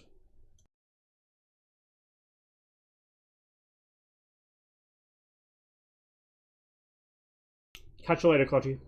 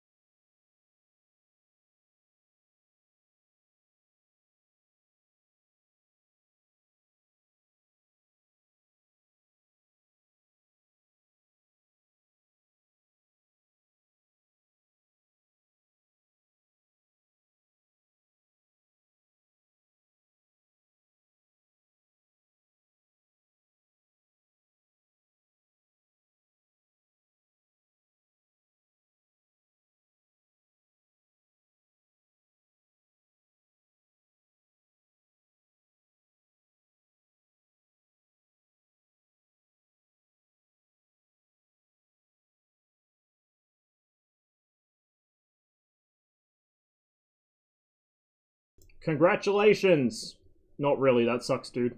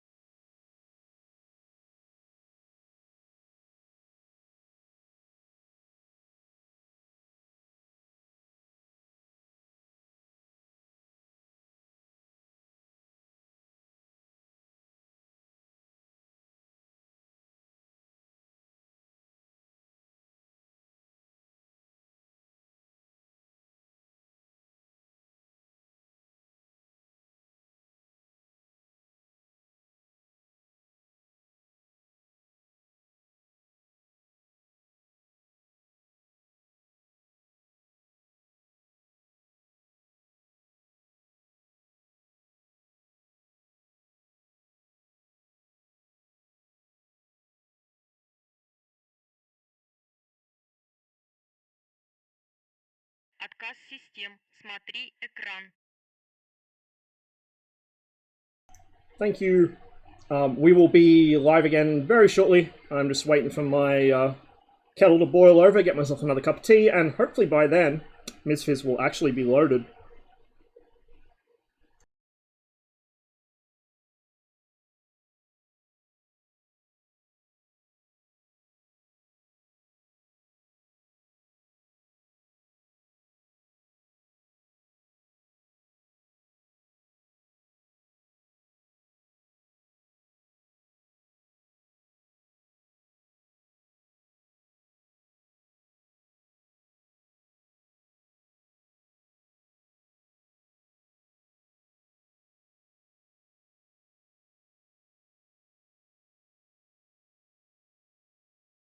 I kind of feel like I'd like to do a couple more sort of TAC view analysis streams, by the way. I've got some TAC views saved up from different events. I think I still got the one from PG92 the last time I witnessed it. I was co-hosting it with Titanfire.